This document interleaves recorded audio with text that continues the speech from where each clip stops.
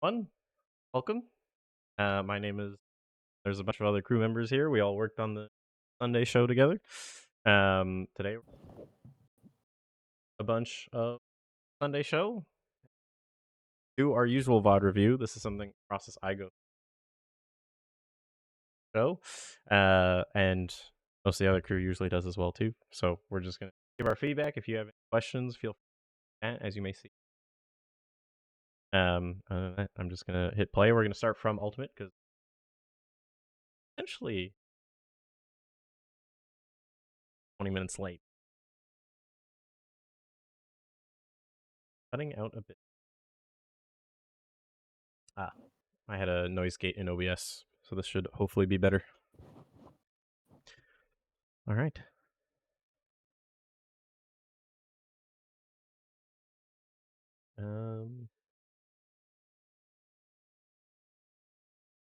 Where is this at? Yeah, okay, this is the right break.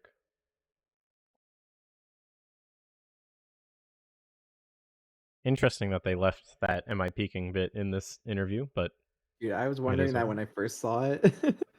Like, okay, we can play this out. They were chopping this up pretty fast. Yeah. Yeah, they were moving. I mean, that's kind of like the goal with these types of video pieces, and like that was like the main instruction that I gave them this time was like, you need to be able to like start, stop, and not have to do much editing. Like, don't do any lower thirds, none of that. Just like interview started, hit record, maybe clean up the audio a little bit, but like give it to us, because otherwise, you're gonna be waiting around. There's so much that could be cleaned up, but like the point is to be like you're at the show as a viewer on the floor. So it's way easier to just have it like be faster.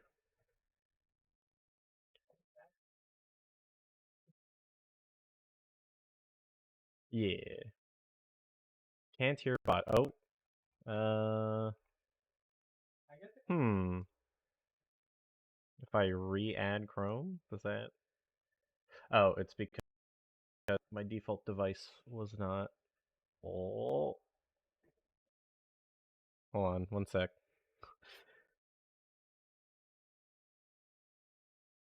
I wonder if I have to restart Chrome real quick. One is jungle, one is I'm gonna try that. Also, my roommate's playing Counter-Strike behind me, so that's what that is, if anyone's wondering. Gaming. Yeah, I'll just restart Chrome. One second. No one look at the VOD link. Oh my god.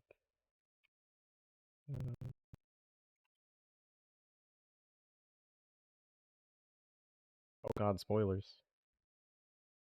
Chrome does not like whatever I just did. Holy crap. Alright. That was like 4 minutes, 50, 20 something. Is this working now? Still no. Can I audio input capture it? Or audio application?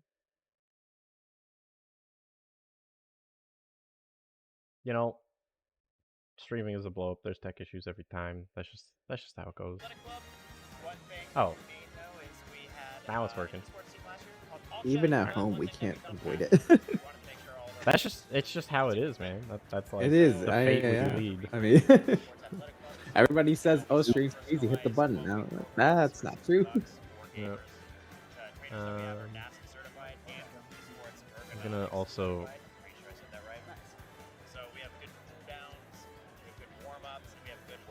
load the chat at double resolution, and then I'll just shrink it down, and then I'm gonna make the chat font black, so that way it's readable.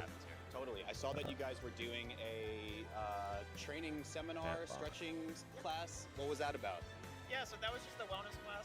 Originally, we were gonna have it be super hard and sweaty, but we decided maybe text we should color. make people feel good before bracket. So we had breath work and kind Do I of have to reload it? stretch routine. Is that how this works? Get loose for bracket. Hell yeah. What has been kind of like your experience, I guess, sharing the relationship of fitness to a gaming culture like this? And I guess, like, how does that collide with a tournament like Genesis? I think it's starting to collide more and more. One thing that we noticed, especially when we were running all chat, was that there is a little bit of an undertow, especially at the top level, of people caring about their physical health. What happened to the music? One thing that we start seeing time and time again is that the people that start taking their health seriously, like physical health, is they start doing better in the game. And one of the things when they talk about, oh, you went Thief, up into what? ranking like 10 or 12 Oh, spots, is this just they because would it's the Thief. clean start feed? taking care of like their health, looking at my nutrition. Yeah, this is game on. It might That's it awesome. might be the game. Might be the clean feed. We had such a good talk up until All right, well, let's find out. I did notice in one of the VODs that the Oh yeah, that is the clean feed. Yeah. yeah. I think at that point they like kind of decided to just have the game up Oh, the the whole entire time. time. Yeah. Right, looking at my nutrition. Okay, That yeah, makes it's just a sense. clean feed. All right, well, now we know. Can I? Nope. Close enough. Well, maybe I shouldn't. I guess it's not terrible. This is so weird now. All right, we're getting close to the show here. There's Juna prepping Rodney, because one of the problems with these L-frame only break things is that you need something to go to. Okay, actually, never mind. That was extreme cognitive dissonance, at least for me, so I'm going to switch back to here. Alright, there we go.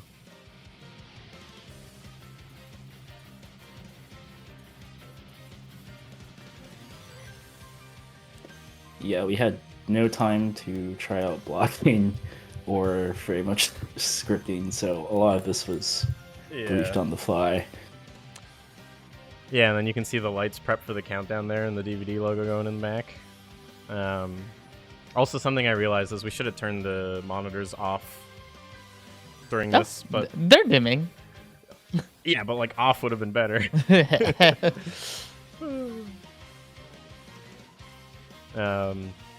Yeah, this camera angle, so in the theater there's two PTZs like underneath the LED walls, and those PTZs allow us to get shots of the stage as well as like the crowd stuff. So and Amazing. here we go light into the from Ballback. countdown. Yep. Only took till the last day. 67 hours or whatever. Oh, it didn't change the chat text color. What the fuck? The timer was cool. It's a little unfortunate that I didn't get a chance to really like see what it looked like. Okay, that was really loud. At least for me. Yeah, I didn't really get to see it, and so something you'll see when we get to the melee bit, and I think I didn't even do a great job of it there, but like during these intro videos, it's kind of like when you're watching an opening ceremony at like other sporting events, but like it's kind of wanting to show how the viewers see it, rather than just showing it on broadcast, because like everyone's seen this and it doesn't feel as cool when it's full frame like this. Coming in and out is cool for people that haven't seen it, but being able to like show the crowd popping off, that's kind of like where the real hype comes from, I think. The game intro was also played in on stream last year. Sure, you can hire me for graphics anytime. I make stuff like this any day. It takes me like an hour, you know? Sometimes a day.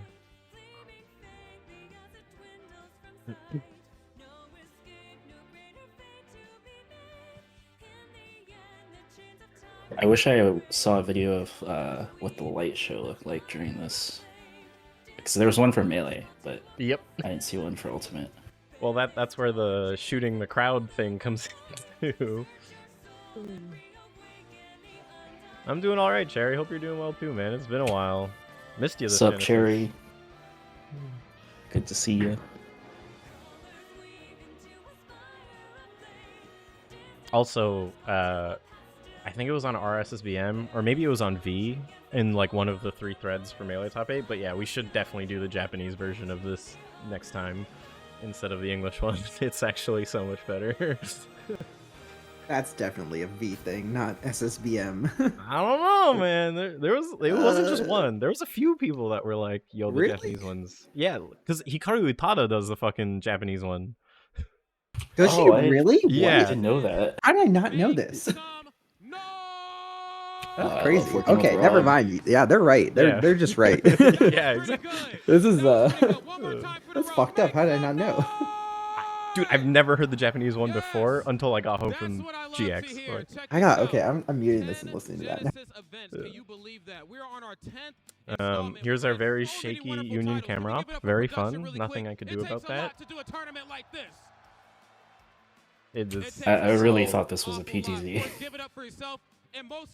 I mean, maybe, but even still, like, it's like so shaky vertically too that it being a PTZ doesn't make a lot of sense. And also, whenever I asked him to do a move, you could like see it kind of like rustle a little bit beforehand of him like unlocking the tripod. It was rough.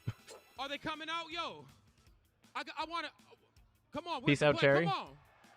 There we go. Thanks for coming by. And yeah, Chime. This was from the back of the theater. Oh man, come on. Cherry, we're gonna be doing both Ultimate and Melee, so if you're done, come on back. I'm sorry, I'm getting a little ahead of myself. I want to see them all. Come on, get on out here. Tweet, whoa! The walkouts in Melee were definitely a lot nicer, but come on, can we do that too? We didn't have any rehearsals, so you know. Come on. That's how it goes, I suppose. Yeah, they needed a little push to get them actually going. I guess we could have told Ayub to really push them out there. Well, also too, Just Rod physically really, push them. Well, I mean, yeah, that's kind of what you got to do. But... I mean, Rod was kind of like freestyling where he's walking here too. Give it up for light. Can I make this? Nope, I can't. And last, but certainly yeah, it didn't help that. Yeah, they just kind of like they like moseyed on out there instead of like doing stuff like the Melee players did. Like just a little wave, not a whole lot to work with. Hey, round of applause no one more time charisma at for our all. top 8. Come on, what's up? What's up? Can we get some noise? Come on, come on. White looks so tired. Gentlemen, have fun. Commentators. He's like popping off like the day before, like crazy. Yeah.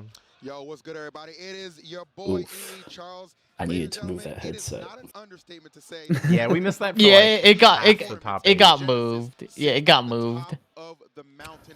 Nobody's gonna It just took a bit. Yet again, You know. Charles, we find ourselves in The Red Bull cans moved to the center in like one of the later shots. No. They were in the center, and then we moved them away. I mean, so much Ah. of this amazing tournament. One of the greatest. Oh, I thought what happened was that like we dropped the third person from Rivals and then it just didn't move at all. I think that's what the happened. headset. That's what happened for the headset. But the Red Bull cans, it was the Red Bull guy was like, "Oh, it's on top of your logo. That's our bad. Like, we'll move them over." And I was like, "Dude, I don't care. Like, it's whatever." You know what? Yeah, we probably should move them back.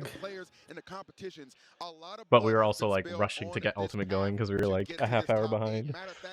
We need that game to go. I also wish I caught that whirlwind once we got rid of the third caster. Well, I mean, we taped it eventually, so it was less bad. If I'm not mistaken, Light and Spargo, their last encounter, if I'm not mistaken, Watch the Throne. That was a good one. I believe Spargo actually took that one over Light. Then you slide. Also, I know it sounds stupid as hell, but I'm so glad that Smash actually has lots of music. Lots of music, yeah. Yeah, it's like nice. Every graphic has its own song. Every replay has its own song. It's good. Big fan. I think I picked like 3 or 4 songs for like each thing. Segment. Man. 2021.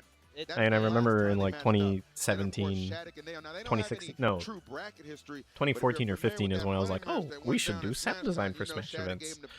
And that was back when I was still doing my own audio. So it's nice to see how more diverse the playlist has become. Much appreciated. But there was such a bloodbath on Saturday. Yeah, even though it's just game soundtracks, after watching the way you use the tracks, it was really good. Even in this There's a lot of good music in video games, man. It's important. Sonics, those were the players where you're like guaranteed. Also, we're gonna live update the overlay because Sonic's still getting the winner's side, but man, did he have to work for it. And you know what? He was real cocky about it too. He said, "What do you expect? I'm the most consistent player there is right now." He said, "Me and not getting big." So just kind of bracket. He's like, "I'm not surprised about that." I was just gonna say I appreciate you taking the time to actually curate like each playlist. But he didn't. You know who showed up? You've gotten really fast at it, too. I remember, was it Evo? You did Marvel in like 2 hours or something? Yeah.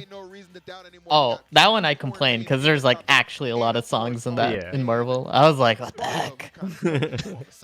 Yeah, I mean, when you think about it, 2.5 Corrin, Spargo utilizing Corrin to defeat Ken yesterday. So this character, I mean, the fact that we have more Corrins than Game & Watches in top 8, that is Yeah, I changed the Streamlabs chat to be black text and then it just didn't update, so whatever, I'll fix it myself, you know. As somewhat of Easy an enough. anti-meta character, right? You got that range, and it just seems like range is so important. Dude, as we go I through love the interlaced Super Smash cams Bros. that are Ultimate metagame. at 30 FPS and shaky. My favorite.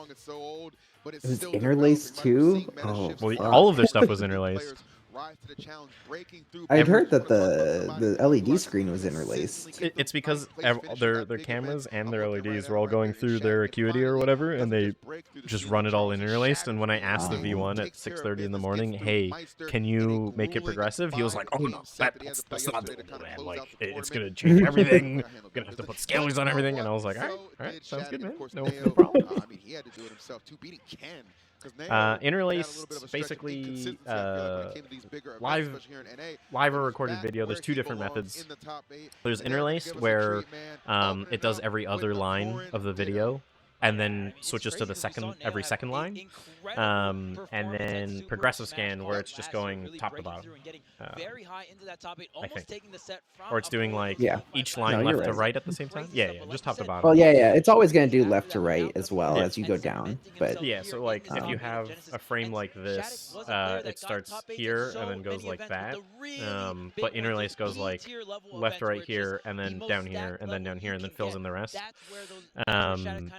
So that way, back when we had a lot less data to work with and less like bandwidth on the cable, that was way easier to get higher quality, higher resolution video. But then if you've ever seen, like, if you watched Last Week Tonight, the first 7 seasons are all in interlaced, but internet TV is all progressive. So if you see John Oliver move his hand, you'll see like a bunch of lines appear. That's because it's interlaced. But in OBS, you can de-interlace, which makes it not do that, but then it makes it look worse, which is, you know, just what we had to deal with. Consequence of the technology. You know, yeah. Can't avoid it. Yeah. I'm privileged to say I've been here since Genesis 3. Love it. Dang, yeah, I mean, my first Genesis was Genesis 3 as well, man. Look at us now. Hey, Look at us now. Hey, we're over here now on the. I like Neo's jersey design. Yeah. The Times New Roman. I'm like unironically a big fan. It's just really cool. That's good. It's not really reliant on the ditto. Definitely better than Ariel for sure. Yeah. It's not hard to beat though. There's a footstool down there. Okay, who's who here? What do you mean? Is Yoch Neo? Because they're both playing the same character. And I know how annoying it is with Ultimate, where the ports are just based on who touches the button first. I assume that they're in the right order. No one said anything during the show, so. But like Poppy Toss sounds like not a Japanese person thing, you know? Yeah, Yoch could be Japanese-ish. What's up, Flo?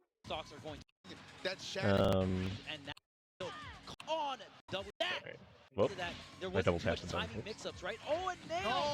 Yeah, true it is. Thanks, Aya. How's it going? So, I wonder if I did the thing I always do here.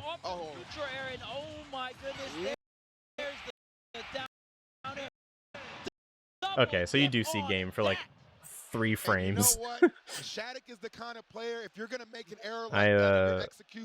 I am notorious for cutting out of game like the second there's a kill confirm, or at least a second I know that it's a kill confirm.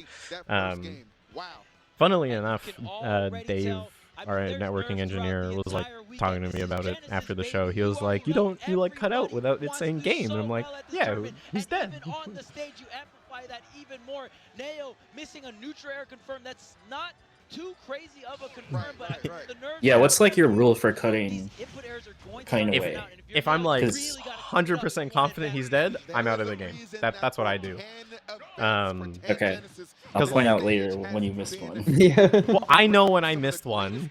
I know which one you're talking about. I came back, and then it ended in like half a second later. Okay, so I was still right for what it's worth.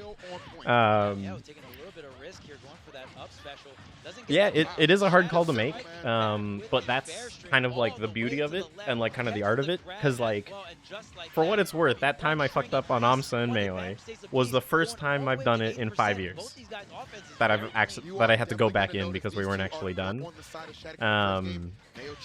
Usually, what it requires is like it requires a lot of knowledge. So like Evo, for example, I watched 18 hours of Marvel 3 just to refresh myself, especially for the ZMC team. And I do appreciate how much studying I've heard you've done for games whenever you direct them.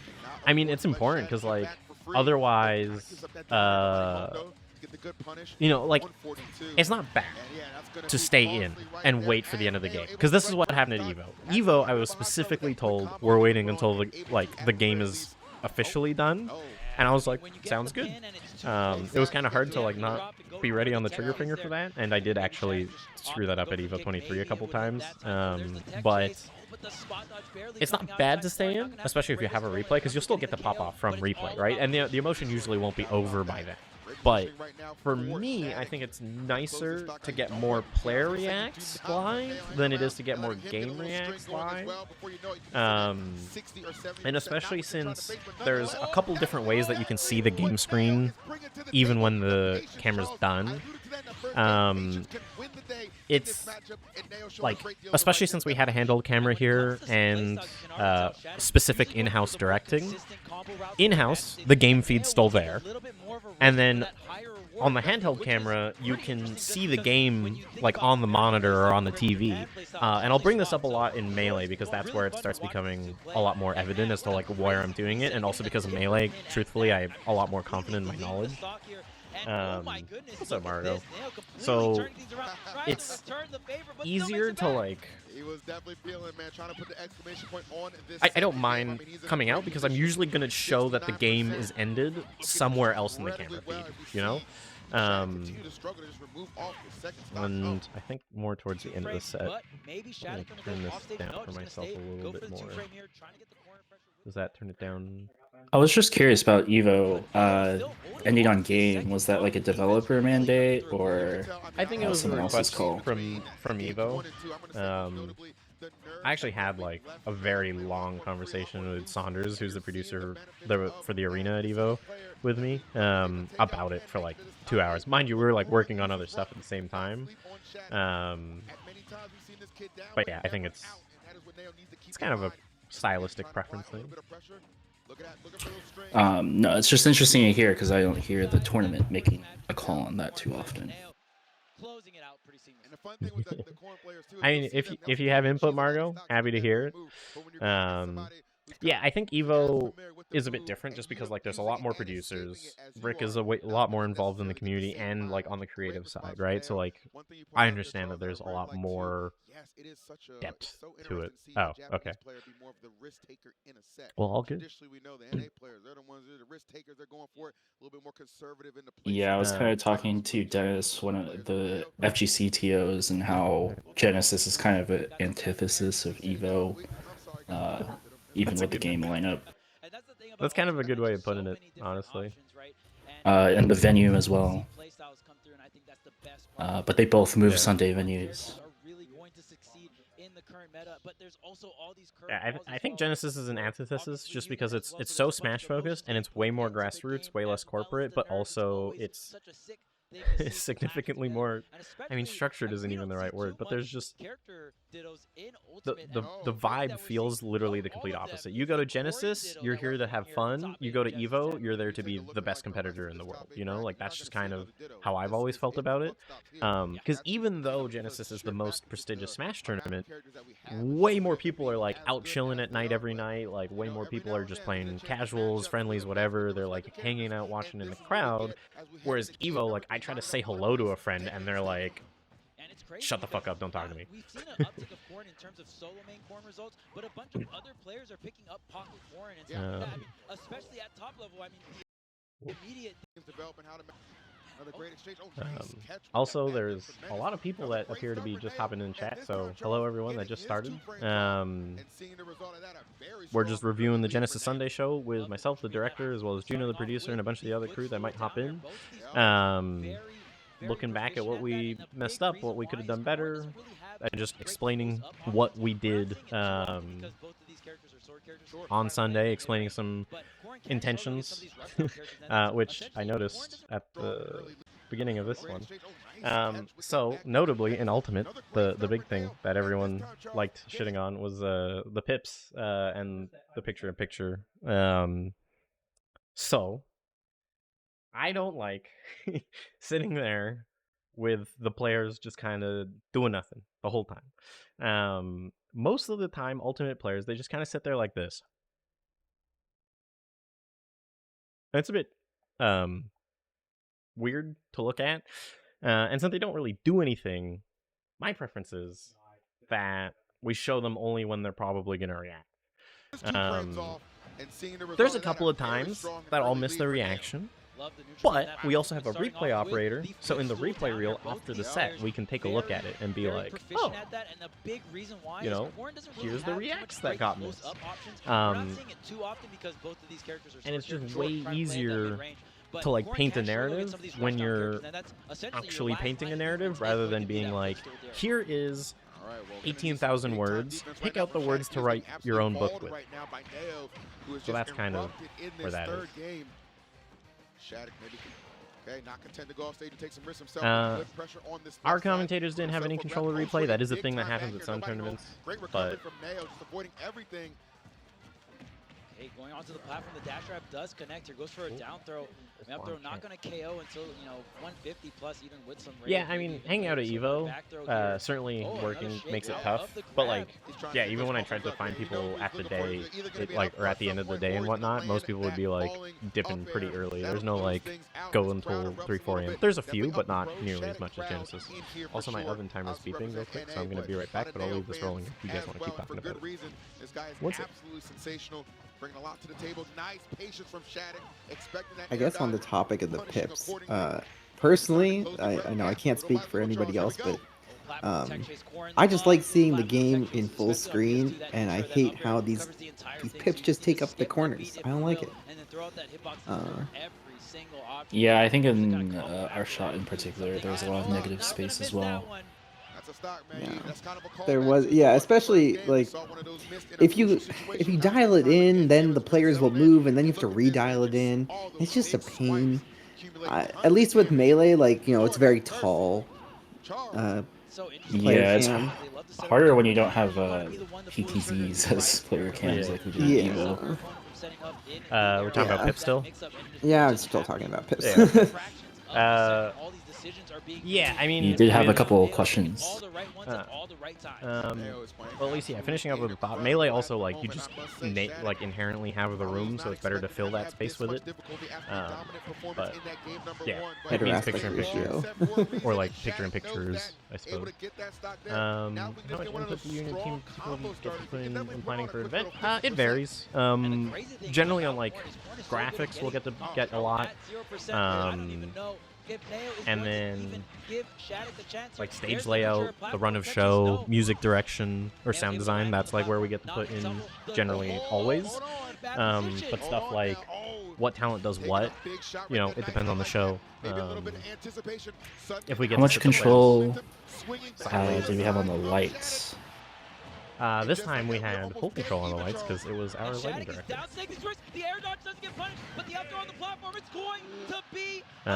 Yeah, usually. So at the theater, historically, they have their own lighting director, but he was not cooperative, so we brought our own. But normally, we'll like put together a list that's like, we have a win queue, a game look, a break look, and like you need to make stuff for that, and I'll like give some basic instruction of like, you know, put some ballyhoos, which is when the lights go like this, for a win look. For example, break look needs to be static, nothing can move, things like that. Top 8 appearance for him at Genesis 10. And it's so crazy. You saw both players just so down to just make the hard reads in that game number 3. Game 3 is so pivotal when it comes to that momentum. You get the counter pick. We used player pictures instead of instead of cameras for Get on My Level Online because that's all we could do. So there was that.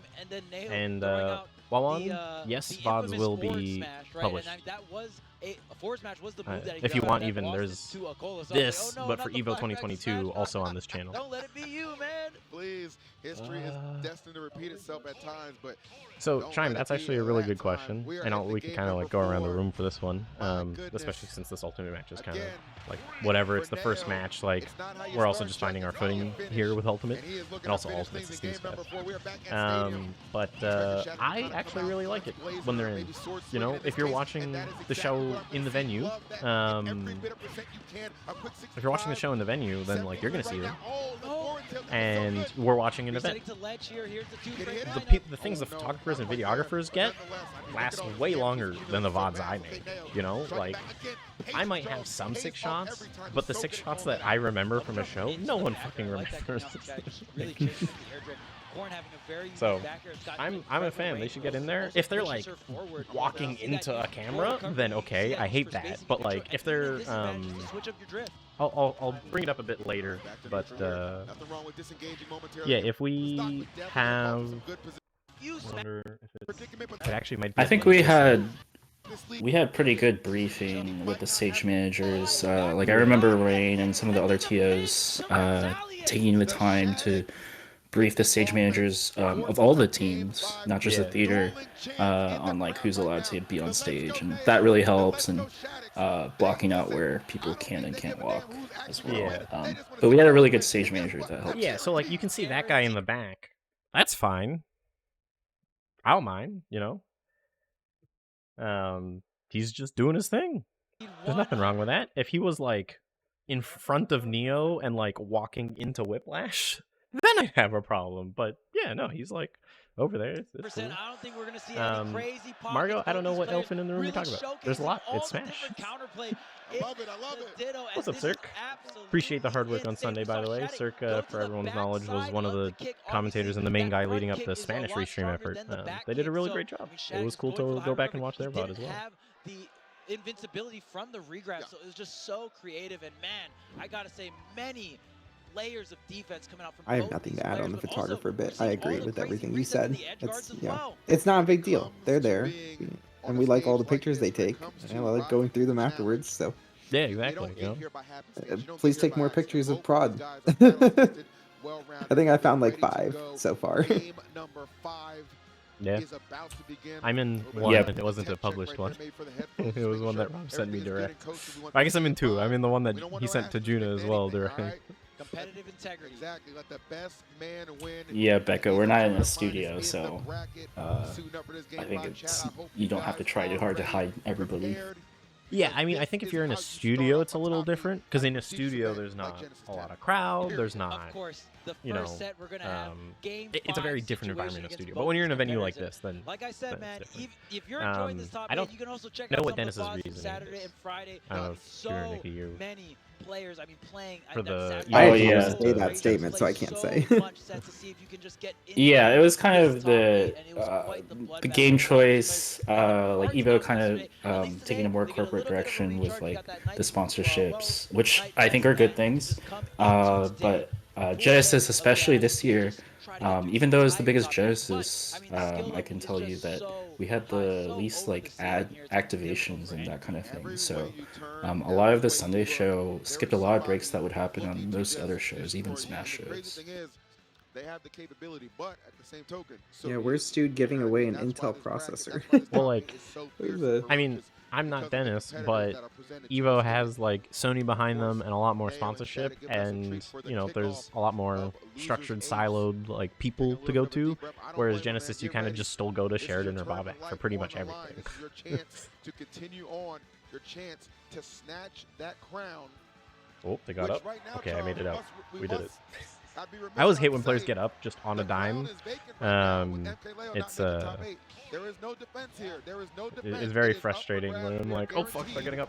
Why are they getting up? A new Genesis champion. That's what it is, man. Genesis That's what it is. Yeah, pretty much, Mario. Obviously, That's Mars basically not it. in attendance as well, so I mean, only Also, Juna, I have hold only the 2 crown monitors, so for if you Ultimate, have being stuff, able just to claim say it out loud. to I be don't Ultimate care, man. I did champions make of those the updates, Genesis but series here, so we'll crown a new one today. let me know if Could the be audio a levels core need to player, change or could be whatever. one of these, but it can only be one of them. Right? Exactly, man. It happens like that sometimes, man. I couldn't accept when MJ came back playing on the Wizards, but it happened, okay? That's just how it be. You got to give way to the new crop, the new blood, and these are 2 of the... Oh yeah, I remember esports ecosystem. Canada Cup is in my backyard. Like fucking Lapshi's limo. Let's go. All right, so we're coming up on the end of our first set, and we've already been doing stuff for 40 minutes, which is quite unfortunate. These first 2 sets took way too much time. They're both game 5s. Yeah. There's a lot of game 5s in Ultimate. It was a lot of game Yeah. 5s. But these 2 just felt like a huge, I don't know, slog. 87. Who's gonna strike? Who's gonna Alright, make the so- attempt first? Going in, okay, the pin. Oh, nice, but wasn't a big. Just want to respond to Becca's comment. I know I am one of the people who have told you in the past not to take pictures of production, but the rules do change from show to show and with different crews. So when in doubt, feel free to just ask. Okay, so coming back to the game thing and like when to cut out of it, this one's not as snappy, truthfully, but you can kind of see what I mean earlier about like seeing the monitor in the back. Part of it is because I don't play Ultimate. I don't know how these DLC characters really work. So, oh god, the frame by frame on YouTube is really laggy. So yeah, it's game here, and then 1, 2, 3, 4, 5, 6, 7, 8, 9, 10, 11, 12, 15, 17, 18, 19, 20, 21, 22. So 26 frames is how long it took me to get out of the game, which is a bit slow for me. Usually I'm like between 8 and 15. But you can see it, you know, it's right here on the monitor. It doesn't matter that I got out of it super fast. You can still see what's going on. You can see the players reacting as well too, and that's generally what I try to come out to. Yeah, I mean, look, the show is done in frames. Like I gotta know. Even down to like load times of games, that's the sort of stuff that I try to like keep in my head of like, okay, this is 4 seconds and 32 frames at 60 FPS generally or whatever, just so that way I know how to get from one thing to the next in what time. Like, can I do 2 shots? Can I do 3 shots? Can I only do 1? Can I do none? It's important to know that sort of stuff. Mr. Director, you used a couple different transitions on the Sunday show. I'm curious kind of how you chose each one, especially coming in and out of game. So that one's a relatively easy one to answer. Basically, when you're changing location or changing major context, you use the logo wipe or like some sort of effect that's large. When you're coming into or out of game, I'll try to do the white flash or a dissolve, just because I'm not really changing context or location, but I am changing a lot of visual information at the same time. And then when you're going between cameras in the same location, I do a cut or a take, as it's called. But that's where it just like hard cuts between one to the next. There's a lot of people in chat. I'm not, look, I'm a streamer, but I normally don't talk to people. I just read chat. So if I am missing questions, I apologize. And I appreciate you, Juna, for keeping track of those, because there's a lot more people here than I'm used to. It is my job. Yeah. How's my handwriting the same in MS Paint as it is IRL? I think that back there was I'm gonna really be good a at little using so MS Paint. close to the stage. I wonder what the DI was on that, or maybe the move is just that powerful, but it's going to be Neo clutching it out. Game 5. So yeah, here you saw me do a hard cut from camera 3, which is the one that looks towards the crowd, into camera 8, because I'm still looking at the same subject and generally the same phrasing. We were, yeah, Ultimate top 8 was 5 hours, and it still went overtime by like 15-20 minutes. With that back air, and just so close to center we stage, were and in still charge of able the to get fog the start. machine, But you sort of. already know that if it didn't get the start, Neo The would've lighting been guy out there usually for is the that one edge guard, 'cause it that would've been so close works to on the that. blast zone. And you want to talk about consistency, man. I mean, that was just So here's the incredible replay reel, from but I jump think on this is that one of the game earlier number 5. ones before I What was started the paying trend that we attention. saw But okay, maybe not. But basically, yeah, as you can see, like you put in the player reacts between the clips to show like here's the clip of what happened in game, and then you show the player react of like this is what the player did. Here's how they felt. Game number 1, Nao immediately struck back. Of course, Shattuck had his moments too. Oh yeah, I mean, I'm not a huge Ultimate fan. It is what it is. There's a lot of great moments in Ultimate still, but not my cup of tea. I mean, this character is a powerhouse. Even at that last part, when the backer connect, I was like, no, that's not gonna get the KO. So yeah, here in these earlier Ultimate replays, now that we're like getting into Ultimate Rivals again, like. We do our best, but we're crunched for time. Just so everyone knows, we have to start at 6 a.m. on Sunday and go live at 10 to set up a bunch of shit. Because only the like control area was set up. We have to set up all the stage. We have to set up all the commentary. A bunch of the light programming had to happen in that 4-hour period. So we started Rivals 20 minutes late, and then we're like figuring shit out as we go.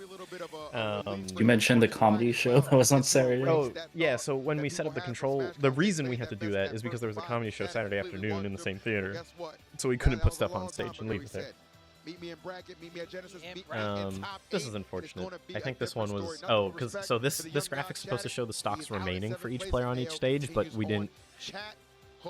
This was the first time we did this, so no one really understood what the workflow was. So that's why it flips to the next match too early.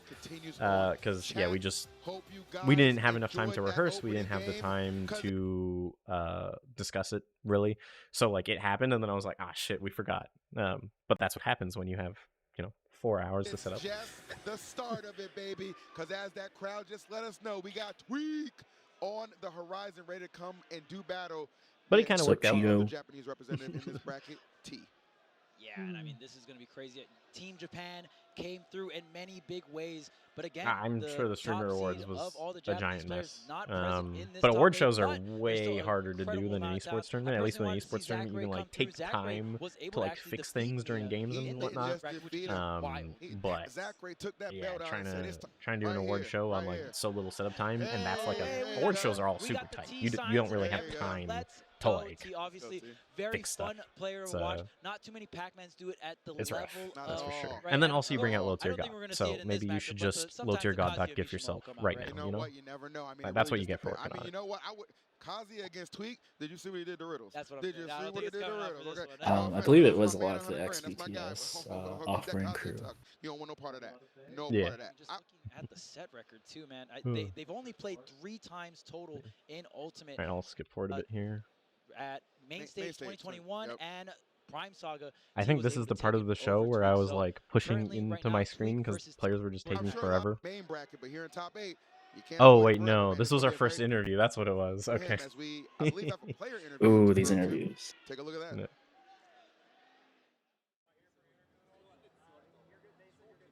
that. Shouts to Rod for being down to take on the interviews. Like pretty much learning that the same day. Wow, it's dark for the first one. I feel like all the later ones were much better lit. I feel very confident right now. I'm so happy. I'm happy that I got the run back because last time he destroyed me. Like we had. Yeah, the earlier ones are a bit quiet before I like figured it out. And I got 5-0'd. I'm kind of happy that I won. This I was sick up until yesterday. I'm feeling good. Well, in a similar vein to SmashCon, Genesis, of course, is one of our premier stops. Now, at that event, too, you had a really awesome match versus So, Margo, these interviews actually didn't waste any time. We had the players setting up underneath these, but also all of these interviews were done from replay. Hey, you heard it first, from the man's mouth himself. So He's gonna we take were it easy. filling air.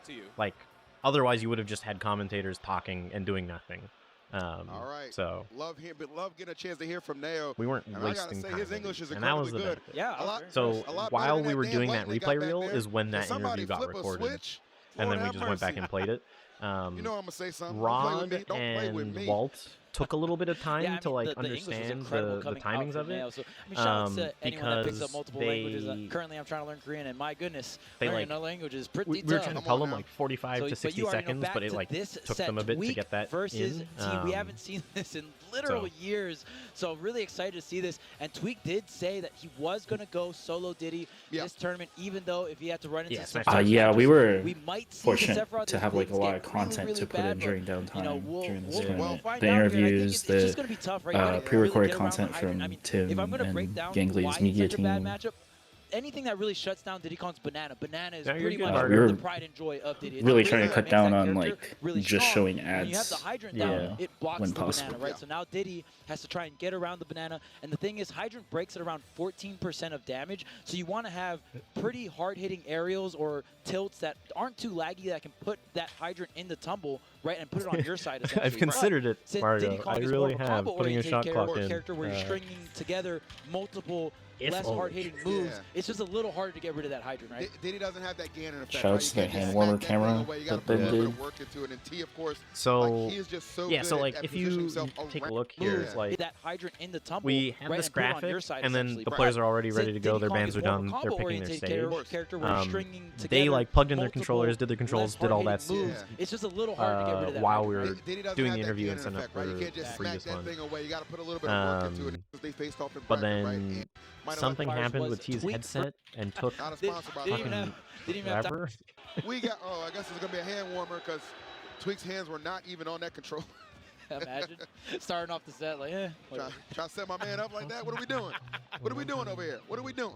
Of course, you already know we got the that's probably just a bug timer on the bottom for the font size in question. Some players in the past have abused these hand warmers time, so you know we got to keep them straight. Listen, if I can equate if I can equate it to sports, okay? If you ever watch Giannis Antetokounmpo line up to take a free throw, it's like that, all right? And be there forever. We'll get to the left and CRT thing once we get the melee, but the hand warmer bug on the screen nice and big, that we thought like it was like a spur of the moment thing, like 5 or 6 matches in. The 2 points in top 8, and now it was pretty good. It doesn't show up on stream, but I'll pull up a picture to talk about it. It's just also, for some reason, and I never figured this out because we didn't have any time to rehearse, but the hand warmer clock's actually like cut off on the top left, and every time I refreshed it, it moved further up and up into the top left, and I didn't really know what to do, so I just kind of like kept deleting and re-adding it. It was. Again, you look at that bracket he had projected. He was like a lot of people said he wasn't even supposed to be. It's a very. Luckily, it only happened for me. It was fine for Benjamin or House. You don't want to really land on. You don't want to do that. All right, looks like hand warmers are done. We're gonna get into this set. Diddy Kong versus Pac-Man. We'll see if it's just a PS2 start or if we get the Striker Reno. Let's do it. Basically, so because of no rehearsals and no testing. One was the ultimate stage list we actually had wrong on the counter picks. It said 3 bands instead of 2 for some reason. So we had to fix that, and that like took a couple of refreshes and everything in the code. There was that point where you did Ditto without using a banana. Yeah, you just you just scrapped it up. Well, let's see. I doubt that'll be the case here, but maybe to some extent we'll see. In Melee, it was just like losing connection for some reason. I think that's why. Because it like goes over the Wi-Fi, but that tablet, it's like a really old shitty tablet. So that's and butter for Tweak. He does get those opportunities. One player had pronouns and catch Tweak, but just the tail end here. Oh, catches the air dodge. The sponsor and the name is vertically centered together, and then the pronoun should be separate. Wrong tool against Pac-Man, but might not be as I didn't really go too deep on the code on the game overlays. That would be a bit unfortunate, but he double-booked himself. Yeah, T is incredibly going to be enough. Man, recognizing. I love that. It's given. Wow. Yes, I knew that. I think for the between games, maybe we'll skip that for Ultimate, just because like this game's slow. We're gonna see a game number 4. Tweak. Yeah, it was literally refurbished off Amazon like tablet. Sephiroth will not be making an appearance. It's ride or die with the Diddy. Let's see if it's gonna be enough to at least push it to game number 5. Tweak. I should so close to getting there, but T looking for this closeout victory. That better. Hydrant water not going to mess up Tweak's combo here, but there's the upbeat. And it's so crazy because there's so many times where you can tell both. So many of these games in Ultimate went like 5-6 minutes. It was really frustrating, to be honest. The timer was regularly hitting 1 minute and close to like just seconds. Yeah, like here. Here, yeah. And it's game 4. Yeah.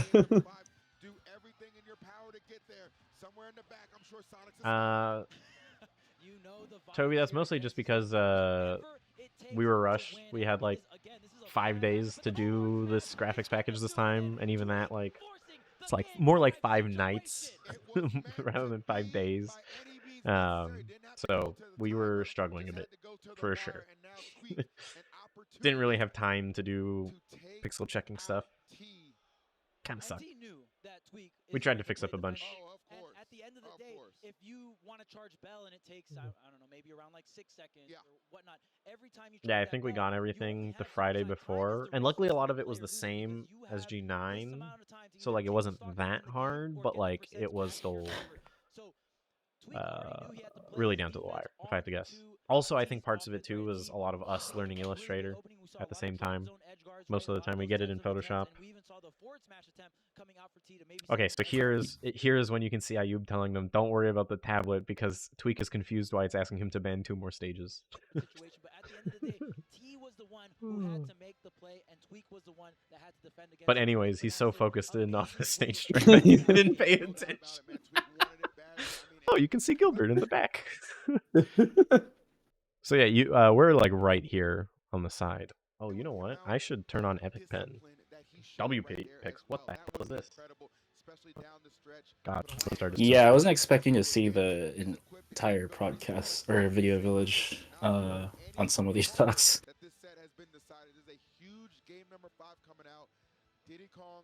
They do only have 60 seconds between stages. So there's that. Also, I'm gonna see if this works, but I have a thing that lets me draw on my screen. Oh god, why did it? No, you know what? That's my own fault. Epic Pen display 2. They kind of have a similar strategy, but Pac-Man just has better frame data and stuff like that, right? Better frame data, better recovery. Yeah, Video Village control. In French, you call it the régie a lot. All right, if I do this, nope, wrong display. Oh, I can off. There's so many things you have to be aware of. Is there a hydrant setup? What bonus is online here for T, right? And then there's maybe if I game capture. Shoutouts to Gilbert, making sure the crew's fed, taken care of. Being people is hard. It's actually such a logistical challenge at a lot of these tournaments. Yeah. Allow transparency captures. Also driving the truck, man. Yep. Oh god, I'm so glad I didn't have to drive to the truck.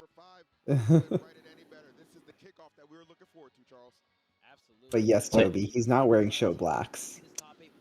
It's just good. I mean, when you can see everything just like on the side of the camera, it's like doesn't really matter. Yeah. Was it a must to use those in zones? It wasn't a must, but they're way easier and like they look a bit nicer than the Asus ones, so easier.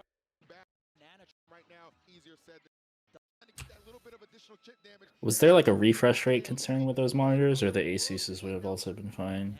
The Asuses would have been fine for Ultimate. Originally, we took them because we were maybe going to do SF6 on Sunday as well, and thank God we didn't. We had so little time.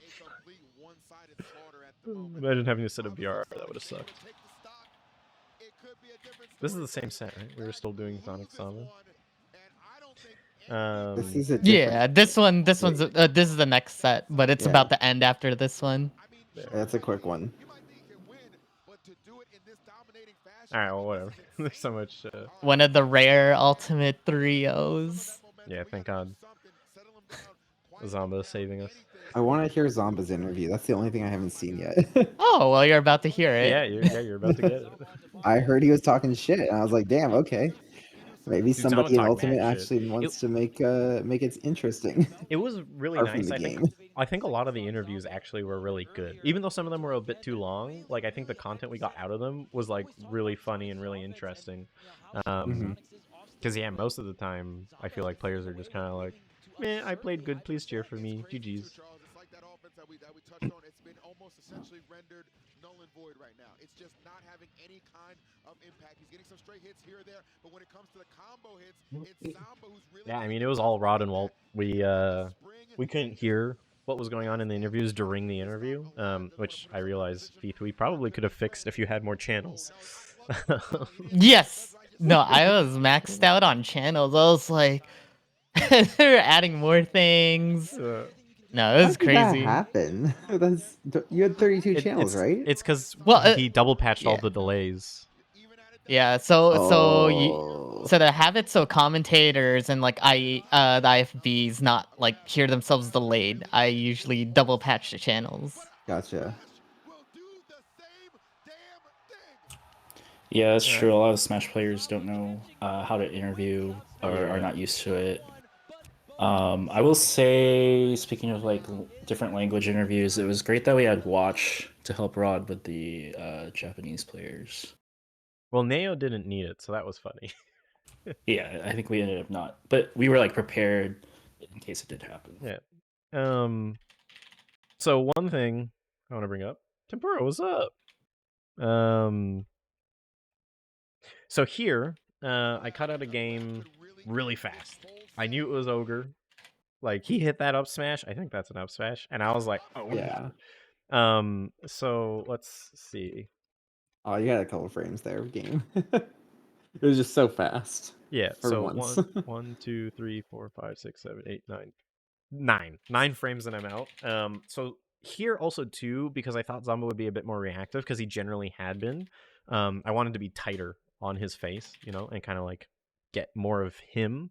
And this does break the context of, you don't get to see the game end, you don't really see it on screen, but that's why we can fix that problem with graphics. So very soon here, obviously you can see people sharing, but like with this graphic, one of the main reasons why I was like, oh, we should just have an automated progression graphic, is because it helps replace that context that I would lose from not seeing the game end on screen.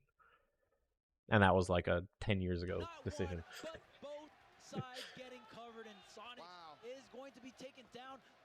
So that way it doesn't matter if you like didn't really catch what was happening. You get a nice little thing that tells you exactly what just finished. What's up, Aaron? Welcome. Oh, double patch all the delays. So, Feith, do you want to answer this question?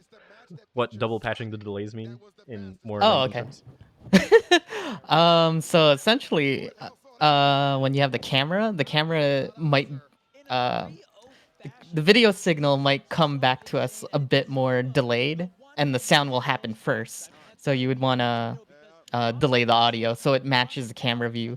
So you want that separate for the broadcast, and then you'd have one for the commentators. So I'm essentially using 2 channels for one thing. Yeah. For almost everything then. Yeah. Anything that people need to hear back directly, basically, because like the commentators, they're going to want to hear themselves, but they don't want to hear themselves delayed, because then otherwise you get the thing where you start getting jarbled and you're like, oh god, what is happening? But on stream, also too, the reason why the video comes in a little delayed is because the mic is here, but the camera is here, right? So you have to compensate for that a bit. As the further away something is, sound travels pretty fast. So that's why that's a thing. It's the physics of the whole thing. Like every meter of cable causes some amount of delay. I forget how much. Yeah, I mean, I think there's a lot that goes into doing production, and especially for me, like I really enjoy doing esports. I want to make sure people can paint the narrative, and there's a lot of little things that go into that. I think, in this replay reel, Addie, our replay operator, I told her, like, hey, can you give me more player reactions, less gameplay in the replay reels? So this is where, we already have 3, maybe 4 reacts in this reel, in addition to all the gameplay stuff, and then you've got a 5th one here. It's way better to, like, see the player in a more cohesive fashion, or the player's reactions in a more cohesive fashion than, again, sitting around with them slack-jawed, mouth open for 15-20 minutes hoping that you get the 2 seconds of react live. Like, it's just not worth it. Yeah, Becca brings up a good point. I'm curious, kind of like how many different things you're thinking about on a game end scene, like as it's ending, because you have the lights, you need to like prepare the camera movement, and the graphics as well. It's a lot to juggle. And I was helping you cue talent as well, so like there's a lot. I don't remember if game 1 was a timeout. That might just be a mistake, Margo. It was probably supposed to be like 1-0 or 2-0, but oops. In terms of what goes through my head when a game's ending, honestly, I don't know. I've like listened to myself recorded, and I could like tell you what I think I'm thinking about, but like I actually have no fucking clue. Everything just goes to complete zen, and I like enter the avatar state, and I'm like just paying attention for when the game's done. Like I have Okay, that's actually sick that you just hit flow while directing. I just like every time, which is why like anytime anyone tries to come talk to me towards the end of a series, I'm like, go the fuck away, just like stop, go away, like you're interrupting me, because I can't like if new information gets added, I'm just like, oh god. Okay, because I had trouble just calling for the talent, and you were calling for so many different parts. So yeah, I mean, to hear I about. can walk back a bit here.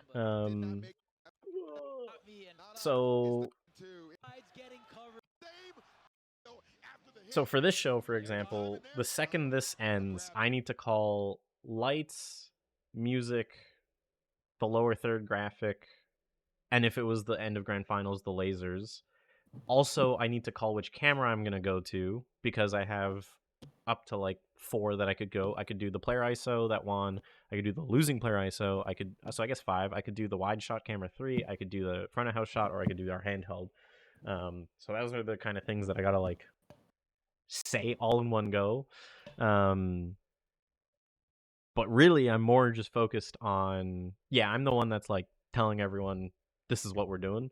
And I'm really more just focused on making sure that I can say all those things at the exact right time and with the correct way, because especially since some of our crew, like our lighting guy, he wasn't super into games. He like learned a lot over Saturday. I am the one directing the handheld cams movements, though sometimes Whiplash, like I'll let the camera ops also like sell me stuff. So like if they have an idea, I'll take it too. I'm not like every second being like, hey, do this. What's up, Eric? But yeah, at the end of a game, I need to call which player won as well, I realized. Plus the lights, plus the music, plus the graphics, plus which camera I'm going to. I feel like there's another thing I'm forgetting. But yeah, that's like, there's a lot to say all at once, and I'm way more concerned with like the game is especially over. When some of the crew are not people who watch Smash, so you do have to be clear on the player as well. Yeah, and like I think in Smash it's a bit easier. Fighting games it's a bit easier, but like when you're doing like Counter-Strike or StarCraft, especially if you don't have people that all know the game, it's like, oh god, like these people really need to be told exactly what is happening. So yeah, again, if I tried to figure out what it is that is like up here during those moments, it's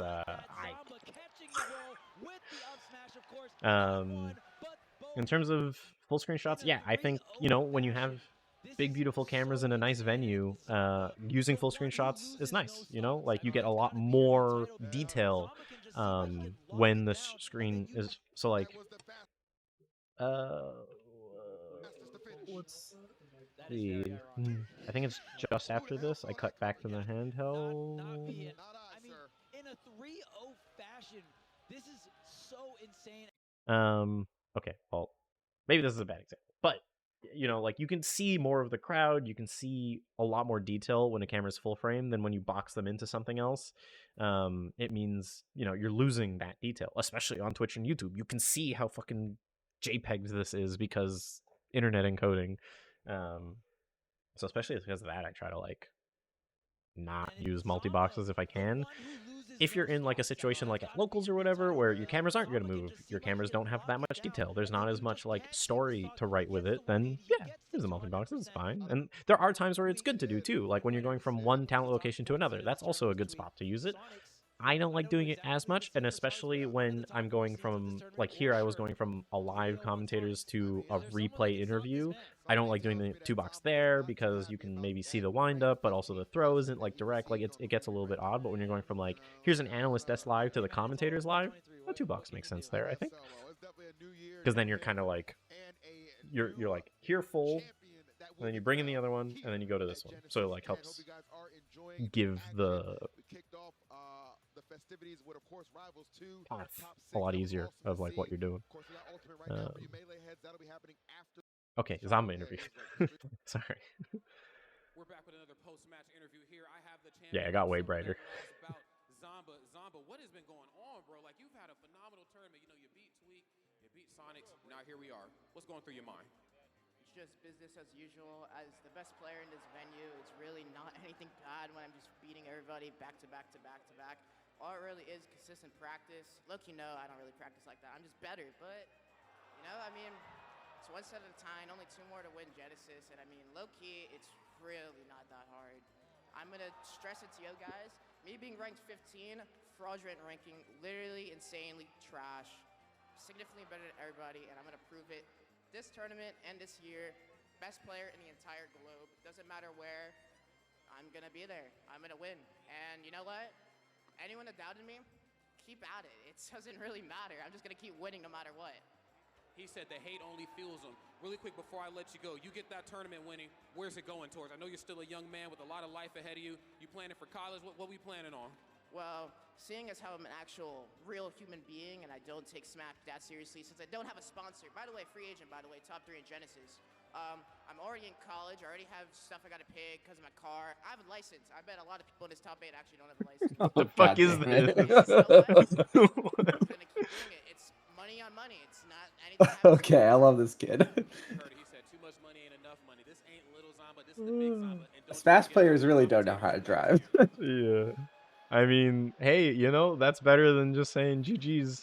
Thanks so much. I don't know about Wall Street, but Yeah, that's some good content. ultimate top 8 bracket, the way he was talking, good lord. Bro said, I'm a real human. We actually fucked up here and we're supposed to have the interview throw straight to break, but I think it was good that we ended up coming back by accident because we got the like live react from the crowd and stuff. Moves a little bit different. Guys, we're going to move to a quick break. Allow everybody to get a little composure, check themselves. Don't go anywhere. On the other side, we got Light, we got Spargo, we got more winter semis. So like, oh fuck. So someone asked the question about like transition. So like here we're changing context quite significantly. We're going from a commentator to a break. So hence using the logo up here.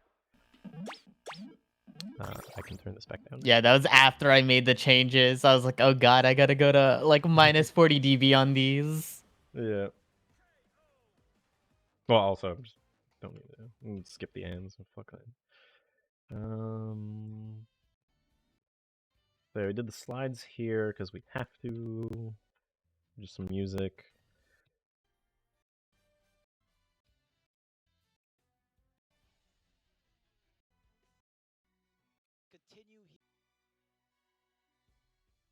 Did we get cinematics or establishers by now? No, the answer is no. This is the VOD review indeed. In the winners side, the second winner semis of this tournament, we got Light versus Spargo, and I gotta say, this is my personal. Been all right. Got a little bit of the Jenna sickness, but we're alive. Smash Brothers Ultimate. They are 6-6 in sets, and the game count is also very, very close at 16-15. I didn't realize what Spargo was doing until just now, but I realized this is the FaZe Clan thing. Oh.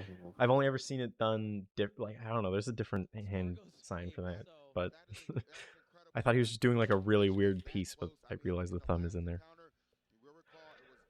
I think the only shot camera 8 ever got that was like not terrible was this one where we moved from the versus screen into our 2 players. Everything else was just like not good. Oh. Was this dude handheld or was he on a tripod? Like, it's on a tripod for sure, but like we're not sure if it was a PTZ or like on sticks. Yeah, TK did the second half of top 8, but even here it's like kind of bouncy, which is and oh, there you go, big shake, you know.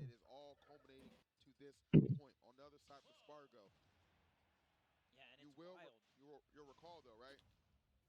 Where he became FaZe, it was this very stage 2 years ago. So this shot was interesting. I didn't really I don't remember why I figured out that they were going to do this, but I knew that Light was going to do something, and then Spargo looking at his phone for Spotify was just like a nice touch. I didn't expect to get both of that at the same time.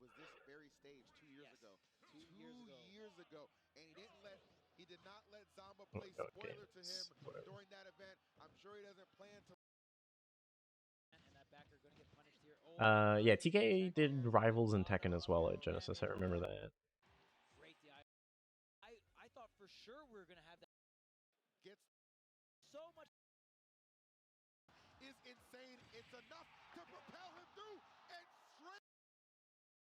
I think this one was an unfortunate. I guessed wrong. Yeah. Okay. So, oh, I don't mind breaking the 180 rule. We're in a venue. Things like that will happen. Especially in a venue like this where there's space all the way around the players. So for this one, I really thought Light was going to win, and I actually wanted him to because you can see it's 30 to 135. But then Cloud is just cringe. So the reason coming out on this, we're looking at Light for like a split second, is because I thought Light was going to win. So I had our camera op ready up on that side of the stage instead of the other one. So like you can see we're kind of like focused here on like the player 1 side rather than the player 2 side, but then quickly just correct. And this is kind of what I mean about having to like call which player wins, because I mean, Whiplash knows Smash enough, but like he's busy holding the camera in place. He can't really like look at the screen as well at the same time. Win some, you lose some, but like it's easy to correct this sort of thing, especially on a handheld. On like a jib, it'd be a lot harder, which is unfortunate. And also, this game sucks, so not my fault, With the side B at the end, and they got the drop zone fair. Oh my goodness, Spargo, you're too damn good. There might have been 0.5 seconds left. He had. You were calling the caster lights too? Yeah, I was mentioning, hey, we're going to commentators. Let's get lights on them in some amount of shorter fashion that I don't remember. FS7's Eric, the old reliable.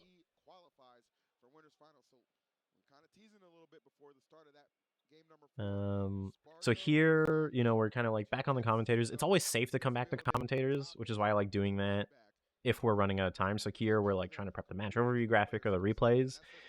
I like doing replays first and then the match overview graphic, which does mean we have to wait on the commentator camera a little bit more, but it provides a lot more cohesion to the order of things because you see the replays from the start of the set to the end of the set, and then you see the match overview, which tells you the whole set. Whereas if we don't have replays, then it's not as important. But also, because we do the interview with the post-match interview here, doing replays and then match overview and then the interview allows our replay operator a little bit of time off stream to go back and pull in the interview. Whereas like when we didn't have interviews, it didn't matter as much because then you just have the commentators change the like phrasing a little bit. Instead of here's the replays and then this is how it ended, it's this is how it ended, let's take a look back at it again. Yep, Panasonic BGH1s. I will say, I told this to Mort as well too, but like the positioning he had on the monitors and the CRTs was impeccable. I basically never had to touch the like positioning of the POVs, which almost never happens, really. It was pretty surprising. For one of these players in top 8, but it's just who is it going to be? And so many of these players want to have a the replays are real good. Addy does a good job. It was nice. Yeah, shout out to Addy for doing replays plus the interviews and being briefed on it the same day. I mean, I tried to explain it to her the day before, but no one really understood what I was explaining to people. And that's kind of my fault. But with what part? The interviews, like everyone I explained the interviews to the first time, they were like, "Excuse me." I had to try again a couple of times until people got it.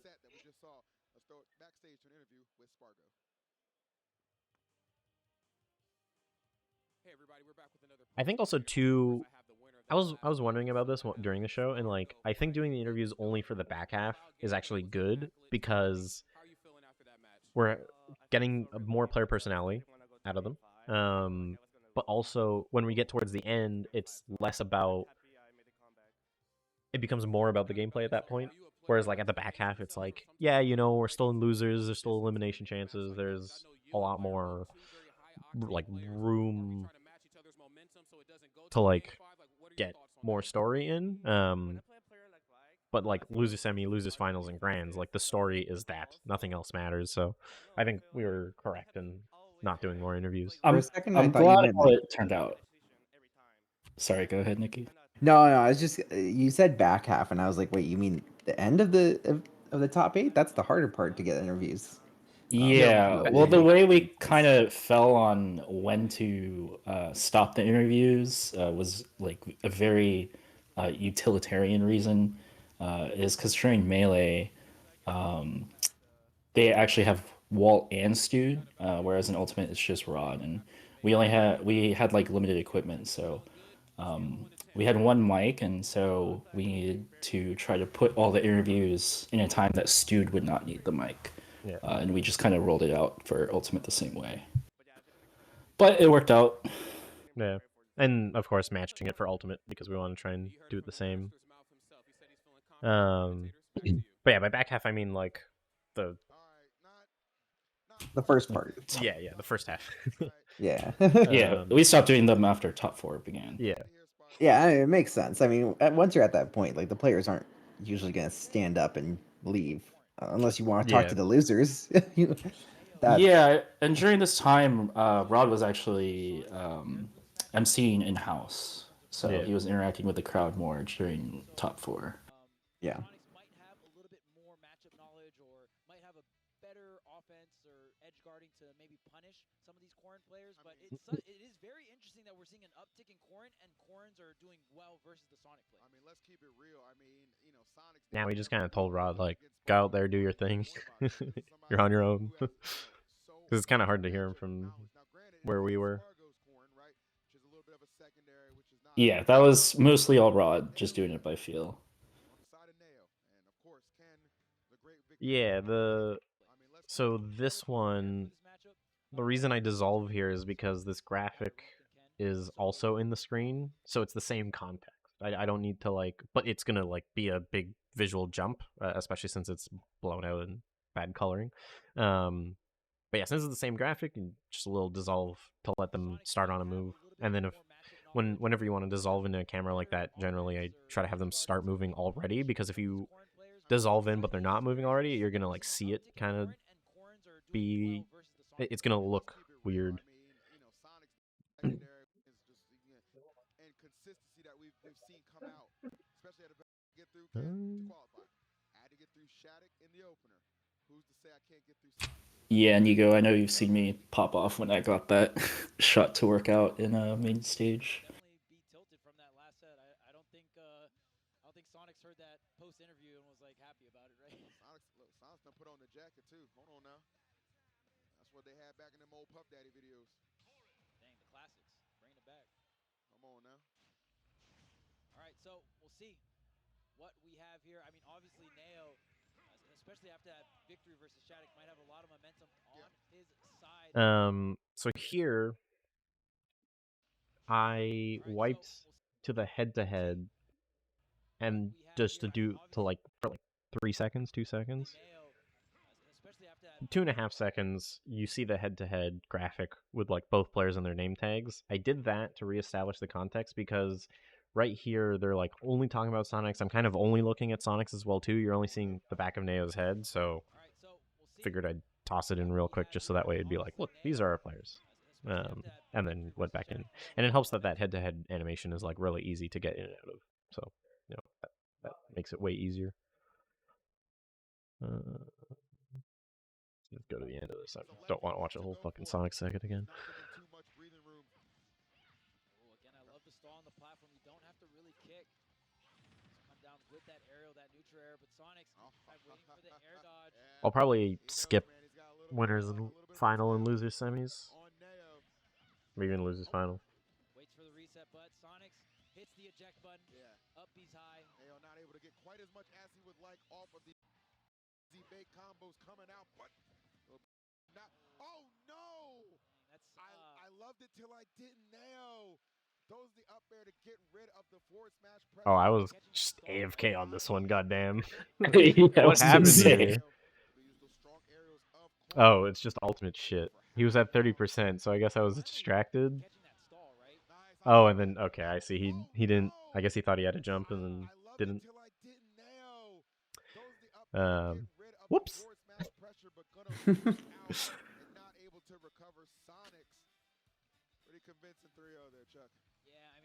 And I still got the like little hug at the end, so it wasn't terrible. I got that. I got the important part. Offstage game, even though Neo was doing a great job in this tournament, still locked in. Yeah, they did a phenomenal job. All the reps in the top 8, so kudos to them. Next made sure there was not another opportunity. It did not come up. I mean, the offense was just on point, got a lot of damage, even mixing up the DL in is able Sonic's There, time and here's a time again replay. put Sonic low and then edge guard high at the same time. We're gonna take a look at some of these replays here. Yeah, these replays, man. I mean, Your player cams are up my ass, dude. for sure. I mean, there were some moments of How's it going, brilliance John? from Neo, but overall, it just did not pan out. Love the back hit of that down smash, though. That was a really cool kill. However, that lead would not hold very long as Sonic's, of course, continued to be a menace, threat alone, getting the KO. Yeah, just kind of doing the replay stuff. I don't think there's anything to note here. This was an opportunity right here for Neo to maybe Hi, John. But just, again, Sonic's being so clutch and being so fearless off stage, the true difference maker. And then right there, God, that fucking sucks. just hit the wrong button. Wasn't able to get his up B, so tough one. Yep. Not what he's looking for, but again, a good show. Yeah, I mean, so another thing about the not doing the player cams and getting it just in the replay is that, like, it's kind of the same thing as, like, coming out of game to a full screen camera rather than using, like, the multi-boxes, is that, like, there's the facial emotions that do happen is, like, so detailed, it's better to just look at it full. You're literally losing information by only looking at it when it's in the picture-in-picture. Again, a good showing from Neo. Show him some love. You also don't get, like, you can't really see those pips well, ever. So I don't get why they like them. How do you feel about the Capcom Cup pips in the top left and Hate right 'em. corner? Very small. Okay, cool. That's the answer I was expecting. I mean, I think most of this year's Capcom Cup production is fairly mediocre, to be honest. The audio's very imbalanced. The music track, there's two. There's like no moving cameras really, and the camera direction they have is fairly mediocre as well. The graphics package looks like Babby's first graphics design. Yeah, I don't know. Did you say there were 2 music tracks? Yeah, they use Like, JP's they just track kept playing. and Jury's, and that's it for everything. Oh my god. Don't they have a shit ton of music from their games that you can use? Like, yep. I don't know. crazy. I think like I literally went back and looked at Capcom Cup 2019, the one I did, and that was on 6 days notice. Like I had very little time to prepare for Capcom Cup 2019, and I thought we did a much better job at like telling narrative as well as like visually and audibly. Like it looked a lot better. The only bad part about Capcom Cup 2019 really was the SFL show, just because we didn't have enough time and it's so complicated. But I mean, actual Capcom Cup was good. This one's kind of shit, so I don't know.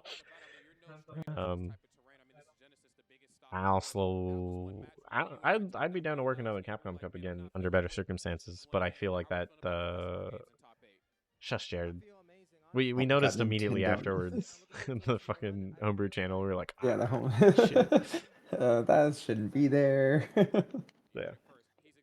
Hey, who's gotta look through these VODs? Nobody. Yeah. No one at all. Yeah, I mean, me too, Margo. I mean, after Capcom Cup 2019, I'm pretty sure I'm never going to get a chance again because they just associate me with 2019. And it's just like, bruh. The Capcom Cup rage can happen another day. That would be fun. I think going back and I could review my 2019 VOD and then you can hop on with me, Margo, and we can like chat about it. Because I think there was a lot of good direction in my 2019 show. And my run of show was cool. I just got fucked. There was like no graphics. Because one of the things I did for 2019 was, and no one noticed, which as expected, but I used Japanese style like TV drama camera moves on Japanese players, and then more normal Western camera moves on Western players. And it was really cool. And or sorry, not no one person from Capcom noticed, and that was it. It was pretty tough trying to get the Western camera ops to like understand what the fuck I was talking about. So I had to like pull up clips from like old dramas and shit and like live actions that I've watched to be like, do it like this, and then they were like, oh, okay. And it was also tough trying to like direct, especially like I remember a Daigo versus Idon match, and it was like, okay, we're gonna do like really hard whip pans on Daigo, but then the other one's gonna be much smoother, softer. Like it got a little confusing after a while. And that show I was directing and producing at the same time too, as well as only having 6 days. Like it was just that Capcom Cup was nightmare inducing, to be honest, but we made it It through. was Capcom Cup 2019. 2019, yeah. The one Idom won in the Novo. And yeah, I was contracted by ESL, and like the ESL folks took care of me in the 6 days that I was with them, but like it was rough. And their backs were up against the wall too. Like they weren't really set up for success either, to be honest. Too much energy, you know what I mean? Because you still got to play the rest of the tournament. Some of these players, they'll pop off. Impressive. That's very single top. His run up. There's Sammys that we got plays here. Looking incredibly dangerous in this top four, Charles. It is looking spooky.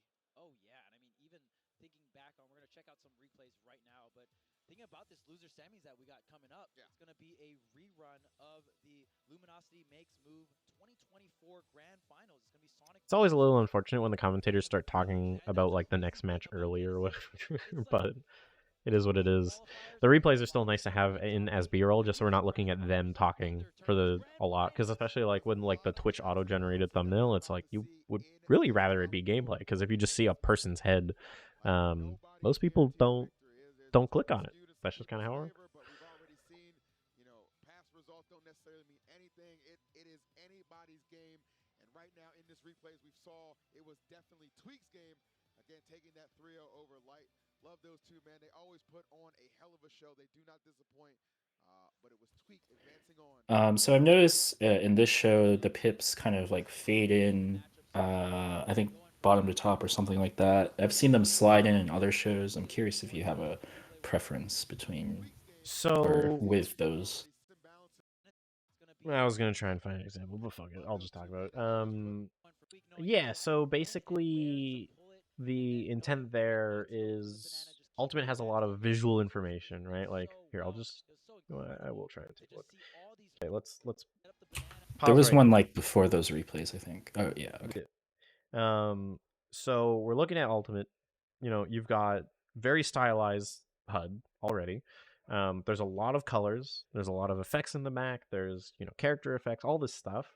So I don't like sliding them in because now you're adding more motion to a game that already has a lot of motion. Like the camera jumps around a lot. So that's why I was just going bottom to top on this one rather than like having them slide in from the side. Whereas something like Strive or Street Fighter, where it's more fixed, like the camera obviously moves left and right, but it's more fixed. You can slide them in and you're not adding a lot more visual clutter to your viewer.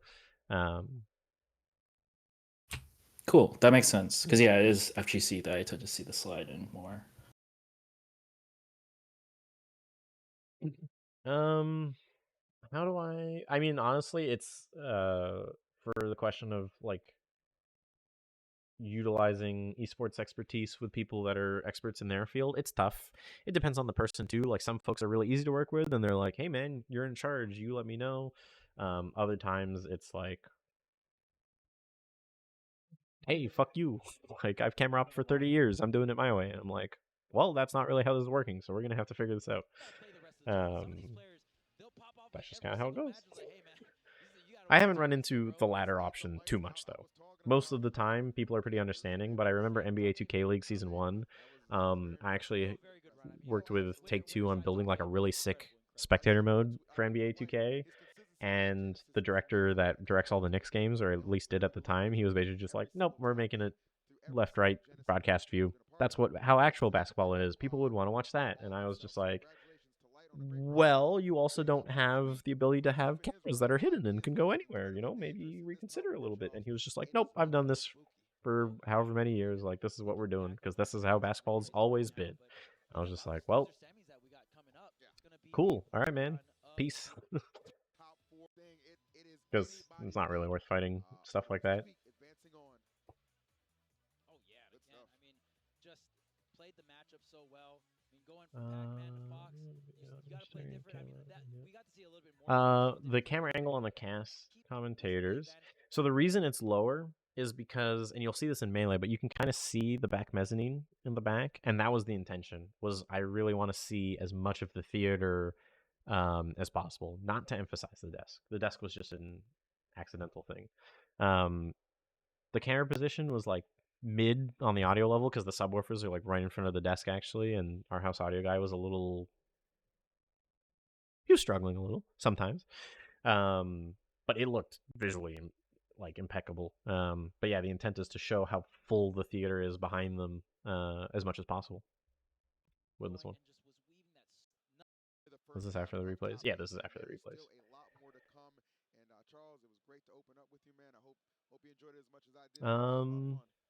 Depends on the topic as to if I keep fighting something or not. I think if I think it'll really improve the show and we're making a huge mistake by not doing it, and also to show that I care about a lot, then I'll probably keep fighting it. But if it's like NBA 2K League, I was just kind of like, I gave it like at least 2 or 3 tries, you know? And at that point, then I'll like escalate it to whoever and be like, hey, I think this is a mistake, but let's do it like this. So, no. Tweak's interview was boring, actually. Tweak was kind of like a Korean Overwatch player. Being like, it's funny because Tweak has like his own podcast. Yeah. But it's really the podcast is everybody else. Yeah. And he just sits there. Yeah. I don't get it.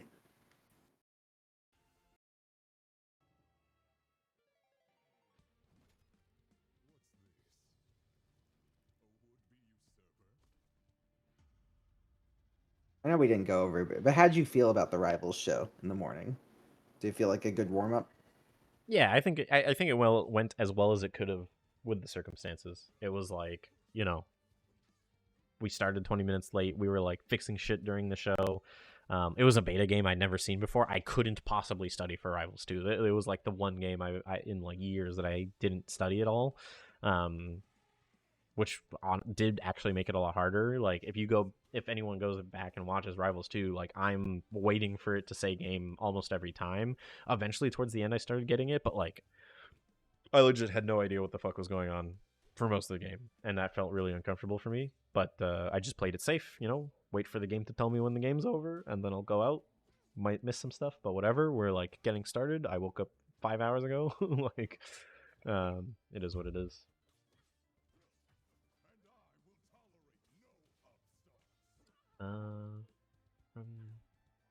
Yeah, I really like the commentator camera. It's not even a new game; it's an unreleased game. Yeah, it was a beta game. We don't get anything. Yeah. The most you could have done is maybe watch some streams, but that's not even that useful. Yeah, it's not worth. Yeah, the fuck scale is definitely something that I think about a lot.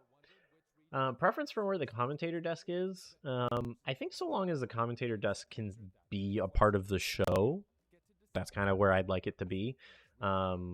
Especially in more like grassroots feeling stuff. Having it be with the crowd in behind is always good.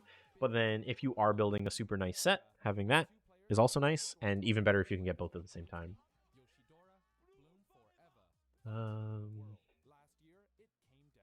So the stage setup was from Guildhouse, and it was activated when we started. It just like deactivated because we were offline for too long or some garbage eventually. So we hotspotted it halfway through and then reactivated it with a key that we bought that morning. So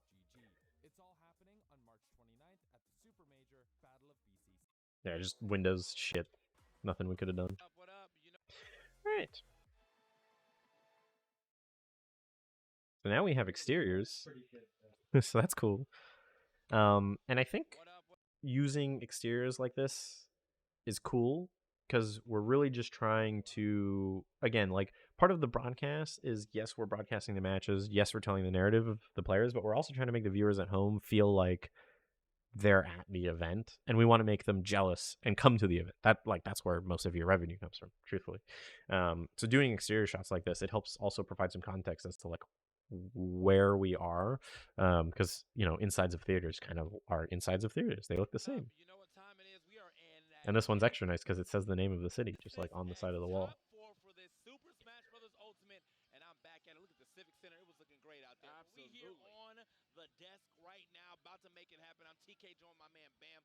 Bam, how you Our doing? lighting guy, I think, was busy This Genesis team here, has been absolutely phenomenal, man. We've had such or incredible Benjamin. players, and I'm excited, man. This is a top Something happened where the lighting guy was busy doing something else, and it took me a couple of times to ask him for the lights on commentators, but like it's on a Smash show, who cares, you know?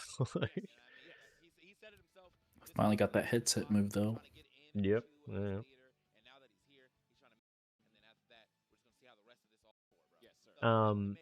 So here we take a look at the bracket again. I think we were on the bracket too long this time, but like came back to the bracket because it's like we took a long break. It's new commentators. Let's like reset the scene. It's also been 3 hours. So let's like remind everyone what the fuck's going on. Yeah, dude, Bam's a homie. My man was talking real bars in his interview. Oh, that's what I'm saying, man. I said version also. Did I do the Luma wipe to this? I think I did. Let's see. Yeah, so here I made a new transition because for a couple of different reasons. I didn't want to wipe from the last graphic to the new one because we're kind of in the same context. We're like taking a look at the bracket and then we're basically like zooming in to this one. So it's similar context, but then also I didn't want to dissolve because there's just a lot. I thought I could have done something cooler, so I made the Luma wipe because OBS makes that really easy. And then just did that because a cut would be weird, and then yeah, wipe would mean you'd lose the connection. Yeah, it's just like a little left to right little wipe, nice and easy. I feel like winning. Yeah, I mean, look like it really depends. I think Spargo also at some point in time in every game he just turns it on, bro. Yeah. Last part of the match with him and Light, I just felt like he was like, you know what? I feel like winning. Yeah, he's like actually like winning, but I am the best. Like that, like, huh? That's all it takes. All right, man. You know, I wish I had that type of confidence. Yeah. I remember TK Breezy asking about having like commentary over in the house, even between sets, because that is something we've done in Genesis in the past. But because the caster table was where it was, like in front of the subwoofers. Yeah, you can see it here. There's a speaker right there. Yeah, it would have given a lot of feedback. So that was a big, I guess, just one limitation we had by placing the casters there. Yeah. I mean, normally too, and I said this to a few folks, because like when you're in a venue, your show should be inherently different than the broadcast, because the way you commentate for in-house versus the way you commentate for a stream are two very different things. So like the real solution is to have in-house folks and then broadcast folks, because when you're in-house, you're like talking with your buddies, you're like cheering and yelling. You don't want the constant chatter in games, so it's better when you can have like people that are in the venue listening to the crowd and like playing with them and using their energy, and then just filling the gaps. Yeah, and it was great to have the MCs because, but they did have two different philosophies on talking between sets, which was interesting. Rod definitely more comfortable interacting with the crowd during top four, whereas Stude felt the focus should be on the melee. Yeah, and they're both valid philosophies. Yeah. So here the players are like, you know, pretending to juke people on their character select. So, you know, don't like the boxes. Already went over that. So yeah, it's ideal to show the game. We've got this giant LED screen right above the players, and it also works out because we always seat the players so that when you're looking at it from the stage, you see player one like directly above. Like here's player one side. This is where player one sits. Here's player two. This is where player two sits. So this way you get very easy direct contact or context of what's going on. I think I should have come to it earlier because the crowd started popping off. But truthfully, when I went to this shot, I didn't actually know what was happening yet. So I just went here because I was like, crowd popping off, players are doing stuff. Okay, cool. We'll like see it together. And then eventually I was like, oh, they're doing character select stuff. Okay, like let me show that. And I think it also took me a while to get this camera to widen up so that I could see the screen at the same time, because that was just a interesting operator to work with. Are the player seats usually flipped in FGC games, or am I thinking of something else? No, I think it just kind of depends. Generally, we try to do player 1 on stage right, player 2 on stage left, so that way when you're looking from the crowd, you like see player 1 right below the player 1 stuff.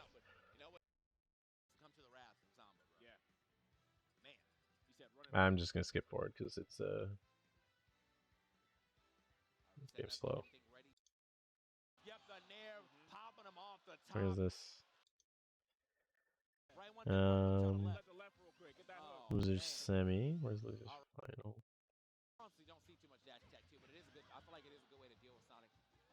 Alright, let's try and find.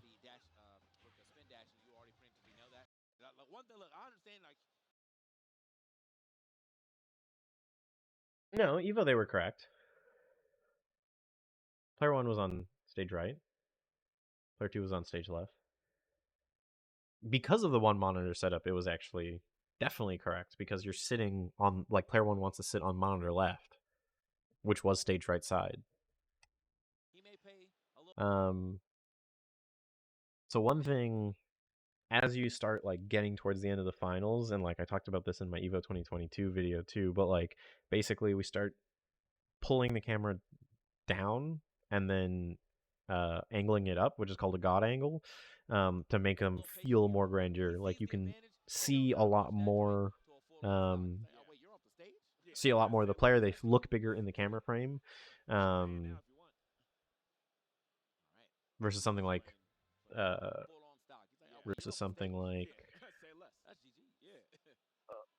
this, what where focal you're looking length? down at them.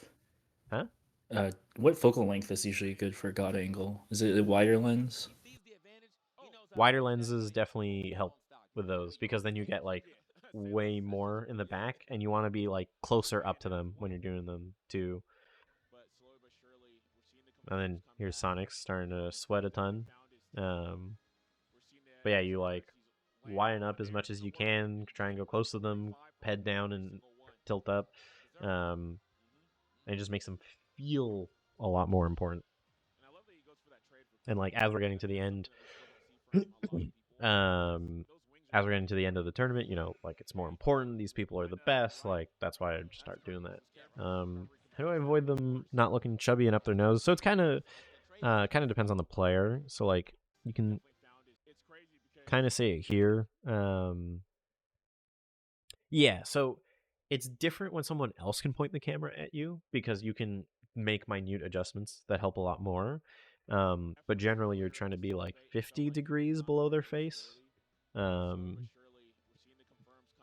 makes it like pretty chillin', especially at like f4 aperture that we were at, and with the widest focal length, which I think we were at 24 millimeter in Super 35.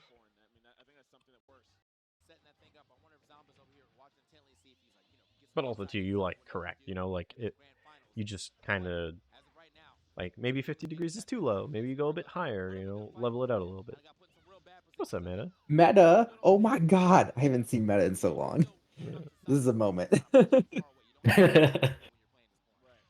Literally never shows up and then randomly pops in a Twitch stream like, finally.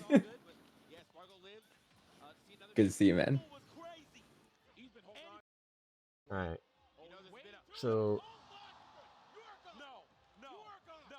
these pips, I was slightly late bring them in, but if you look at Spargo's camera, you can kind of see him like shaking his head as it comes in and like readjust. I think also the reason that it's good to have the pips come in and out is that you can much easier bring attention to the fact that the players are doing something, because it's only there when something's actually happening.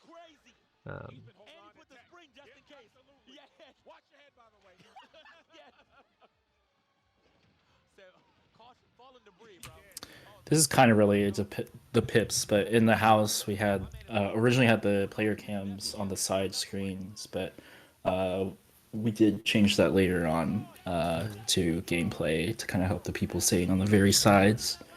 Thank you to Flo and Rain to for helping me with that. Yeah. I think it was around here actually, like in Loses Final, and we were like, oh, oops. He showed none of that, bro. That's the save that is still national. That's it live in real time. Absolutely insane. But yeah, go ahead. If he can figure out a way. I was just gonna say, because I never got a chance to like go out there in the house, so I missed a lot of kind of how it looked for the crowd out there. Dude, I think like Losers semifinal onwards is yeah, Losers semifinal onwards, like the whole time on comms, I'm just like, I hope Sonic's lost. The whole time, I'm like, I hope Sonic loses. I just want to be out of this mess. And then he didn't, so that was unfortunate. Slightly delayed player cams would have worked with the pips. I think if you delay the player cams even a little, at that point, you should just do it all from replay anyways. Something I've considered is that if you're going to be doing the pips, you actually do them from replay, so you can fake it. So when I do StarCraft, none of the player reacts done full frame are live. They're all from replay. Like, we're banking them and then cutting them into where we think it makes sense. Wonder if I have an easy example. It'll probably take me too long. But yeah, like, it's almost nicer to just bank all their reacts and then like you label them as like happy, sad, happy, sad. So if they lose a fight, you put up a happy one. If they lose a fight, you put up a sad one. If they win a fight, you do a happy one. Like, and I think that could also be a lot better. And like no one would be able to tell. But the problem is that it is really hard to do, and now you're doing it for 2 cameras, which is a bit tough.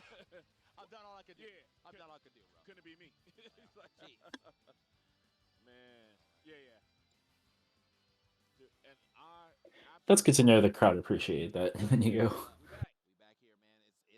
I did hear them cheer for it at some point. Yeah, the people in the mezzanine were definitely complaining because it was hard to see the main screen so far back into the stage. Yeah.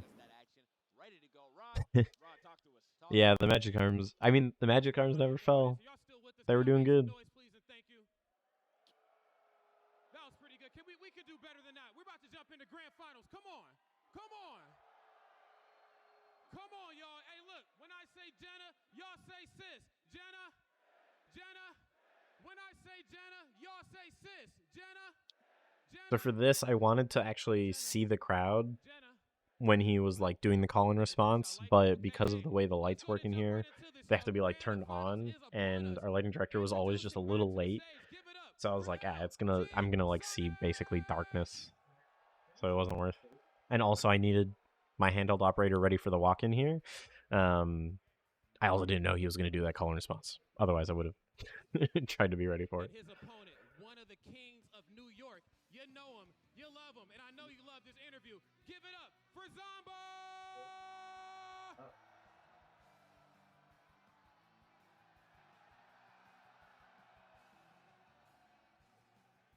I don't want to get too close to that. Whoa.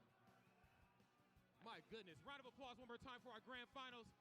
Come on, clap it up. What's up? One more time. Commentators, back to you. Yeah, there's always going to be some less than great seats, but you know, if we can solve the problem, might as well. People are here to watch the game, especially in-house, and that's why actually I guess to talk about it here. But like basically on the main LED wall, having like that separate in-house control from Benjamin is nice because for stuff like this, we can put up graphics instead of looping over and over again. But then as soon as we're like into hand warmers, we put up the game and that stays the whole time because that's all the people here care about. They can see the players with their own eyes for the most part. So, you know, the cool graphics and stuff, we'll put them up, but then other than that, it's just back to game in-house. Yeah, it was in the kitchen. Yes, sir. You know, had to slow cook. Slow roast, slow roast right there. So, yeah, we can solve the problem by just readjusting, and it's easy enough to do in OBS as well, so. How intentional was this angle of the casters behind the player table? Like right now? Yeah, they're like kind of off to the side. Not intentional. This camera is actually off-center, just because of the way that the player monitors worked out. Gotcha. Because the commentators are centered to the stage, but then this camera we had to like take it and then hike it a bit to the yeah, we have to truck it right and then pan it left just to get all the monitors in. It actually gets a bit more centered during melee, which was funny. Gotcha. Just because okay. the CRTs pushed everyone out a bit more. You know, I don't really care to watch any of this stuff. But since it is grand finals, again, lots of god angles, lots of trying to push the players in here, being ready for reacts. A lot more tighter shots as well because it's more intense.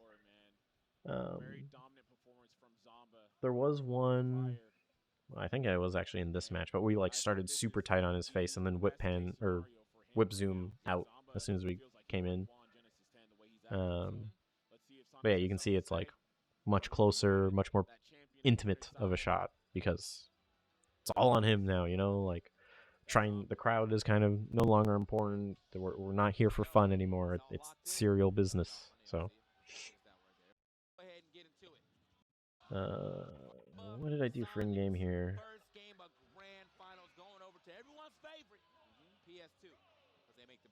And then so here just dissolved into game. You know, nothing fancy. It's time for grands. Let's go. And then I'm just gonna skip forward because the bracket reset, I think. Am I stupid? Yeah, I did bracket like that reset. variation on the game dissolve. And timing it with the count as well. It is quite hard because Smash Ultimate isn't real time. Like it goes 3, 2, 1, go in like 2.7 seconds instead of 3, and it's like fuck. Yeah, that was interesting when you pointed it out with the Rivals countdown in Rivals 2. It's not. Yeah. When it counts 1, 2, 3, it's like not real time. Yeah. Well, like it's fine if it's not real time. It's just when it's like quadruple time that's really frustrating. Because then it's just like, why even have it? Just say ready go like Melee does, you know. All right, one more game.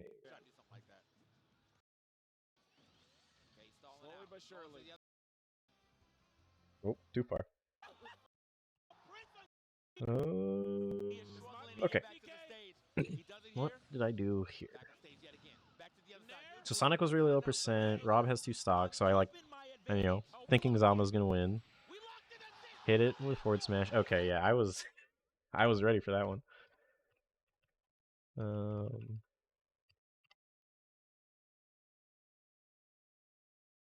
That one felt really short getting out.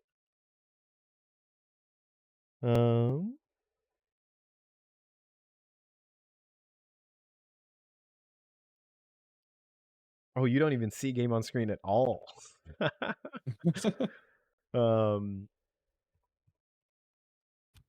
Yeah, it's basically like as he hit the up smash and then went into the blast zone, I was like, yeah, okay, we're done here because he's at 200%. Even Sonic can't make it back from that. So yeah, and like he's already out of his chair, he's jumping up, and we all know it's over. So I figured get into it. You can see the monitor in the movement, which is somewhat luck here because he moved away from the stage, but you know, got it in. Yeah, I thought it was great the game was in there. Yeah, I mean at this point, like he has won. This is the only thing that matters. The game doesn't matter anymore. It doesn't matter what the score is. We're done. And then yeah, same thing again. Throw in a lower third for the extra context just in case. And then of course as we come back from like the other shot, you'll see it still anyways with the result screen. He was running around a lot. Yeah, these pop-off, especially Grand Finals pop-offs, can get pretty crazy. Like, what are you watching while this is happening? It's kind of like the end of the game. I don't remember. I am like, there's so much. Like, are you looking at the multi-view or? Yeah. Okay, gotcha. I'm pretty much never looking at OBS, if that is a question. Which I guess could be cool to bring up if I can figure out a way to do this without breaking everything. I'll close that in the meanwhile. Because I feel like as a TD, like missing the Grand Finals pop-off is like one of the nightmares. Yeah, for sure. So do a share link probably. Turn that off.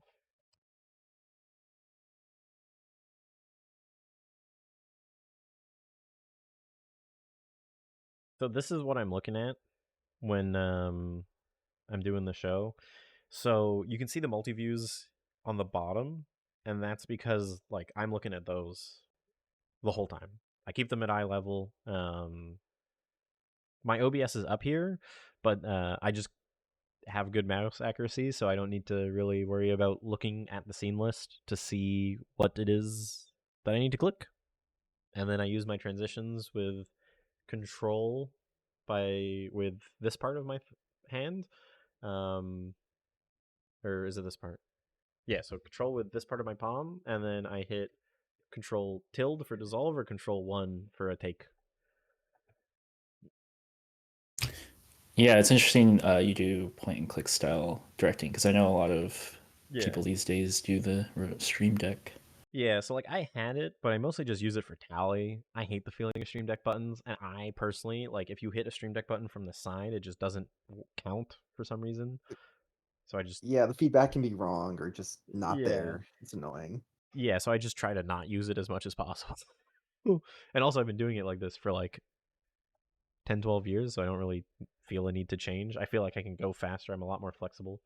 Oh, what's up, Sharon? Welcome. Oh, question. Speaking of nightmares, how do you not end up with a categorized and labeled box of past fuck-ups consistently in your head after every event? I don't know. Just don't. Post-mortem? Yeah, discuss your thoughts. I mean... I know writing them down in the post-mortem for later helps at least. Yeah, and there's definitely like parts of it where it's like, I mean, like the AMSA thing that we'll get to now that we're getting the melee, like obviously I'm going to remember that fuck up, which was only kind of a fuck up, which I will defend myself later. But yeah, like, you know, I'm on to the next show. We like finished Genesis and I had to start thinking about Red Bull QBT Canada final immediately. So it's like, okay, well, there's a next thing to focus on. And then also to, I don't know, I'm pretty sick with it. Live and learn. Just be good. Yeah, literally. Skill issue. Yeah. It's just not good to dwell on that sort of stuff. And I'm not saying ignore it. There's things to learn from, but like, especially on shows like Genesis, where like setup time is so tight, and it's like sometimes it's just a thing of circumstance. You know, like Rivals, was I as snappy as I could have been? No, but it's also a beta game I'd never seen before. I think I did okay for that purpose, you know? Like, there's no reason to beat yourself up over stuff that doesn't actually matter. I think that's the best way to think about it. There's a lot of stuff that people think about. They're like, oh my god, the score was wrong in losers round of 16. And it's like, who gives a shit? Literally no one. Everyone's going to forget the next day. If even that. It might only be an hour. And I think that's what helps kind of like ground it, where it's like, okay, the game feed broke. Did I personally contribute to that happening during grand finals? No. Well, fuck, you know, like I'm not going to be like, this wasn't a problem, but like, nothing I could have done.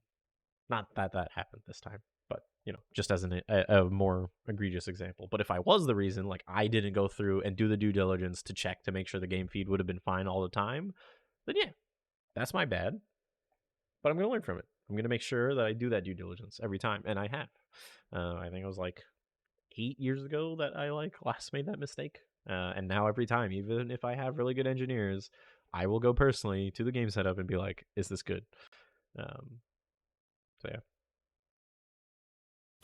yeah, and writing it down is important.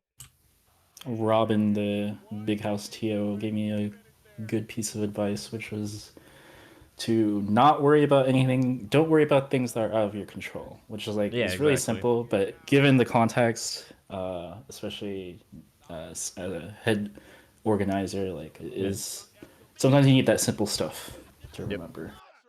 There it is, man. Sonic's able to reset the bracket in 3-2 fashion with Samba. For this show in particular, I did write things down that came up later, and was just like, okay, I'll write this down later, but I just need to focus on like making this a good show. Yeah, exactly. Like, especially once you're in a show, it's like you can get upset at yourself all you want, but there's still like if I fuck something up here in grand finals of Ultimate, there's 4 more hours left. I don't have time to mope around, you know. You just gotta keep going. I think also too, like I've been doing this for so long now that like sometimes I still struggle with it for what it's worth. Don't like I'm not perfect at it by any means, but like you do enough repetitions of this stuff, eventually you've done it long enough that you've fucked up everything you possibly could have on a show individually somewhere, that you can kind of like grow from that a lot. You gotta adapt sometimes.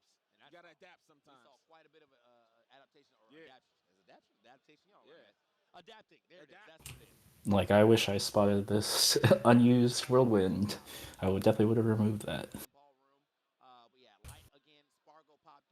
But like also too, it like is kind of whatever. It's not like actively hurting anything. It's just a little unfortunate.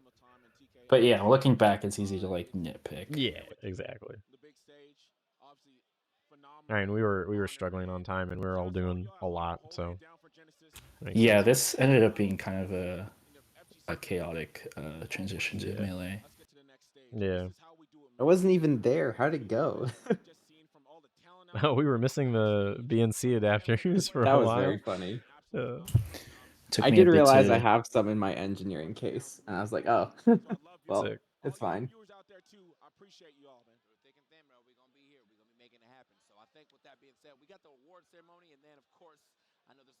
Yo, shoutouts to this guy. What even is that? Which guy? Oh, that's this guy the over box here. water. Is that a flip phone? Oh no, it is a No, box just a water. thing in his mouth. Yeah. Why would you drink boxed water?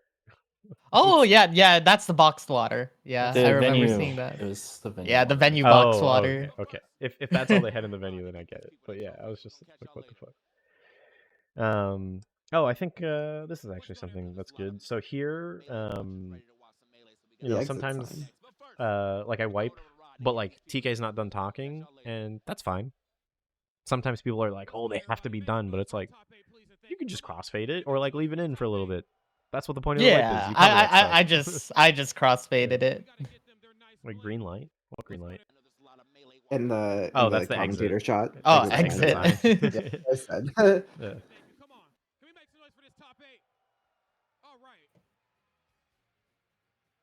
So this is where having rehearsals helps for stuff like winter ceremonies and whatnot. Like this camera op was not prepared. The players were kind of wherever. We like went actually backwards to what I thought. Normally I have like 7th over here on the left and then 1st on the right. So you go left to right because you read left to right. But whoops. I've seen a lot of green exit sides before. Shouts to Rain and Flo for during grand finals and after they were helping get all the players wrangled. One thing that I realized after we turned the stream off, we actually didn't get any trophy shots outside of them hoisting the trophy, and that was unfortunate. And that was, I think, just a product of us being super busy and like slammed and shit. Because like, did we have a spot for the trophy? Well, we could have put it on the table. So we could have found a spot for the table for it to go, but like we didn't go through that process because we were out of time, and that was just kind of unfortunate. Because I remember I like did all these top 8s, and I was like, something was missing this whole time. What the fuck was it? And then like, I was like, oh, the trophy. That's what was missing. Which it doesn't actually matter, but like it would have been nice because like before grands or before losers final, you know, you want to just like give it a quick look, be like, these are what they're playing for. We've tried doing the stage type markings, but it's tough because you don't want them to be super visible on camera, for example. Also, too, players like have no sense for stage, like especially after the top 8's done, like people are not paying attention. Usually it's just easier for the stage manager to go physically grab them and then put them where they need to be, or like point at somewhere. Yeah, blocking the ceremonies is also just something I personally want to improve at. But yeah, we also just didn't have time to rehearse for this one. Yeah, I mean for Evo,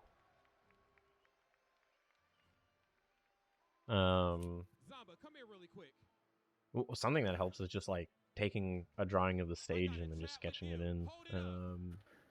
For this one, I kind of instructed them to like stay between the Red Bull fridges. Was kind of my marker. Yeah, and like even that's better than nothing. How you feeling after all of that? I'm disappointed that Mia wasn't able to get top 8 because I really wanted to beat him, and I wish Akala was here. I really want to prove that I'm the best in the world, and I think this tournament showed it. The answer is infinite for both of those questions. There will never be enough people. There will never be enough time. And also, a perfect show doesn't exist because of that. I could spend literally 1 year setting up the show at the theater every day, 365 days, 8 hours a day, and it would still not be perfect in the end. That's just how it goes. That's the nature of live broadcast.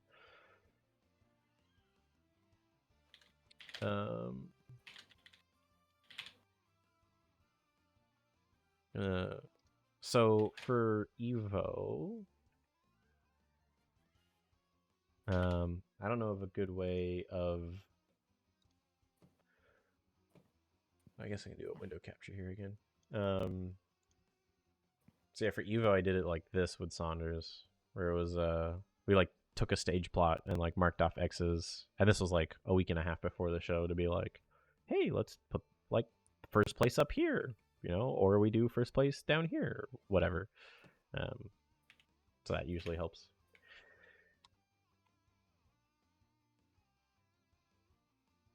Ideally, it's all full crew on site. Because yeah, when you're adding people late, you have to like recap information that's new to them. Because when you get on site, things are going to change pretty much every time. I'd say for this show in particular, like 3 days or 3 8-hour sessions would have been nice. But we ended up with 7 total. Just the way the wind blows. Yeah, John, I want to just shadow Saunders during Evo and figure out how to produce better.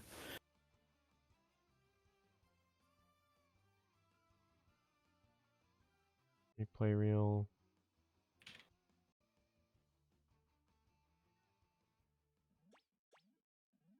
Ads.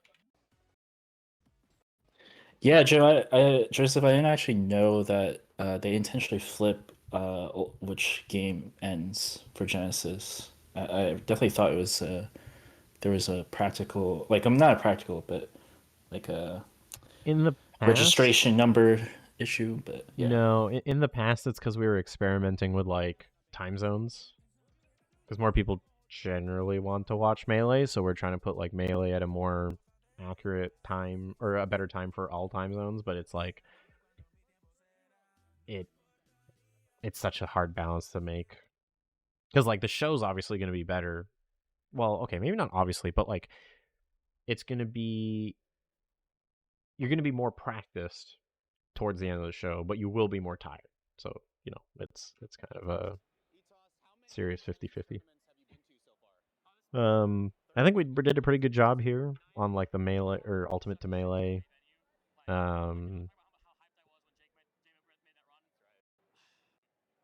Like transition, because it really wasn't that long.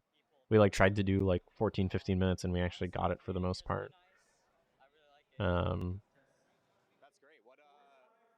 Like played all the videos back that we had, just solid like 12 minutes.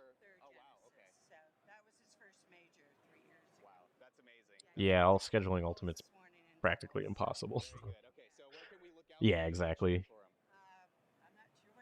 In the past few majors I've worked, at least, like the Ultimate crowd has been a little lacking. I don't know if that would have been the case with Genesis lineup, but it was pretty sick to see the full house of Ultimate.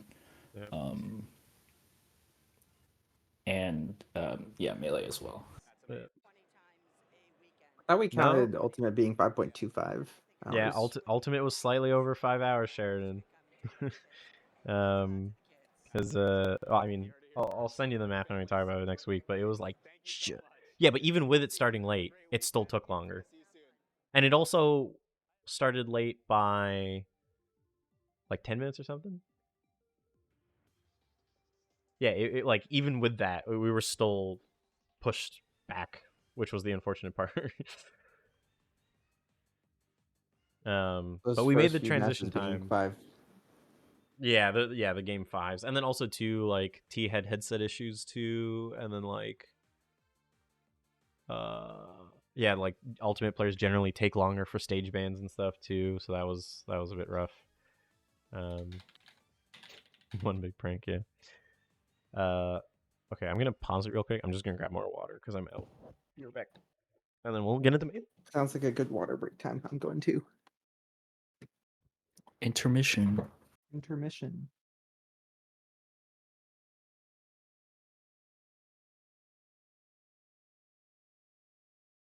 I have control now. Yeah, I think there was like a few moments when I pressed 2 buttons on the stream deck during the show while Salil was using the washroom. So I did a little bit of TD in the finals. Let's go. But Flashburn was also there to back up. He was a great help. Could hop in and TD whenever Salil needed a break.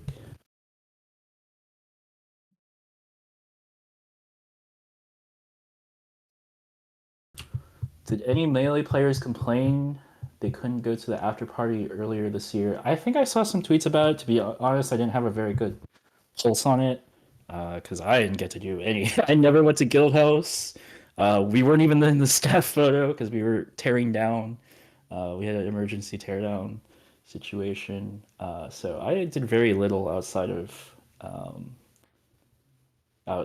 actual show this year.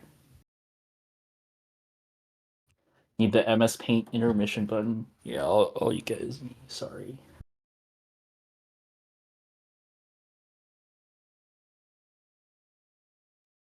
Yeah, Melee didn't end that late. It felt like, or at least from what it was scheduled. Yeah. It almost ended on time. It was like 10:01. Yeah, I kind of jinxed myself because I was like, oh, we're on time for a bit, but yeah, ended up being wrong there.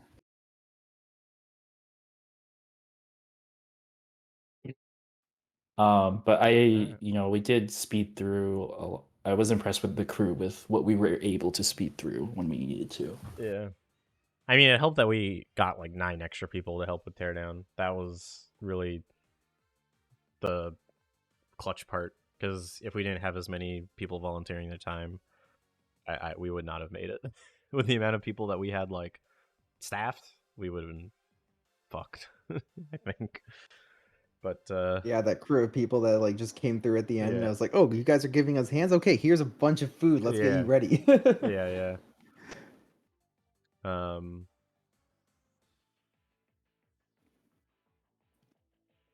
Sorry. I mean, that's events, dude. Like, yeah. I'm pretty sure there was one night I was ready to fucking kill Mort because he was just snoring extra loud, but that's because he was extra tired. But like, I got worse sleep because of that. Oh.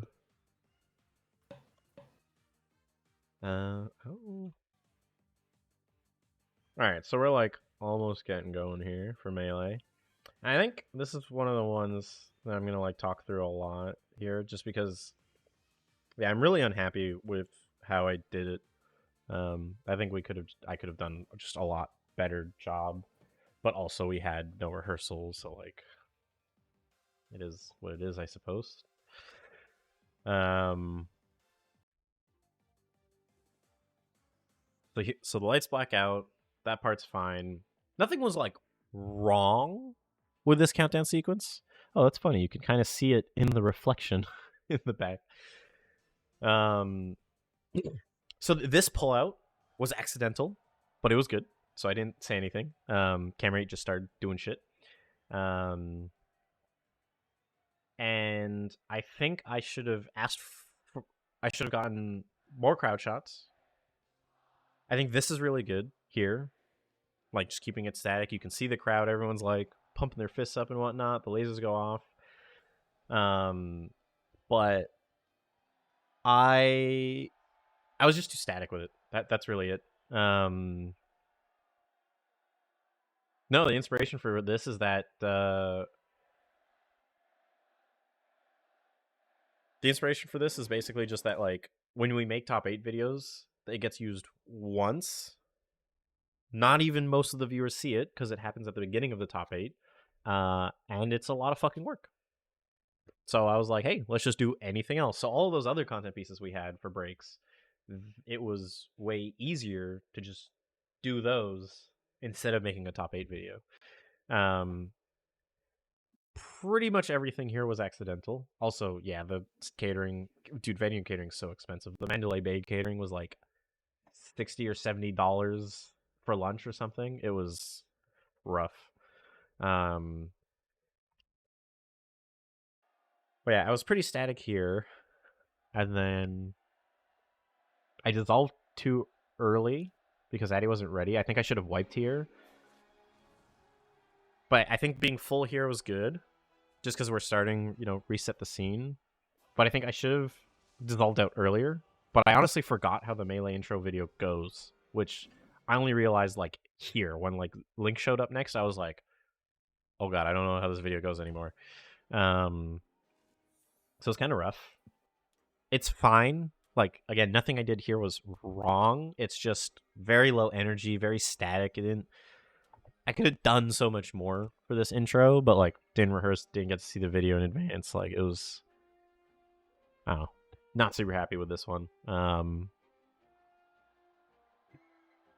But it is what it is. I'm glad the crowd liked it though. Yeah, I mean the crowd liked it. Everyone liked it. And like I didn't dislike that we did the video. I just disliked how I cut it because I stopped cutting it after I went back in the second time, which there's just so much more I could have done here. That's all. What do you feel like you would have done? Well, yeah, so, I was curious about that. So, like, if I remembered the order, something that would have been nice is because there was a lot of lights going on, right? And like, especially coming out for the characters that we had. So, like, coming out on Sheik, coming out on Yoshi, seeing the crowd. I think also too, having Whiplash ready for handheld reactions would have been good. And he was like kind of ready, but like it wasn't super ready. Yeah, long dissolves back in and out here would have been good. A lot more moving shots, and using the PTZ to shoot the crowd because this video is very bright. We didn't need blinders. So like, not here. So like, yeah, I should have come out to see the crowd when Yoshi's came in. You can hear them in the back too. I heard there were claps for ice climbers. There was also booze for ice climbers. No, it was booze. No. Coming back out for Sheik would have been good. But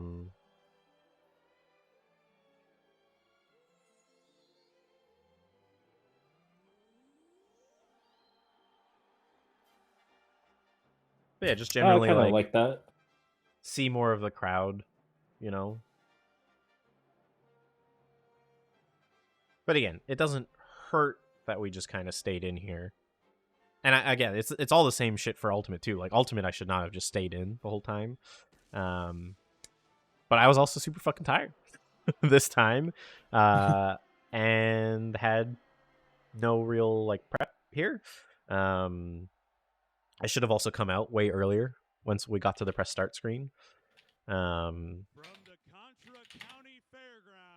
This part was unfortunate. Dude just like was way over here on the side, but luckily Camera 8 picked them up pretty fast. That was my bad. I told Stu to stand there. Nah, it's all good. But the intention there was to have them line up next to him. At least. Yeah. The walkouts here were really good, though. I really liked how we did the walkouts with the limited resources we had, of course. Like, I think if I had like one more camera to help do pickups, that would have been nice. And obviously, if the front of house camera didn't suck, that would have been nice too. But yeah, one. Go ahead. Sorry, go ahead. I was gonna say one cue that kind of helped. I think because in Ultimate, I told Rod they were all gonna walk out. And I think he assumed, or somebody assumed, they would all walk out at once. And so one at a time like this. So we did clean that up a little bit for Melee. Yeah, and like it was really nice too because like I think the pan around that Whiplash does here. So like you start in darkness, you start in the you get the full backstage to on stage experience here. You've got a bunch of people, you've got other competitors that you can see, and then as you're going through it, like you walk out and then you get a nice crowd reveal, and like just this expansive crowd shot. Ignore the rolling shutter warping, but like you get a nice big crowd expansive shot, and then bonus we got a sponsor obligation in there too, which was nice. And then like it ends, you see the PVMs and they hit their spot. It was for like unrehearsed improvised blocking, it was really good here, I think. I think the only thing that like would have helped more is if we had like a player card graphic or player lower thirds we could have hit for each player, but only have so much time in the world to do everything. Excuse me. Oh, what's up, Shouts Harry? to Stude. I heard him doing vocal exercises in the green room, preparing for this. I mean, dude, vocal exercises are important. I do them too before shows, like especially early wake up shows like Evo and this. Like I got up at 5:15, and then I'm like in the shower being like red leather, yellow leather, red leather, yellow leather, because That's a you're good using point. your voice the whole time, right? Like it's important to your voice gets shot at the very end, huh? Are you Well, it a doesn't hot water anymore. drinker, Salil? No, hot water actually irritates my throat. Ooh. So I'll do like tea after letting it cool down a bit, but like real hot water, no.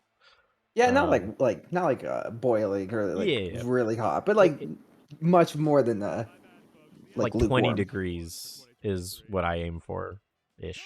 Like room temperature. I'm not doing like 30 or 40 degrees. One thing I do appreciate with Stude and Rod, for that matter, is that they check with me to make sure that they have all the information that they have that they need, instead of me having to hunt them down. Yeah, it's helpful. Some talent don't do that. And back, piloting that famous red dinosaur, none other than Also, Thief. Huh? Yes. If the table mics were picking up the CRTs here. Yeah, no, I noticed that. I was like, oh damn. Oh, I hear it now. Yeah. It's just a little bit there. Yeah. It's just ambient noise. Yeah. The crowd was louder than the CRT. Smile. Yeah, until the crowd shut up.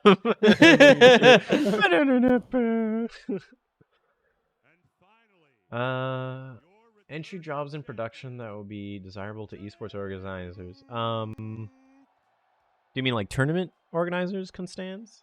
Sorry if I'm mispronouncing that. Also, Addy, hello. You got a lot of praise for your replays during Ultimate. I don't know if you have the like chat history shit on, but your replays are really good this event. Yeah. It worked out nicely that Jmook, the previous champion, was the last one to walk out. But we determined it by basically their match play order for top 8. Well, good thing he sucks and was in winners. Wait, he was in winners? He was in winners. Yeah, okay. Well, okay, good thing he's good and was in winners. Commentator shot. Look at that. Look at how fucking nice this looks. Look at all these people. Which is why it was so good to have them there. You could see the whole theater all the way back, even down to Louis Xavier right there in the back, a little blurry. I think tournament organizers trying to be production folks, like if you do like stage management, stage management's a good one. Player wrangling, like those sorts of stuff is like an easy transition in, and then you can like learn a lot by osmosis. Pre-prod you'd like to have done with the top 8 players. Definitely rehearsing walk-ins and the winner ceremony. That would have been nice. But generally, I try to avoid dealing with the players at all.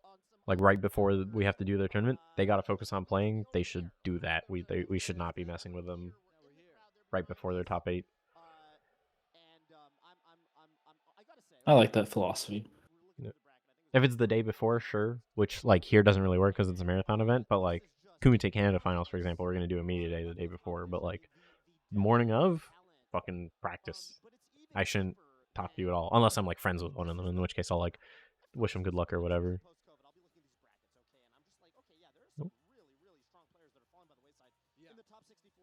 All those Ports switch are, up there. well, it's port shenanigans. Oh, because I think they swapped sides. They IRL. like swap sides like 3 times or some shit. These players can never decide. Yep. Oh, so here's where I can bring up the fucking. So during Ultimate, we set up. Sec. Oh, to this pre-prod question, I guess I will say one thing is just because we're on this scene, making sure that players are okay with the setups that are going to be used on the stage. Yeah, that's true. So, I guess we actually did it way earlier than I thought we did. But yeah, we set up the hand warmer clock nice and big on that LED screen just to like tell players visually they're out of time. And Melee players are notorious for trying to like always get a little bit extra, like 15 seconds extra or whatever, but that time adds up. And also we're like trying to go, we're already like a half hour behind at this point. See, yeah, like we're 46 minutes behind, give or take, at this point. So it's like, okay, we gotta go, So Hungrybox here, he like really was taking his sweet time. So having that hand warmer clock up there, and then Benjamin, our house TD, like I guess heard me start complaining, and then he just started fucking spinning it, which is what this red flash is.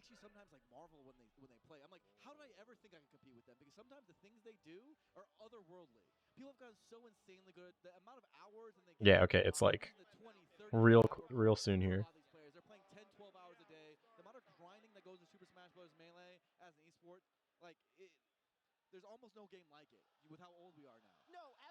So yeah, Benjamin starts spinning it around, and Hungrybox is like, "What the fuck?" It's like, dude, you're done. Get off.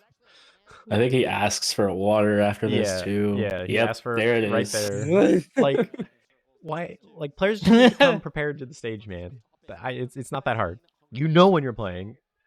Dude, they had like 15 minutes to get all this. Oh god. Like, it's like, bro. He asked me for a donut hole. He offered to pay me for a donut hole. I'm only saying that much. Juan, what a fucking character.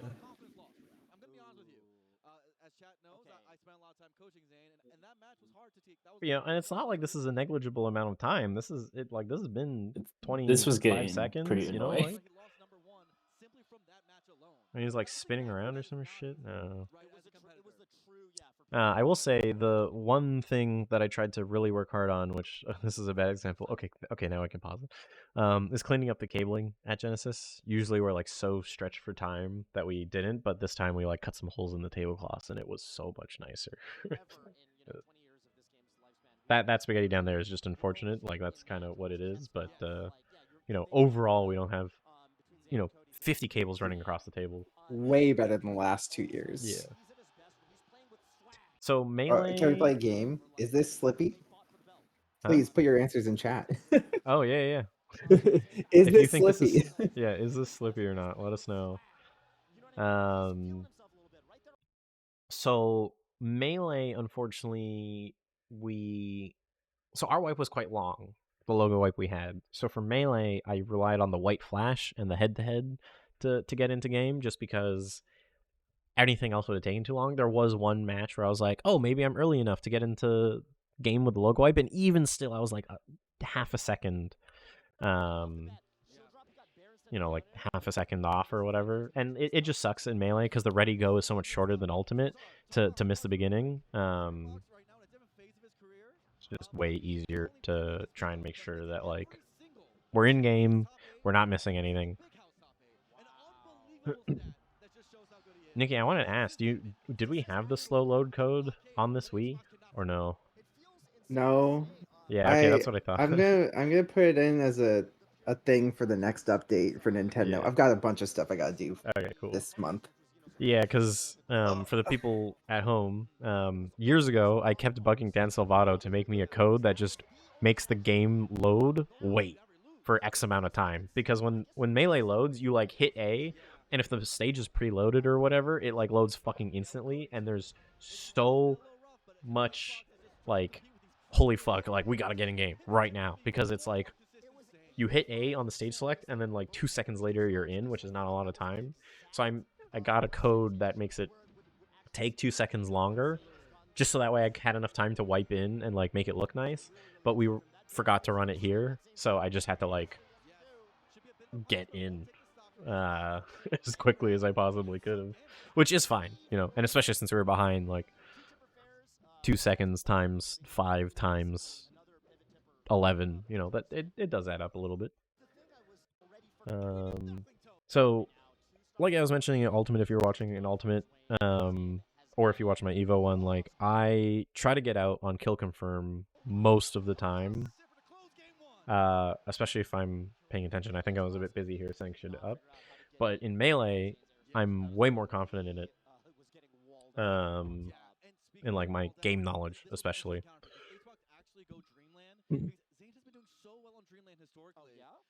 So in Melee, if I'm like eyes on the prize, yeah, the black screen, this one, because it was the first game, I was like, oh. The overlay auto refreshing, that was my bad, but I fixed it. It was just it just was set to auto refresh when it comes into program, so I turned that off. When it comes into program, not when it goes active.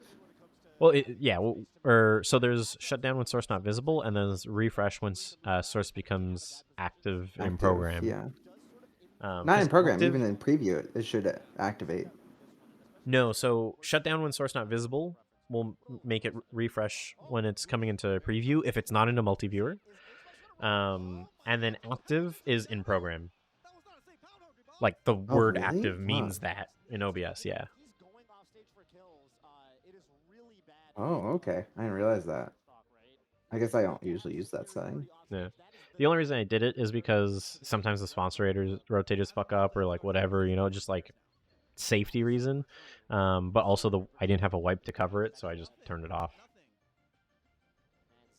But I left shutdown source when not visible on. So that way at least like it was refreshing somewhat, but then because it was in a multi-viewer sometimes, it like didn't refresh sometimes, but this graphic in particular didn't need it as much. The lower thirds and stuff need it a lot more usually. Especially since Chrome auto-sleeps overlays after 4 hours, which is so fucking stupid. Wait, what? Yeah, like the Chrome sleep tab shit is also in OBS, Chromium. Oh my god. So that's why I have refresh on everything, so that way if you have an overlay on for more than 4 hours, because like for example, like timers will start slipping after 4 hours if they weren't in program, because it's not considered an active tab. That sort of stuff, like just all of that Chromium bullshit like goes away if you refresh the page when you go into it on stream, so way easier to just have it, you know, active all the time. I think there is, but like trying to do the flags in OBS is fucking annoying when you're switching PCs all the time, and like they're trying to work on that and shared textures in OBS CF, but like I have a solution, you know. I don't really need it. And also too, especially since a lot of overlays, not at Genesis because we were out of time, but a lot of overlays have like an animation on load, having the refresh there is helpful too.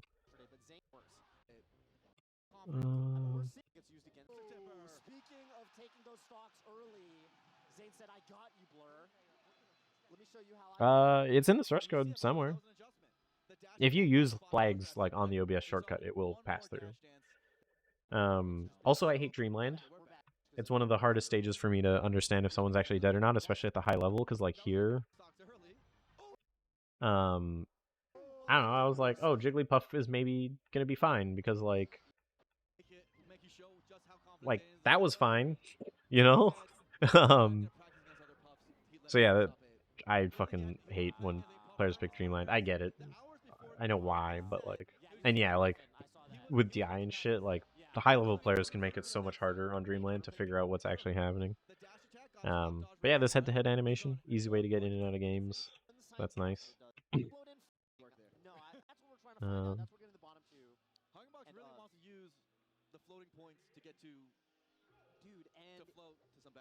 for the refresh on load, so we do sometimes. It depends on how much time we get with the overlay package. Other times it's just like when page loads with an empty use effect or whatever, it like runs an animation function. But ideally, it's all with program preview webhooks. I'd say the easiest stages for me are probably Battlefield and Fountain of Dreams, like the 3 platform stages, I guess, other than Dreamland. Pokemon Stadium is also really easy for me to know because the blast zones are really tight to the stage on the left and right side.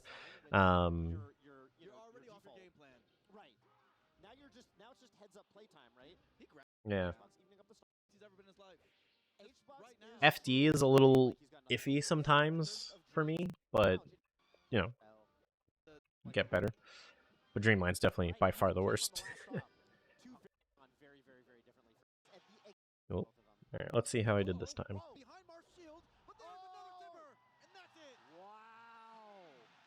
So that time I was paying attention. But you can see that I'm a little hesitant because I think generally when they kill off the top is always when I'm a little like, oh god, is this gonna go through or not? But yeah, as soon as like the magnifying glass is gone.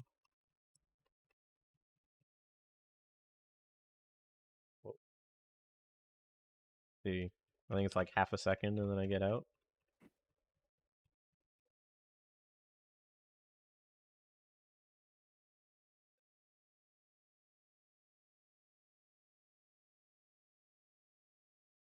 Okay. Like a second here. But I was also very tired at the beginning of Melee Top 8. Or like it was just such a long fucking day. Yeah, how much sleep were you doing the Sunday show on? Like 3 hours ish, maybe 2. You were understandably tired. Yeah. Oh, Addie's here. Welcome, You guys Addie. are so Hello. I snuck my way in. Hello. Oh yeah. In time for Melee. Hell yeah. Shouts to Addie, our replay VTR operator. Yeah. It was fun. Also key to the interviews. Yep. Oh shit! Fucking shit. Oh. Whoopsie. Okay, we made it back. Yeah, same match overview thing. Oh, this is after the replay? Yeah, this is after. Wait, no.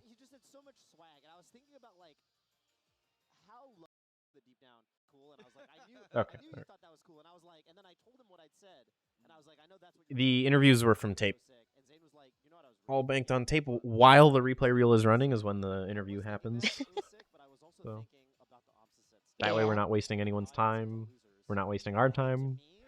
And we don't have to sit on the commentators for an extra minute or two while we're setting up. I guess real quick, since we are starting Melee Top 8, I just mentioned Addie is on the call. Nikki is also on the call, who was a broadcast engineer and helped a lot with Melee. Fief was our audio engineer, A1. So if you have any audio questions, Fief is here. And of course, you all know Salil. Well, I don't know. A lot of people in Smash don't know me anymore. I realized that over the last 2 genocide, where I was like, a lot of people were just like, I had to introduce myself because I also didn't know who the other person was. Things are different. I'm not in the player Juna, you XTO didn't introduce Discord. yourself. And yeah. Whoops. Juna, our wonderful producer for the event. You all know and love them from Melee every day. Yep. Long-standing history. Truly one of the goats. Yeah, I'm not in the player XTO Discord. I don't want to be, but I'm glad to know that Curtis That liked it. sounds like a nightmare to be in Yeah, my not. opinion. But yeah, no, I mean, I'm not surprised that Curtis liked it either. Curtis usually is like, since he's from Toronto, I don't know. I think he's used to things being very different and like changing and trying new stuff because back when I still streamed locals, I was trying new shit all the time and like I would subject all these players. Like Stage Strike was us at some fucking Toronto regional, where I was like, nope, touch it on the tablet, don't say it out loud. All right, interview starting. I think I sat in this graphic too long, but that was also because Walt didn't understand how short was to make the this? interviews. Okay, I think the first few interviews, yeah, Walt was having. Well, there are also struggles too. If this was the first interview, I was also struggling to find when Walt was starting because it wasn't very. The cue was not very clear. Yeah. Oh. That's just the nature of no rehearsals Oh, of and course, new talent again. You know, like got to re-explain everything we figured out in Ultimate, but it is what it is. Yeah. Yeah, I think the notion of like rehearsal with the ultimate topic was mentioned, but we learned, or at least I learned, that having a hand signal, having Rod use a hand signal for the start and the end helped a lot. And Walt got better at it as he did more interviews. Yeah, for sure. Because, like, kind of as the question was asked earlier, it's like, oh, in the middle of replay, I have it. I'm watching kind of it banked on the side. Okay, I'm seeing that the interview's happening, but then having to, once replay's done, go straight back to finding the start point of the interview. So it's we could ask them the T pose on camera. That would be kind of funny. Yeah, I think during this interview, I was just trying to tell Walt to wrap it up. Yeah, we were basically just being like, "You're done. Stop talking. Like, send Was it in the this the commentaries." interview that Walt misunderstood the hand signal as keep going? Yes. Yeah. Okay, Yeah. there was one interview I remember where I think we flashed So, up that. yeah, there was communication between the camera op, me, Addy. So having to make sure everyone was good and saying those signals took up a little bit. Mm-hmm. No.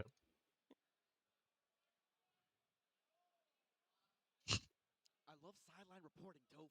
I love it. Can we always have that? I love sideline reporting. No, Blur, stop.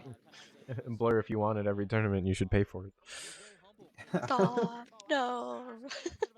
Blur, no. It was funny. We all immediately after the show were like, "Can't wait for every DO to ask us to do this," and not have the money to do it. Yeah.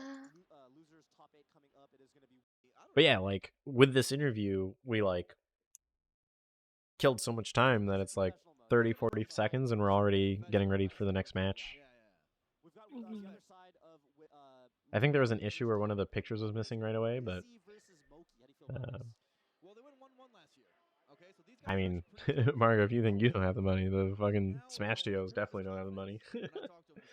It's not super difficult. It's just that it requires extra people is the main problem, right? Like you can't do it with like your usual one person in the back, one person on stage crew. Like you need a replay operator and you need a camera operator, and ideally you have a separate producer. I think we could do it relatively easily at Combo Breaker, because the tech's all there. It's just I don't think the tech was hard. I think it's the manpower needed to do that. Because it's not like you can get up. Like a lot of times, I feel our TDs and producers, when we're tight, tend to be kind of the same person, and so it's not like you could just get up and and like work on that. especially because with the way the interviews are done, since they're being done to replay, like me as the director, I have to focus on the replay reel that's running, as well as getting to the next graphic or to another camera or whatever. I don't have time to be like, okay, Walt, you're done. Shut the fuck up, right? Like so. But yeah, and yeah, I think for Combo Breaker 2, it like doesn't make as much sense because there's so many more games. I think Smash is like easier since there's only the 2 games to worry about. And you're already filling so much time. Whereas like doing it for Street Fighter 6 doesn't make sense. Street Fighter 6, you sit down and you're in a game like 30 seconds in. Whereas Smash, it's like they're gonna do their button checks and do all this stuff. They need water. They're gonna run away and go to the washroom right when it's their turn. It's like, what are you supposed to do here? Well, I mean, you could send them to the commentary desk, but it's like so not clean in any way, you know? Like you could send them to the commentary desk, but then probably you only have 2 headsets, so someone's got to hop off to like flip between the two. And it's just like, you probably don't have a replay or a graphic to cover it up with either. You're just kind of like seeing this happen, and you probably don't have an audio engineer either, too, if I had to guess. So you're like struggling to mute the mic fast enough and then bring it back up. It's like not ideal. But yeah, if there's a designated mic, then sure. But like again, it ends up being not a very tight interview either when you do it that way, because it's very much more chill. It's more relaxed. You're gonna harp on it a lot longer. Whereas here, the intent was really like, we're doing 30 seconds, 45 seconds. That's it. 2 questions, and then you're done. Like, we got to get out of here. So yeah, if you really want it to be that super snappy way, then it kind of has to be the way we did it here, because the way we did it here is the way every sport does it. Like, this is how in hockey, basketball, etc. When you see those interviews in the hallways, like, it's done on replay, fucking ASAP. I also feel like, I mean, if you threw it at the commentators, like it's just a different kind of interview, different type of commentary that has to happen. It doesn't mesh very well, and then they'd have to switch back. I don't know. Yeah, and like, it interrupts the flow. Yeah, because like when a commentator's interviewing someone, it's different. Like when you have a dedicated interviewer, they're thinking, what question am I asking the whole match? That's the only job they have. But when you're doing it with the commentators, they're trying to commentate the match. They're not necessarily coming up with questions ready to go, So like, again, you could, it's just always going to be less clean, less tight, less snappy, and it's going to be harder to write a narrative with it. You're almost more doing it for the sake of doing it rather than doing it for the sake of making the narrative more no reason for tri-casting. No. I mean, again, you're still kind of running into the same issue. Doesn't watch this thing speculative. I mean, at that point, you're kind of doing the same thing, though. Yeah. Like, that's why in like bigger sports, even that's why you have your casters and then you have your analysts, or you have separate people to kind of handle 2 different things, right? So like that's why it was good to have Walt and Rodney be very designated to doing just these interview questions that really we didn't have to do. Like if the players are already there, we could have just jumped straight to game, right? But like the nature of just the players is just okay. It's better to have something fill the gap rather than, as Solo's probably already mentioned, having the camera awkwardly on the commentators as they start to derail, and chat goes just next game, next game, next game. I like having a dedicated host too, because not only are they thinking of the questions while the game is happening, I'm also briefing them on things that are happening next and what they need to throw to at the end of their interview and these kind of details. Jack, I definitely think you have a unique product. Like you can do a unique product where you have like your little interview where you just come up with your phone camera setup, your stream setup, and just interview with them on the spot. But it doesn't fit like our broadcast. Yeah, I mean, like, again, like I said, there's always going to be other ways that are doing it, but it's always not going to be as clean. The other intention too is that with doing the interviews right away, like they literally walk into the interview location the way that we were set up, is that we're not wasting their time. We're taking 45 seconds of their time immediately after the match, and then they're done. Right? Like, see you, Toby? I don't want to have to be pulling players, moving them around. Like, it's easier to just be like, okay, you want to come here? All right, 2 questions. Okay, bye. Go practice. Go do whatever. I don't want to fuck with the players. Not in the top 8. So that's kind of where that thought is too. Does Moki win this? I forget if Moki 3-0'd this. Peace, Jack. Oh, have fun at Full Bloom, Jack. Yeah, he 3-0'd. Well, It's kind of crazy. If you're at Full Bloom, I'll see you guys soon. Jack, why did you You're make us going do a last-minute TriCast? Oh no, what? Addie's going and they're doing TriCast? Oh boy. Yeah. Oh no. But yeah, I'm flying tonight, and then I'll be in Saturday morning. I fucking To hate assist in Full Dreamland Bloom. so much.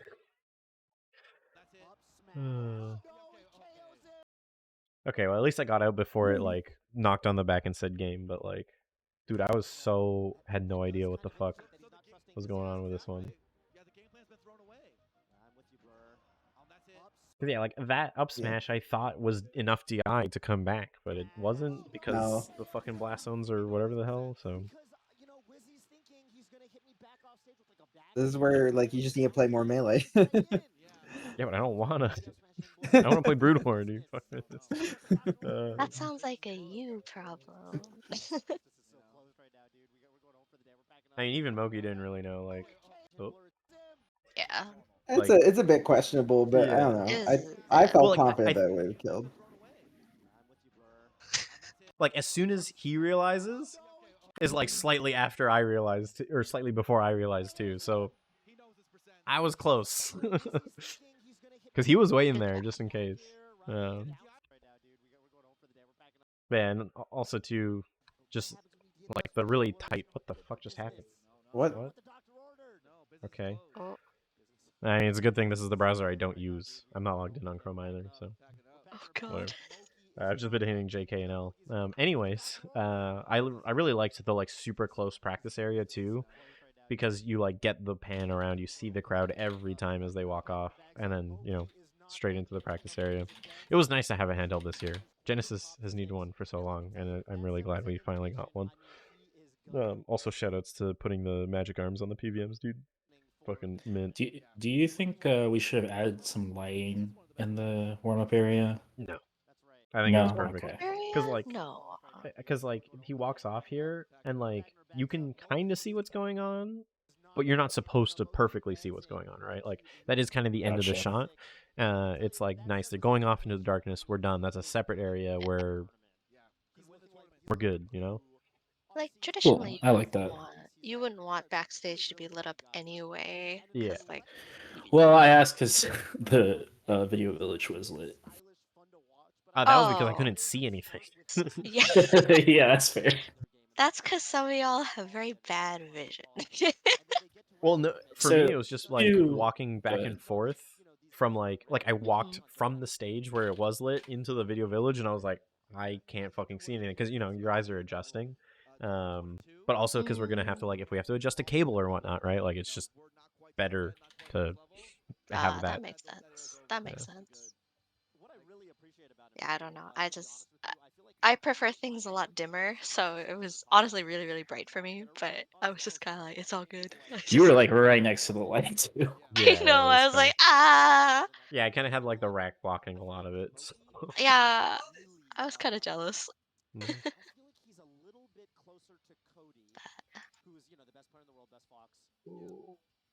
I really enjoyed, and I kind of mentioned this to you, Solo, but I really enjoyed kind of having more of these like human reaction replays. Like, I think it depends on the director and the producer's like take, because obviously some gamers will prefer the actual video game like replay because there's like a cool grab or a cool move or like, oh, they read their neutral or whatever. But then there's like I guess for me personally, it's like I always love seeing, especially FGC and Smash players. I always tend to think that they're very animated people, usually. And Yeah. so it's like, oh, I get excited at their expressions more so than like the game itself. So I was really happy to kind of have that variety in that because there's definitely been directors who've told me, I kind of don't want like the player walk off. So I was like, oh, okay. Yeah. I mean, so for me, it's kind of two reasons. One is that like I'll turn up the stream a bit, but like this is all B-roll here, right? Like Blur is talking about Moki as a player. He's not talking about the game, right? Exactly. Right.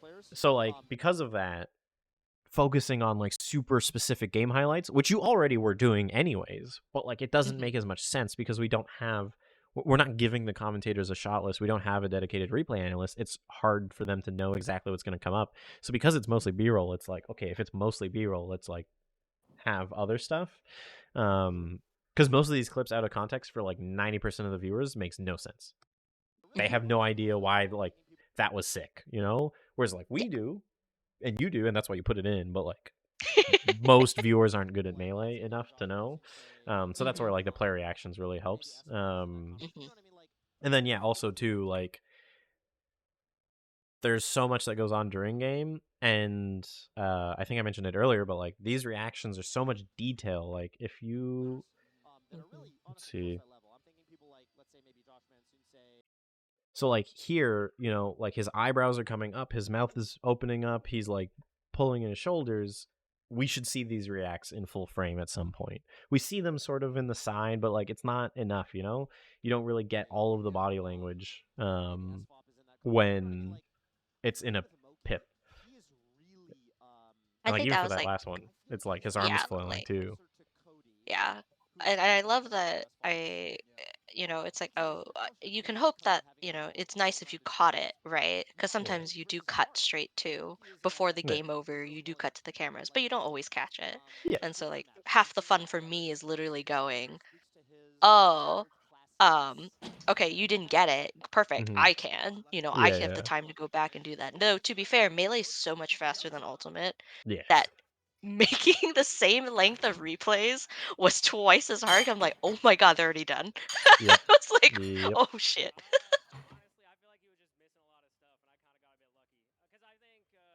Aw, thanks. Yeah, I think the cutting between clips and the replay was once. I mean, I love the two. Like, I really like Melee, and then also having done enough Ultimate stuff, there's already a good flow and pattern into it. But it's definitely one of those things where I was like, oh, even I walked away with it going, oh, I really liked what I did here. Like, that was Oh yeah. a good combination of player moments doing some really cool things, but then also just their expressions matching what Yeah. they did. I'm so glad we did the interviews right by the practice area. You got like people playing Melee in the back. It's good.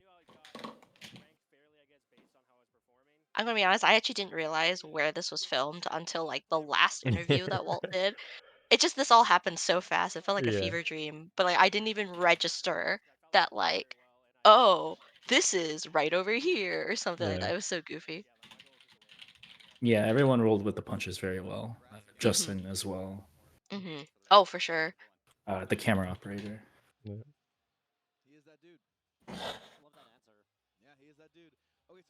And straight into the But next yeah, one. Whiplash was hustling because catching the reactions for pop offs and then running over to do the interviews.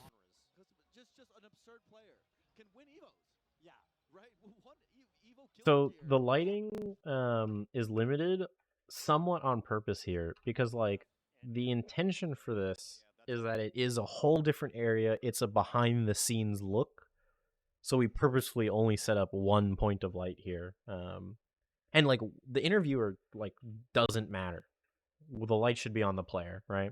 And I know you're not like doing this as a criticism. That is like Walt is definitely like very uncomfortable with this. But yeah, this was like 100% a stylistic choice. But yeah, it's like fine that Walt's like completely gone because the whole focus is the player. But obviously we don't want to like lose the context because it's such a short interview. It's like, yeah, you know, we don't need to like push into ISO the player. Yeah, for sure. I think Rod is maybe a bit more accustomed to that sort of like live broadcast interview. Yeah, for sure. Definitely a lot more practice at that sort of thing.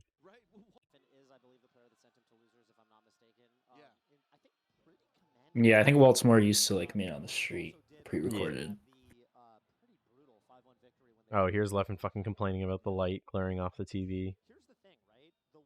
Fucking cringe lord.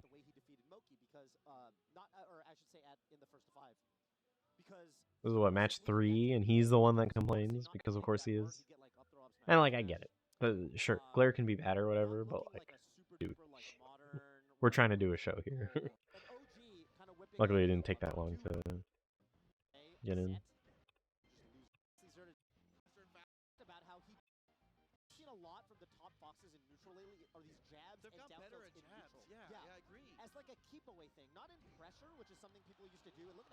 Rowan could be pretty good, yeah. I could see Jake doing well. Yeah. Oh.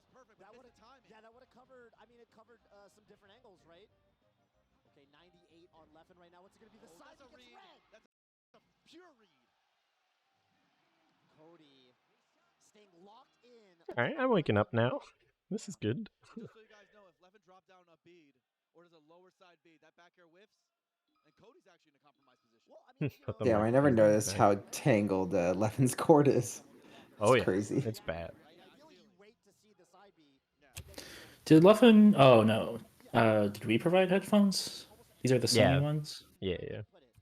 Cool. I just know both of these guys are serial headphone askers. They don't bring their own. No. Which is wild to me, like. At this point, man. Yeah, true. Smash players will make a little.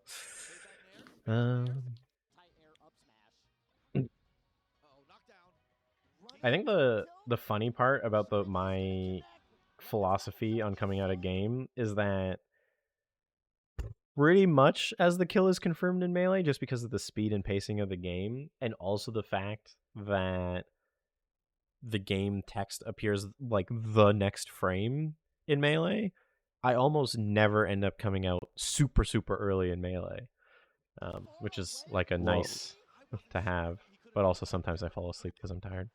Oops. Austin, are you done setting up? Welcome, Austin. Oh shit. What's up?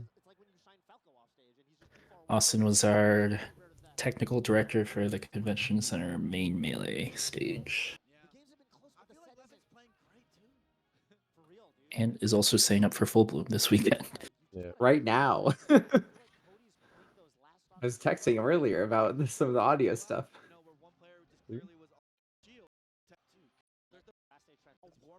So I didn't drink a Red Bull a whole Genesis long. And like kind of looking back at Melee, I think I probably should have before top 8 started. I avoid doing it because it makes me pee.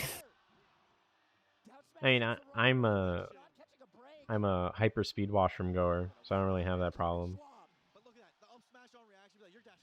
Yeah, skill gap, I guess.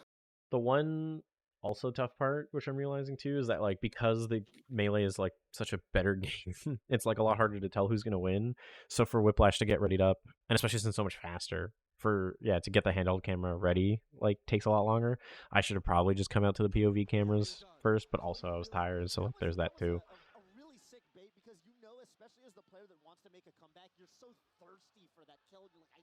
Coming out from Leffen, and he says, "No, you cannot have my sock, sir." Yeah. Well played from Cody, and even though it didn't look like it at the start, Rip lighting. like both players were really. I wonder if Louis went to the washroom or whatever. In a row. Dude, in Ultimate, everyone else can attest to this. I'm shitting on the game constantly. I'm just like, this game sucks. I'm falling asleep, like that sort of shit. Like on comms during the show, it's probably not great, but yeah, I've been a subscriber to that theory for a while. Just not a huge fan. I can't imagine there's anyone on production that isn't subscribed to that theory. Yeah. You know, for a while it was Melee bias, but then after so many shows, it actually has just been like an obstacle on shows that I've worked. Yeah, after last year, I'm like, gosh, I really hate this game. Yeah, usually a timing obstacle. Yeah, like G9 going 5 hours or whatever instead of fucking 4, like that was like what the hell. And then yeah, it's like the game's super slow pace or whatever. It's just kind of unfortunate, man. It's kind of the same reason I like Strive is kind of weird for me too. Like, I mean, other than it being a cringe Guilty Gear game, but like, yeah, like Strive is just like kind of slow. Like, people are weird. They like run away a lot. There's the load times are slow. Like, you're just kind of sitting there. Obviously not to Ultimate's extent, but like doing Evo, like Marvel, I'm in there, like Tekken, I'm hyped up, and then Strive comes, and I'm like, whatever, and then Street Fighter is like, back up to prime form. Yeah, Cluffin is there. I was saying on comms, I wanted to get the clip where, like, if Leffen wins, the clip from Evo 23, where we did like a run-by shot of the crowd and no one was impressed after Leffen won Strive. Just load that up and have that banked if Leffen won Melee, but thank God he did. Chris the Destroyer. Yeah, do it exactly. So, again, okay, DJ did it. I've got some suggestions for Jmook, you know. Yeah, before we get into our next set, let's check that out. I enter Zerd! What do you mean? I literally entered Zerd at Sea Otaku, the last tournament I went to. Current code and Zerd. And at CEO 2022, I played Plus R and Zerd. So I entered Zerd. Go to my fucking StarGG profile. It's there. I played the Dizzy player RW or something like that, and then I got smoked because I forgot Aegis Shield exists, but I played Zerd.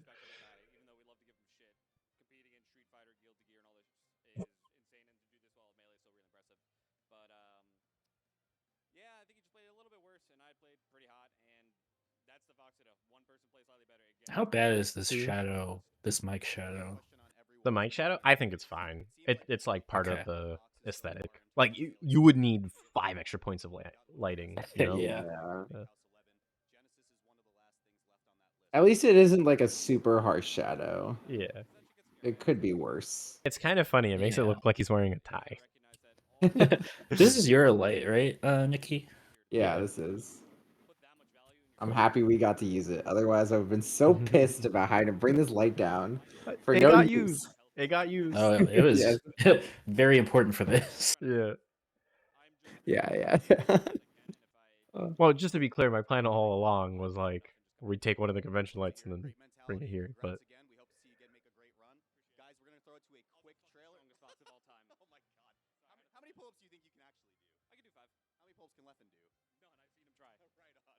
I'm glad the mic picked that all up. Was that our mic or the venues? That was our mic. It was an accent mic. Nice. So here's one thing, Juna, that I think we messed up on. I don't know if you just kind of like slotted one in, but the content piece we played here,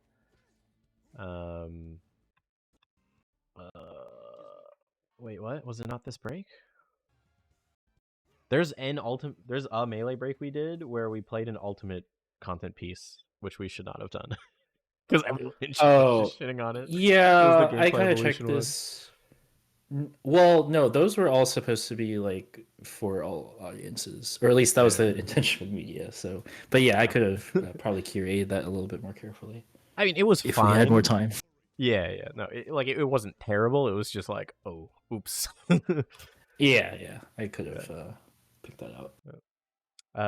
Yeah, I'm not the one that's gonna have to touch the super gun or the arcade cabs. It's gonna be John and Mort's problem. But it is gonna be interesting having to get the cabs on and off the stage. Zero shot commentators. Why? Okay, I guess is it O? P? Oh, I guess I'm hitting I, the expand button. Yeah, okay, that's a stupid hockey. That's true. I mean, Jmook, of course, like a solo main in a way that Plup isn't. And yeah, we've seen. I streamed Third Strike at a Canada Cup, so like I have experience. It's just, you know, Margot, that probably would have been Flashburn. Yeah. But yeah, we've been put on the retro games before. Yeah, for Jmook, it feels like because he's got, I almost want to say he's got such a refined and like kind of disciplined play style. Yeah. He's not like the EGLX Canada Cup. That was good. Why didn't I have hand warmer timer up Your here? decimator died? Oh no. Y'all might be wondering like what's going on with where's the glasses on Amsa? Amsa got some kind of procedure. It's not LASIK, but it's apparently a thing where it's less invasive, I guess. It's a complicated word that starts with the letter O. Maybe someone in chat knows the word. It's like ortho something. And I don't know if Eric's still around, but I just broke the 180 rule. So here's proof that I don't mind doing it.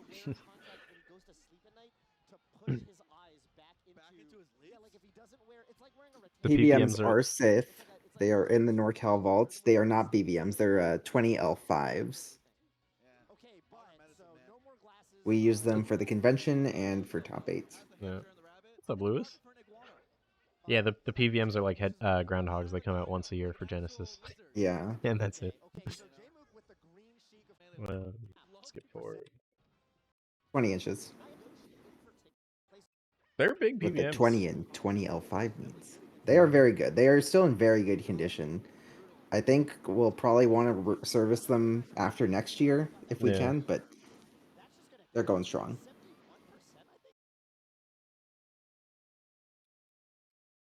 How long did it take me? Joseph, I have my I have a 32 or no 27-inch BVM in my house. It's massive. It's heavy. I don't know where to put it. 5, 6, 7, 8, 9, 10, 11, 12, 13, 14, 15, 16, 17, 18, 19, 20, 21. 21 frames, that's not bad. Pretty good, yeah. Especially for Melee. No. I don't want to sell it. It's perfect, except I don't know where to put it. BVM handles the goat. Mort. Hi, Mort. Mort, Hello. hello. Are you winning in Ron? Oh wait, no, it starts tomorrow, right? Starts tomorrow. Uh, Is for fun games in the B&B. What did we talk about? Hungry Box and Leffen complaining about the glare. Yeah. There's nothing we could do about that one. Nope. I mean, I said it on comms too, but like Melee players, they will complain about something. If it's not one thing, it'll be another. You can never prepare for Melee players' complaints because they will find something to complain about so that they can get extra time before they have to play. Because then they can do longer button checks. It's very clutch. Giant spinning hand warmer. Yep.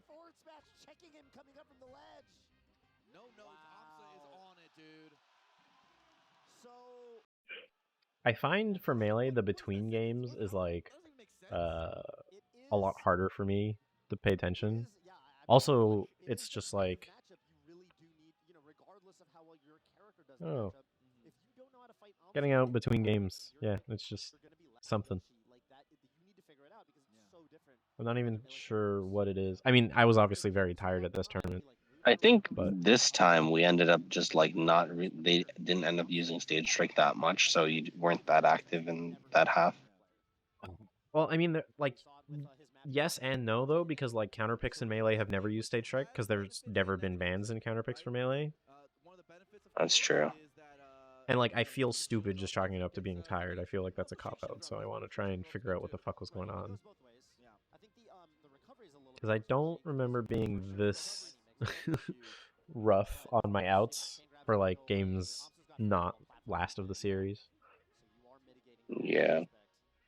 Oh yeah, Melee players just love complaining. I'm Deep Left and Bot is my favorite Twitter account, so. Whatchamacallit, when did we have food at this time? This was, I think this was, no, I was distributing Poke right around now, I think. I think you're just hungry. Maybe.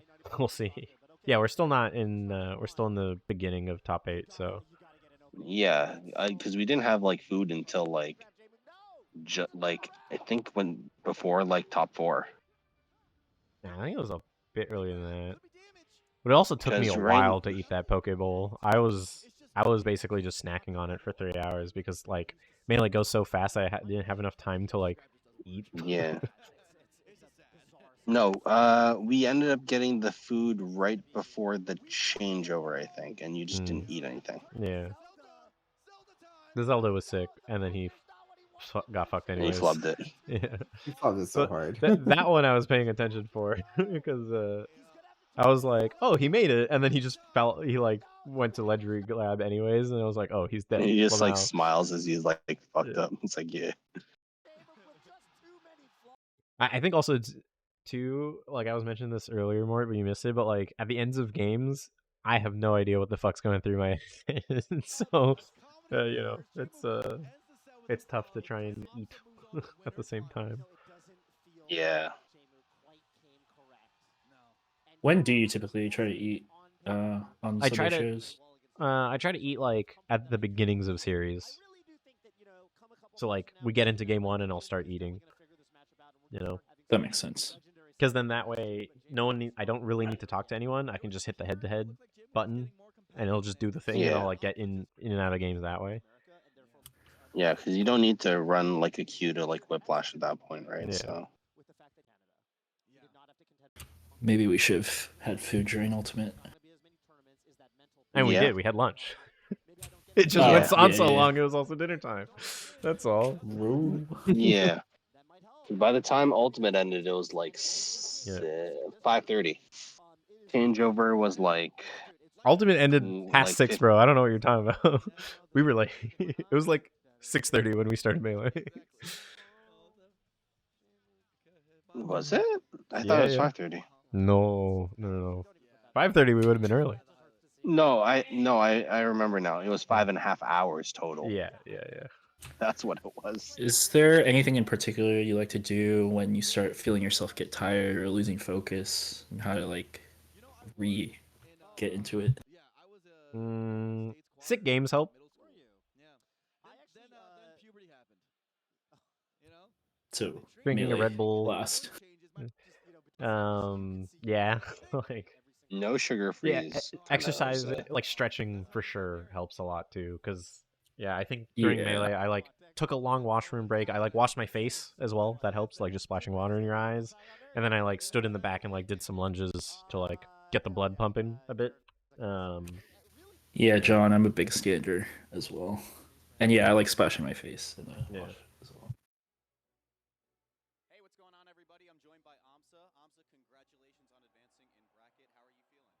Yeah, I feel so happy because of that. It has been like This interview went long, but we love to hear from Amsa. The crowd liked it. Yeah.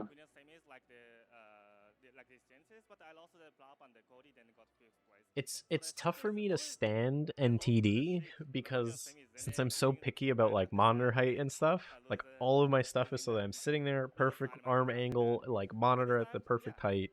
That like I can't. Oh yeah, we didn't even stand fix TD. your monitor.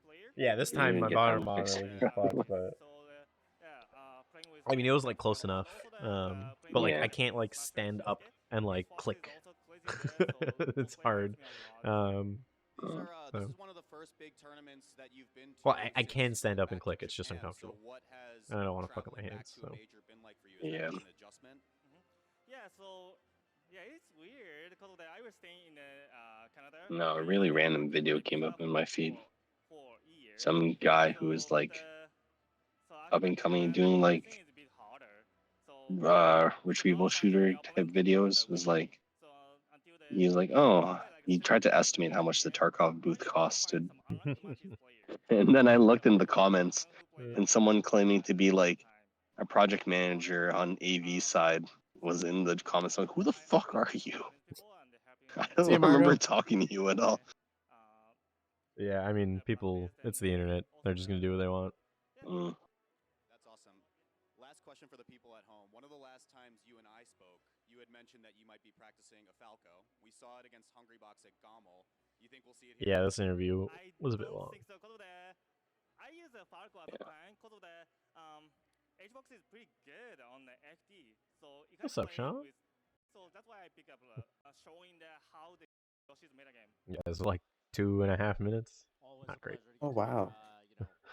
Obviously such a student of the game. Always a pleasure to get to hear his Camera 8, AFK, my favorite.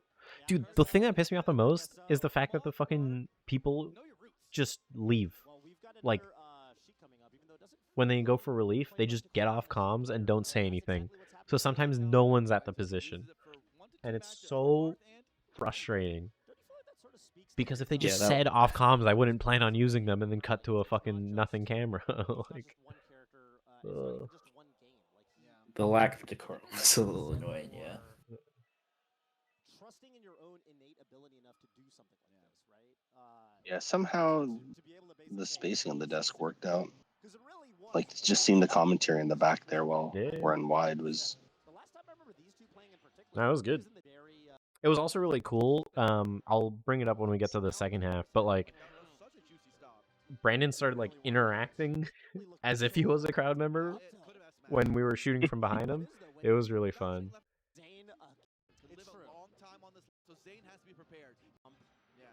The Leffen Sheik was also really cool. I'm glad we got to see that.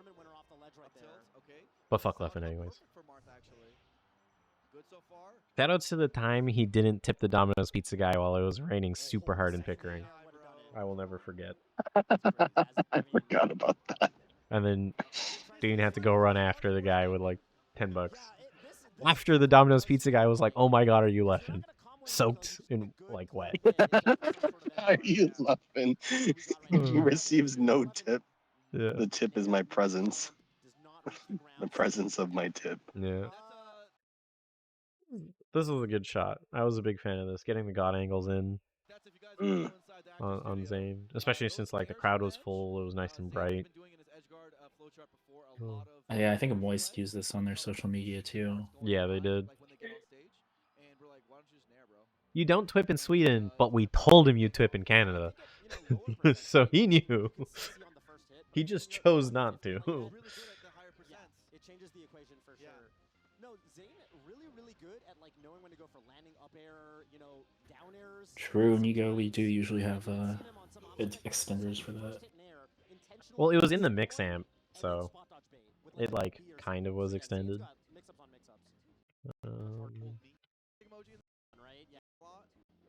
I do think as we got to like later into Melee, I like started waking up because I noticed game 1 of this I was out right away. Let's see if I can make it out in game 2 pretty fast.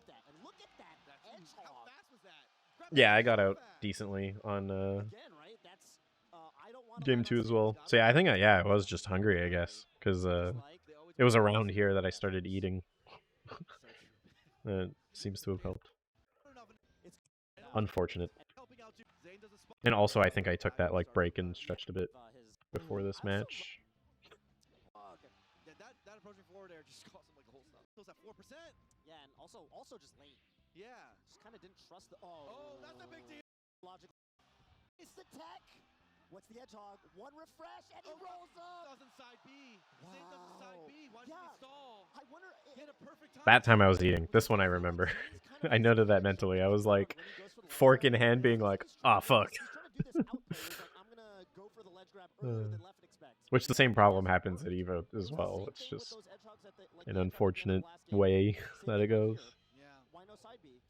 Man, he was gifted there with that SD. For real. But I mean, also good to see Leffen. I mean, it's really tough when that happens to you and you have a low percent.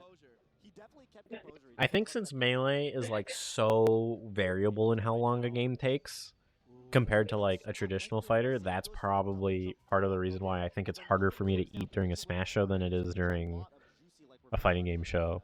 Because I think when I'm doing like Street Fighter or Guilty Gear or Tekken or whatever, it's like pretty set, it's like, okay, 40 seconds do something, 40 seconds do something, but with Melee it could be anywhere from 1 minute to like 5.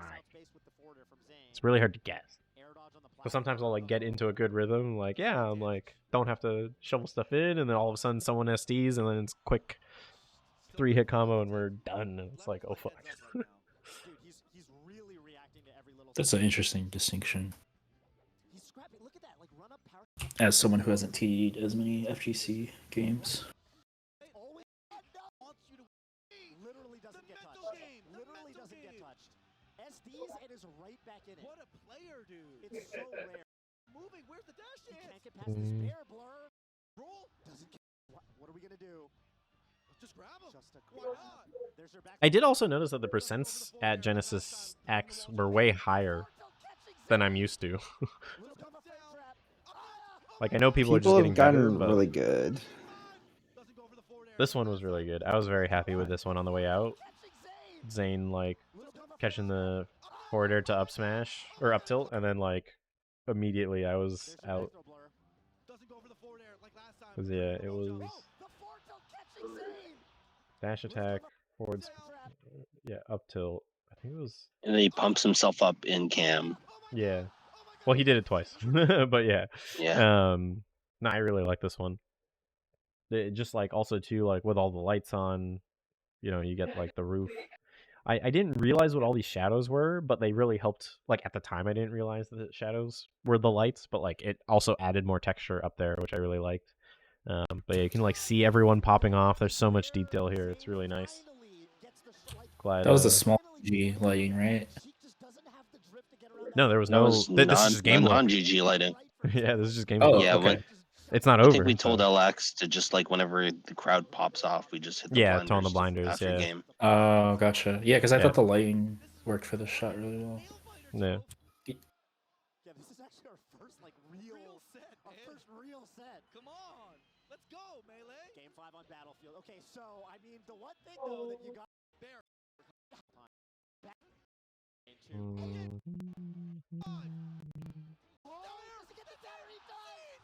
This one I was also. Oh yeah, that one. Okay, so I did it twice. I forgot about this one. But I still got it. I still got the edge guard anyways. I'm not taking that as a fault. Because as maybe... The spike looked like it was good, right? Well, yeah. I thought he was dead. But there's two reasons I'm not upset with this. One, the crowd pop-off was sick. And two, you can see the game in the back. So you can kind of see what's going on. And I still made it back in for the important part of seeing the ledge grab miss from the end of the up B. So I'm okay with this.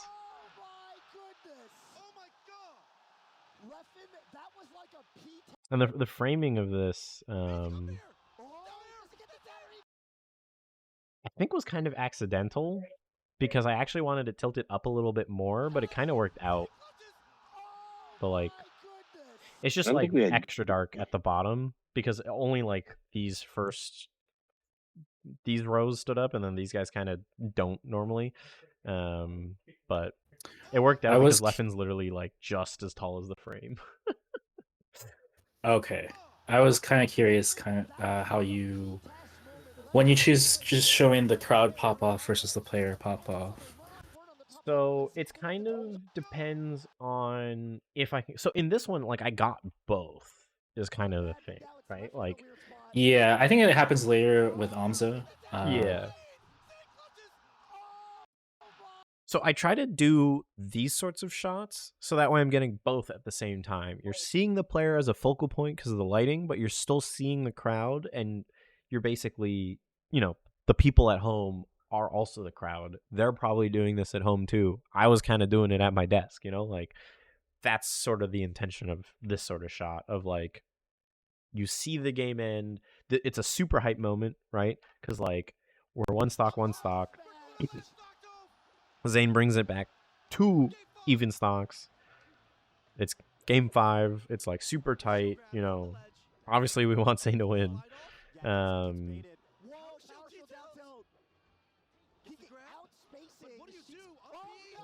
it's just a lot of like back and forth here, right? Like we have the up throw into the like loose fairs. The quick up air catches it into forward air to down air, right? So like that's because it's such a like chaotic moment. I wanted a shot that also continues the chaos into the celebration. I like that rationalization a lot. Because like there's a lot of shit going on. It's a high energy moment. We should keep it a high energy moment by having as much shit in screen as possible while still obviously performing. You see the game end on screen over there in the back. You see Zane fucking pop off. You see Leffen upset. But like not staying on it too long, because if you stay on it too long, you're losing the detail of the players, and it is still about the players. Right.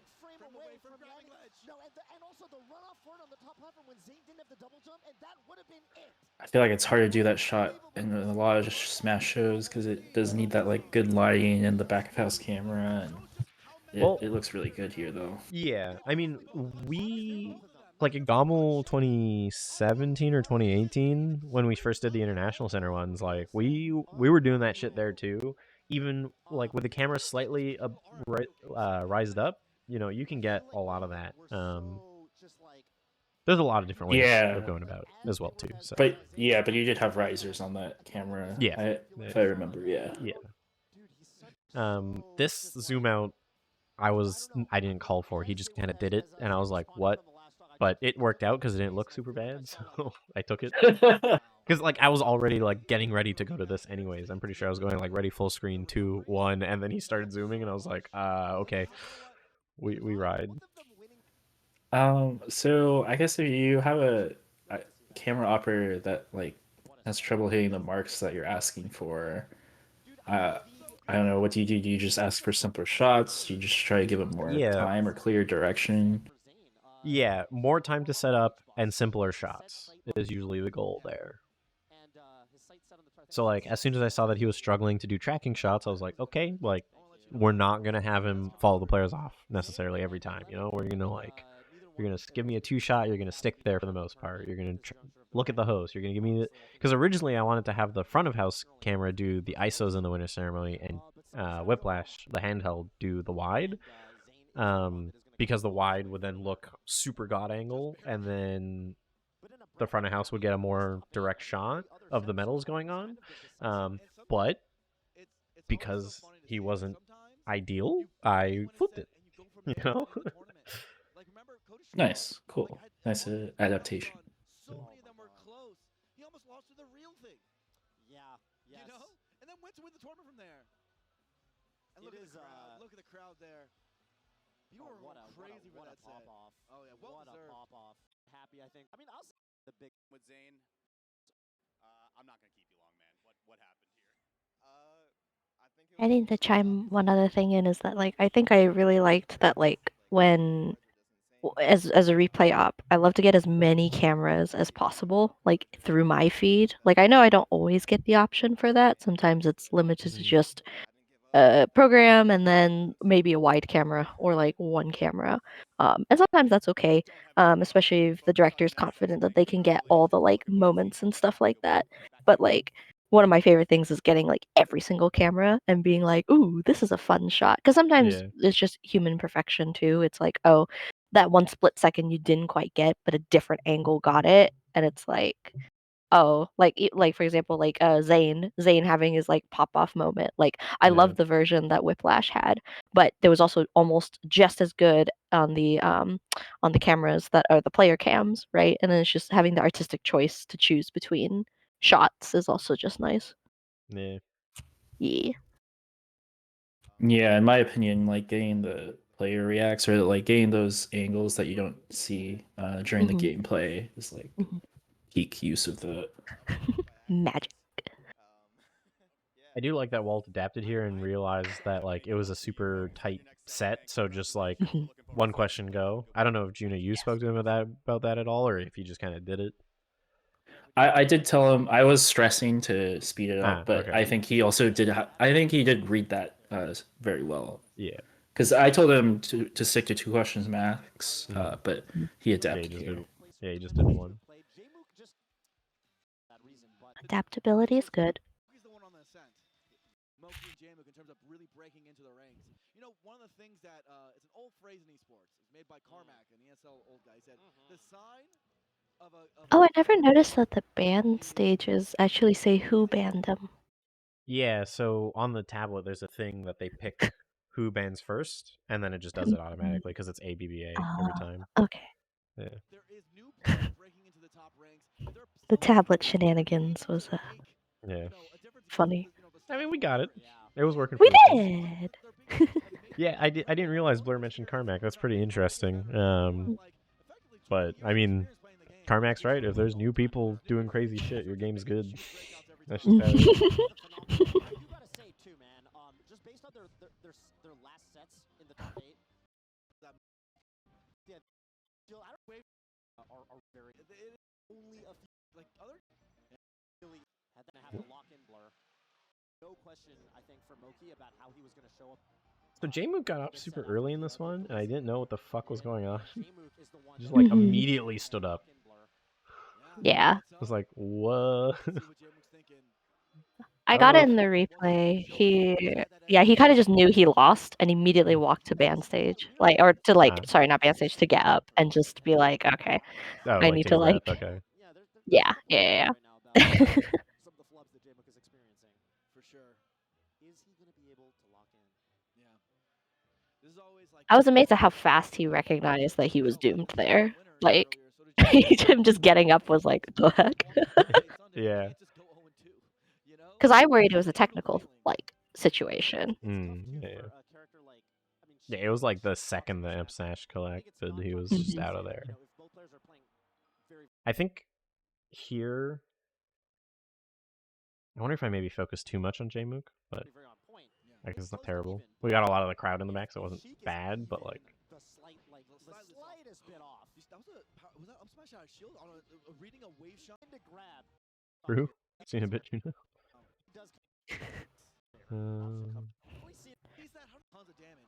Yeah, I'm not sure. I think you focused. I thought that Jmook focus. Sure, it kind of started with him, but I like that ultimately you could see how filled that venue was. It's like everyone was kind of taking that deep breath for that next set. Yeah. It definitely needed to be a slower moment. I was just wondering if I should have maybe gone back to Moki, because he's the one that wanted, but like, Jmook, he was reacting. This was also fun. Jmook just like went into the fucking screen, and we were like, oh. Like every possible thing to obscure Whiplash's camera. Yeah. And you know, one thing I'll say in terms of the anticipation, in terms of the Genesis stage, I feel like the stakes are getting. Yeah, I should have used the head-to-head more in Melee. I think I was like trying to be fancy, but I was like tired and hungry, and then didn't. And then like once I ate, I was like, oh, right, I should just use this tool I have to safely get in and out of games.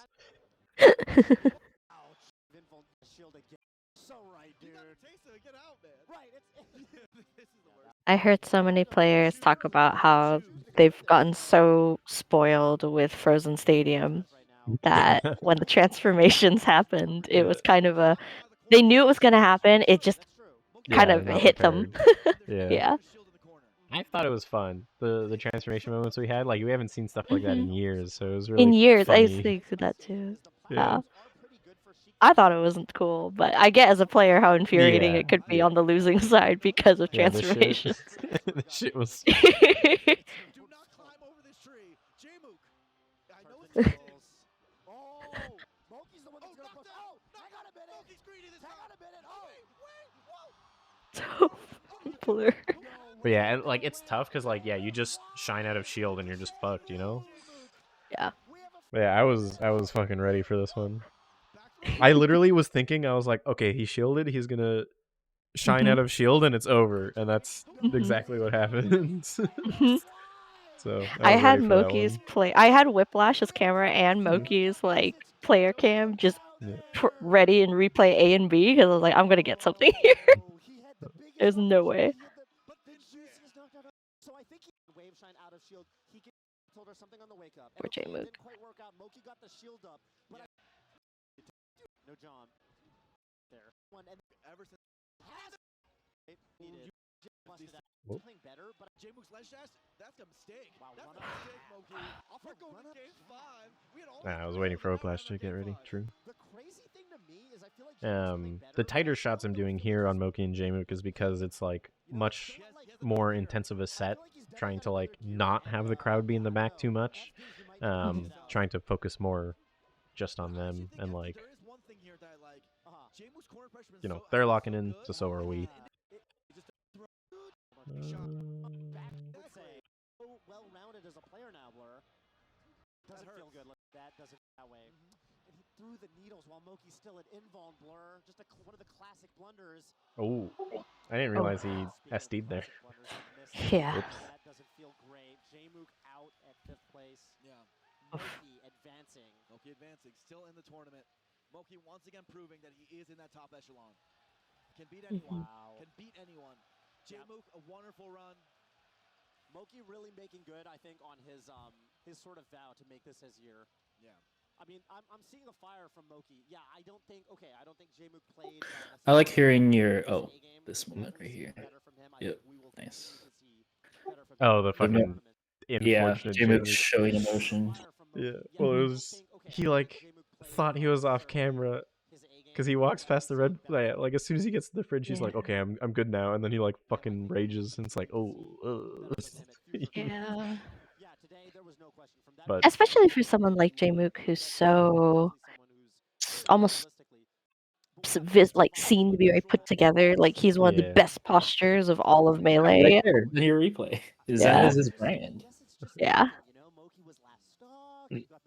I mean, being the former champion, you know, you got a lot on the line. That is true too. Plus, it's just been a rough year for him as well. Yeah, I think definitely a slow start from Jmook that said, and I do think he picked it up a little bit, but even in the player cam, man, we were used to seeing This was I'm done. stoic Jmook a lot of the time, and I do feel like there was a little bit of frustration that might be a little bit uncharacteristic. I was also gonna add that I like hearing both of you kind of talk about how you're rationalizing what you're looking at, and like, because when you have so many inputs, it can be overwhelming. Yeah.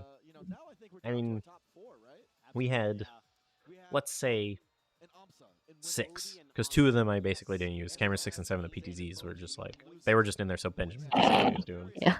And very Mogulese. Yeah, I mean, 6 isn't that many, I guess. And one of them will always be discounted on the way out of a game, at least, because like you want to look at the winner first, at least. So I don't know. Jmook's out. Yeah, sorry. So Cody hasn't. Amsa Wow. Doing like CS arena shows is fun because I have like 16 to work with. It's like ooh, and then I guess closer to 20 because of all the POVs on the teams. But we'll see. Wow. I was gonna say, I think doing races replays and then jumping into like any other like game, I'm like, oh, this feels like a breeze. Yeah, way simpler. Right. But you're saying that like at this point of the set, you're looking for tire shots. You can kind of like reduce the number of cameras to look at. Is also what I liked. Mm. Dude, I fucking love Curtis, dude. He's such a homie. That was my first time beating him on like yeah, just first time beating him. I'm super happy. So can't really complain that much. I asked you before, Wait, was that really his first time beating him? Where's your mental at overall? Wow. I'm just thinking about winning and what I need to do. So keep on It's on that high. focus up. It's gonna be an awesome time. Good luck. The Rhythm Dreamer, or was it fucking the song? It's from like one of those fashion games. It's such a good song. It worked really well for the Moki interview, especially since it was such a short hit. This is the one. Yeah, we played the fucking ultimate gameplay video, and then everyone started talking shit in chat, being like, "Ultimate goal." It's just like, oh. When I hit breaks, I'm just like, I just mute the stream because I'm like, this is my time to like reset mentally a little, you know. So This is I actually, I was wasn't gonna paying say, attention. breaks usually are when I am working on the end of day reel because I try to really have different stuff from what was showcased in the middle of the stream. It's not like I feel like anyone really notices, but like for me personally, I feel like it's such a cheap way of just taking everything I did from the middle of the stream and throwing it into the end of the day stream. Yeah. Granted, it's not like we used it in the end, but you know, it was like, oh, building one out separately is just yeah. Ladies and gentlemen, we're here live. These establishers are so good though. I really liked them. Shouts to Gangly. Vicious trying to fix his headset cable. He was like, "Oh no, it's doomed. It's just staying here." It's doomed. I was like, "Oh, cool." And then last second, Buddy just pulls out the blazer. I'm like, "Come on." I had to rep the Genesis colors, Brandon. I got this little like all red like North Face. Ooh, I think I've been to every single one. All unfortunately. I will say, I think Brandon's gotten a lot better of being in like a more directed show as talent. Because I remember the first couple of Genocide that I worked with him, he was like fucking like going way out of frame and shit constantly, and I had to be like, Brandon, please come back in camera. We can't see you anymore. Oh. Pretty good. How about you? You know, light flex, all 10. Ooh, all 10. Okay, no, all right. We counting a little. I was excited that these two were the last, I guess the top 8 last bit, the grands finals. Arms crossed, ready to go. We got 69% Cody Schwab versus Red Bull IFM. AMSA. Oh, and Red Bull's also sponsoring this tournament, so you got the power up from AMSA. Right? Oh, nice plug, yo. Trying to get them wins. Camera 8, AFK. Very cool. I just dissolved out because there was no camera up at the camera. Phenomenally. Locked in, man. Zane to get to this part of the bracket. Yep, and Jmook. And Jmook. Cody with wins over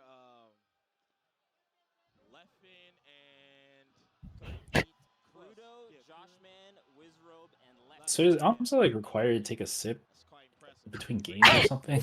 I think he just genuinely drinks it. Like I don't think Yeah. it's like Okay. the timing is impeccable though, and like It does work out for them very well. yes. Yeah, so this is the one where I wiped into game Mm. because I thought I had enough time because I literally clicked the button as the sound went off. Yeah, and I'm like, half a second late. So I decided not to do it ever again for the rest of the night because I was like, oh, that's when I realized there was no slow load code. I was like, oh. Whoops. Yeah, I know a lot of people with like the monster bottles, the monster branded bottles. It's just water. Oh, interesting.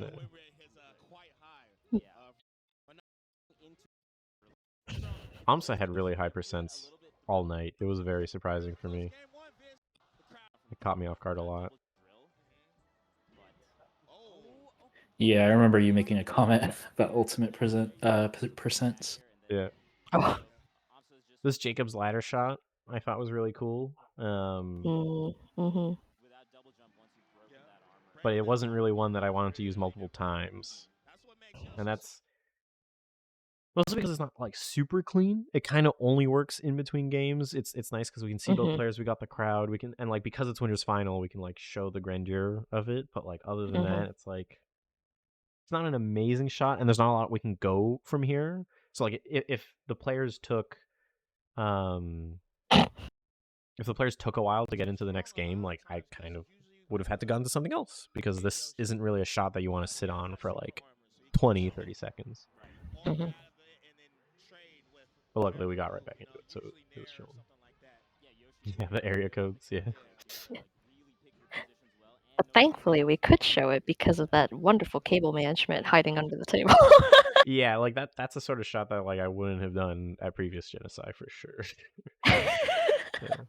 The computer's like a little whatever, but like it's mostly yeah, it's mostly okay. It looks alright. Yeah.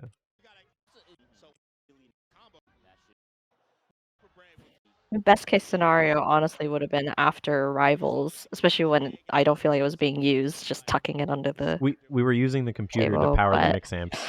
yeah, that's why I was like, oh. And we didn't have extensions I for asked it. about this. I'm pretty sure everyone asked at least once, and then me and Mort had to be like, it's powering the mix amps.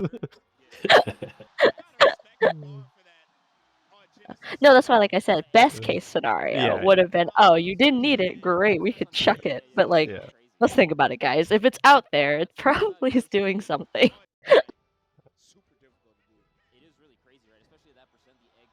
This one, so it got out, but the autofocus like went a little wild because it was such a fast movement since I'm so like flung back in his chair. But I think even if the autofocus is being a little funky, I think it's still good to come out. We could still generally see what Amsa was doing, right? Like you can see he's smiling, he's fist pumping. Yeah. And then came right back in focus for him to drink from the can, you know? Right when it mattered. For the sponsors. There's that paid sip.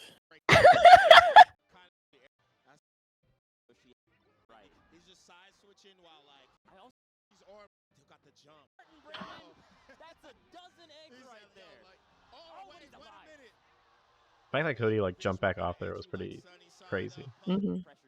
Oh. We got a 2-for-1 special here right now at brunch.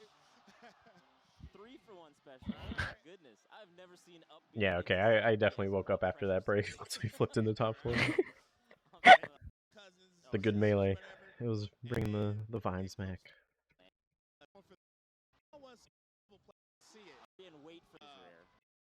Also, once we got into top 4, since Whiplash didn't need to do the interviews, he was able to like get lower shots just more consistently because he could just adjust his ergo rig to be down there rather than having to like mess with it and then put it back. Yeah. That's so crazy. And again, another crazy call. Again, when your cameraman's dedicated to just doing stage versus having to do dual things, it really kind of shows. That's actually something interesting to me. When you have camera ops, is like managing their fatigue. Mm-hmm. Yeah, it's tough. Usually just having conversation is like the most important part. I was talking about it in my Evo one that I did, but like basically just like constantly asking like, how are you doing? How are you feeling? You know, because like I can Mm-hmm. take a guess just from experience, but like it's a different operator to operator, even Mm-hmm. day to day, right? Like I'm clearly way more tired on this show day than I had been on most shows I've done, right? So like, you know, just constantly asking, how are you doing? How are you feeling? Do you need a break? Are you still good? Like that I think is super Mm-hmm. important. That especially on these long fighting game and Smash days where you're doing like 18 hours or whatever, it's like important to. It's funny you brought up Evo just because obviously, well, not obviously, but Whiplash and I have worked together at Evo specifically, being his like camera util Oh right, yeah. and kind of like just constantly. Yeah, there were times where he, especially when he was doing steady, Mm-hmm. which is a lot more requires a lot more Intensive. strength than Yeah. physical strength than handy cam. And so every once in a while I'll be like, I'll just lift up the harness of his and be like, give you a moment to breathe, man. This is it's intense. Yeah. No, that lens, please. My life flashed before my eyes with that lens. Dude, I realized since I didn't do an Evo 23 one, I kind of wanted to like do it and then just talk about just SF or like the end of Strive into The SF end to of Strife. just talk about the fucking Steadicam lens and how bad it fucked me because like the stabilization was all fucked and like if you go watch the VOD, Yeah. it's like we did the walkouts for Street Fighter Mhm. and like it like looks way worse than Strives and Tekken's does because it's not stabilized properly anymore. And I was just like, Yeah. that one's, yeah. I'm probably gonna try and take some time. I might even like hit up Saunders, being like, "Hey, dude, you wanna you wanna do it? Let's rip it." Because yeah, I think it'd be fun to talk about. The height difference between me and Whiplash and then him swinging that lens Mhm. behind him in resting position and it sliding out was just the most terrifying thing in the world, because if I really didn't pay attention, that would have smacked me in the head. Yeah, it's a good thing only the front filter of the lens broke. Like the rest of the lens Yes. is fine. It was just the front filter glass, Yes. but still made it Mhm. unusable for us. And Yeah. the G zoom broke as well too. I think he Mhm. said so. That also kind of made it rough. Well, I was just bewildered because it broke and then it proceeded, or it fell, and then I guess while I was on stage and he was still backstage, I heard it fell again or something, and I Yeah. was like, "No." Nah, I think the lens breaking is like a once in a lifetime sort of thing. Yeah. Now that that's happened, do we rent Yeah. 2 for next time?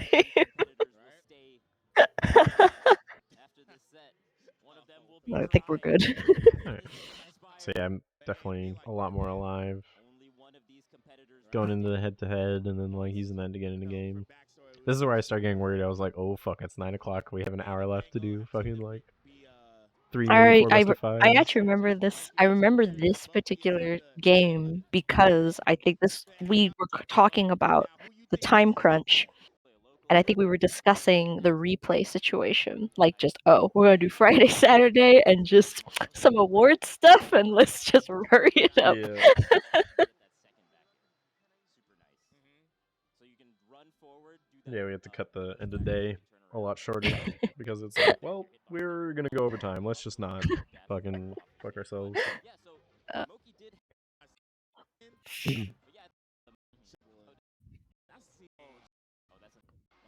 I also had this realization that the white flash is kind of like an Mhm. OG esports thing. Mm. Because a lot of like I've like Valorant and Rocket League I watch doesn't use white They don't flashes do like that. going into They do game, not whereas do like that.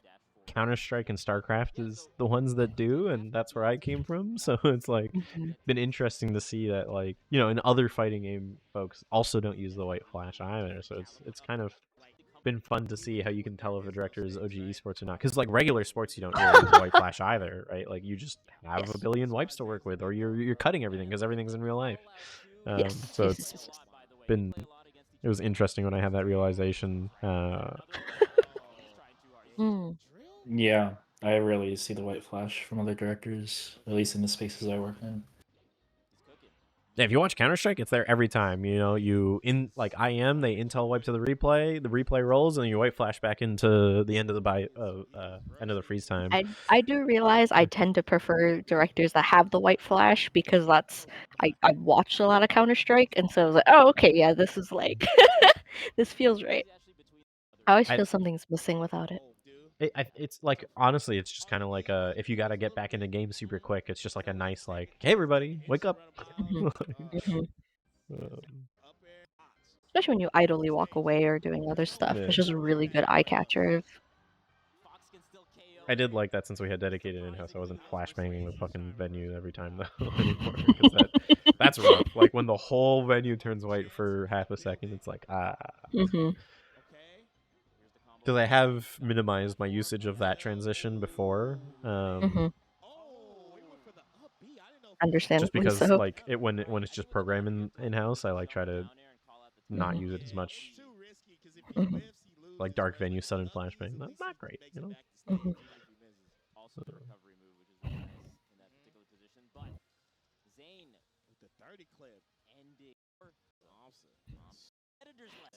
This is something I've done kind of by accident every tournament, but loses semifinal to loses final, I just sit on the winner of loses semis or loses final in the grands, just sitting on the winner of that the whole time.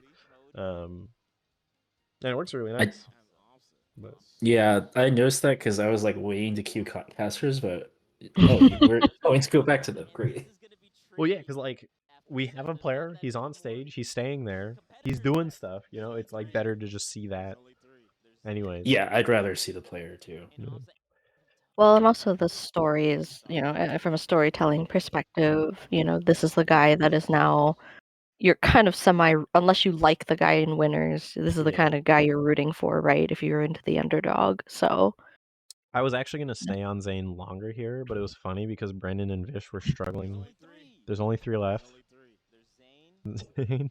And then they're struggling to remember the other 2, so I was like, okay, it's good. They're like, there's Zane, because Zane's on camera. Yeah. So. That's great you caught that though, because I know, or at least I know when I'm TDing, sometimes I have trouble like listening to what casters are actually saying. I just struggled to hear anything Stream was saying. I know it was coming through my ear, like my headset, or and stuff like that. I just, for whatever reason, my audio that whole weekend was just, or that Sunday was really difficult to hear.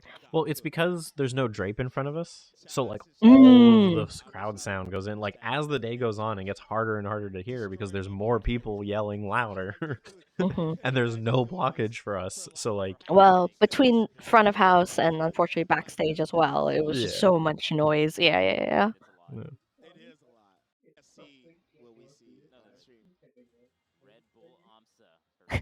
Camera 8 hit the move. That's nice.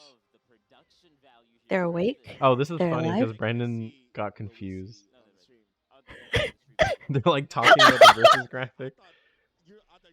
So because of that, and it was cool because you could like see him point up, and this is where it was kind of nice. I did see that. So because of that, I just wiped in the versus graphic. Because they're talking about said graphic. That's funny.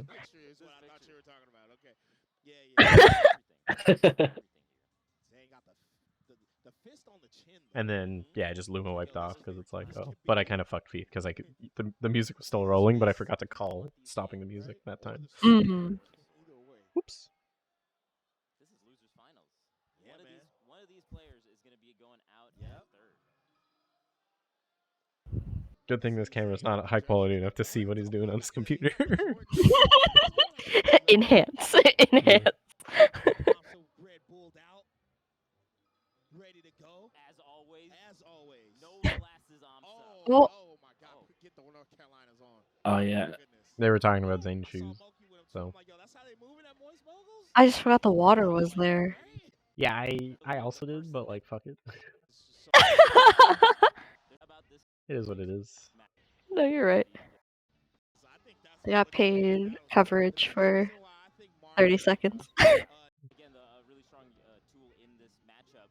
Also has the idea of armor into neutral air of his own. So he has a really good understanding of Zane's timings of when Zane wants to go into the air. Right. Oh, yo, he said, get off. But on the flip side, because Amsa's doing like a double jump armor aerial. Yeah, I started getting.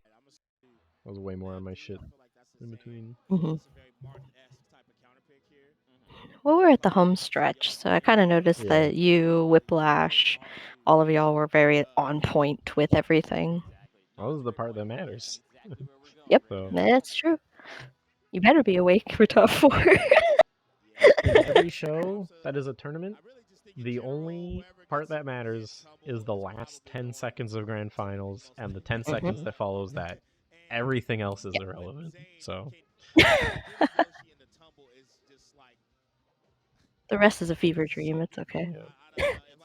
yeah, there's a lot more Amsa side B in this one. It was interesting. Just I felt like a lot of the players in general just played very different than what I've Differently. used to seeing them. Yeah. Sometimes when Yoshi's armor doesn't work officially, it's really hard for Yoshi to get in. Oh, I should push forward. I'm getting close. Oh, he's going out there. No, okay, keeping it safe. All right, Asa. Surprised I was so slow on that one. Oh, I think I was waiting for Whiplash to pick up. So yeah, like now that we're getting to the end and it's like, okay, let's blow all our energy, all the resources, everything we've got left in the tank gets used now. So like trying to use the handheld every game. Yeah. Oh, there's ball back. Woody, is this gonna be a double elimination of Zane by Amsa at Genesis 10? You need to be careful to not get too mesmerized on the gameplay again. Deep breaths. A-bomb music cues in for Zane. Potentially Zane's last stock of this tournament. Oh. Okay. I will say, I think Melee, compared to most other games that are 1v1, I can like get into the game a lot more. I actually like remember more of the matches.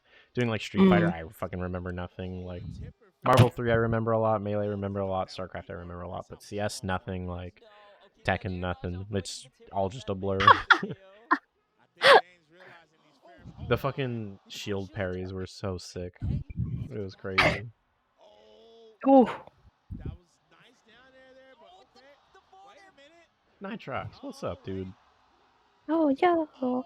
So Hello, hello. The shields, the parries were so nuts. Oh. Okay, I gotta say that was like four or five different call-outs for Zane to earn that stock. Stu popping off in the back. Yeah, Stu popping off in the back was cool, and then this one was nice because like I got both players, but then also as we pushed into Zane, you can like get the like Marth victory on the TV, which is cool. Yeah, this is sick. Which is pretty scary, right? Putting your aerial out as you're coming back onto stage. Right. It's crazy because it's like you said, it's not that he has to do the call-outs and be right, but he has to be right 6 times, He has to do it times, so 8 many times, times, right? bro. And it's just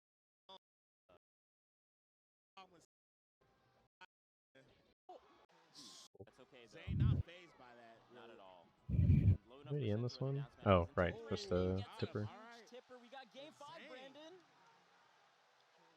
This was all off the back of that FD game where it looked like Zane was down and out, and it felt like he was just not getting hit for like 2 minutes. And that momentum I wonder why they're like, where is this reflection? What is happening here? Like, because there's nowhere else it's reflecting. Just here is there a reflection of one of the screens. It's really weird. through to game 4, and now we got game 5. Game 5, man. Sometimes all it takes is just those little. This was a long fucking game. There was like 200% plus every stock, basically. Yeah. Oh, Zane's still alive, and that'll do it.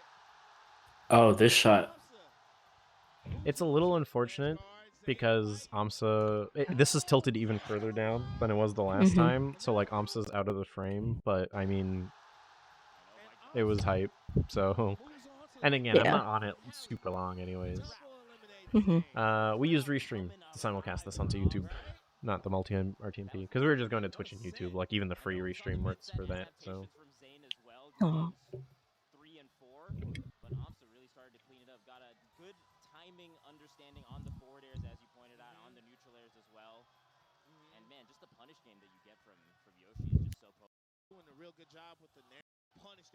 So yeah, now it's just kind of lingering on Opsa because he won loses final. Go through the graphics of the replays. Oh yeah. Game. When you've got high-level players like Amsa and Zane on the sticks. And it's crazy because it's like you think that they like crazy thing, Vish, and I said this about Moki yesterday, and I kind of feel this way about like pretty much everybody still in pretty much like all the top 10 at this point. They haven't peaked. No. It's just like it keeps getting crazier and crazier and crazier, and it's just like it's wild to see that these players can just constantly find a way to elevate their game. Dude, this game, the first Genesis was in 2009, Brandon. Yeah, that is crazy. It's 15 years ago. 15 years ago, and we're still finding out ways. I mean, I think the only 2 bulls and 1 sun rule is just gone because I haven't ever like, if anything, they're like more branding now, which is really interesting. Usually Red Bull, or for a good while, it was 2 bulls 1 sun tops, and there was a lot of effort put in to keep that in Red Bull events where it's everywhere. Oh. But yeah, now they just don't seem to give shit. I do love the very scattered Red Bull cans just in front of them. It's organic. It is. That's why I like it.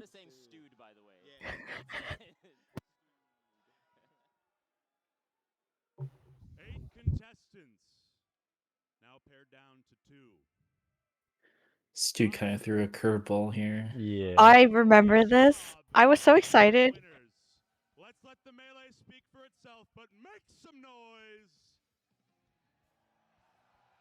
Yeah, I think it's a bit tough when talent just kind of like run the show. I was like, I love your like... philosophy on this, dude, but you need to let me know. Yeah, like you can't just.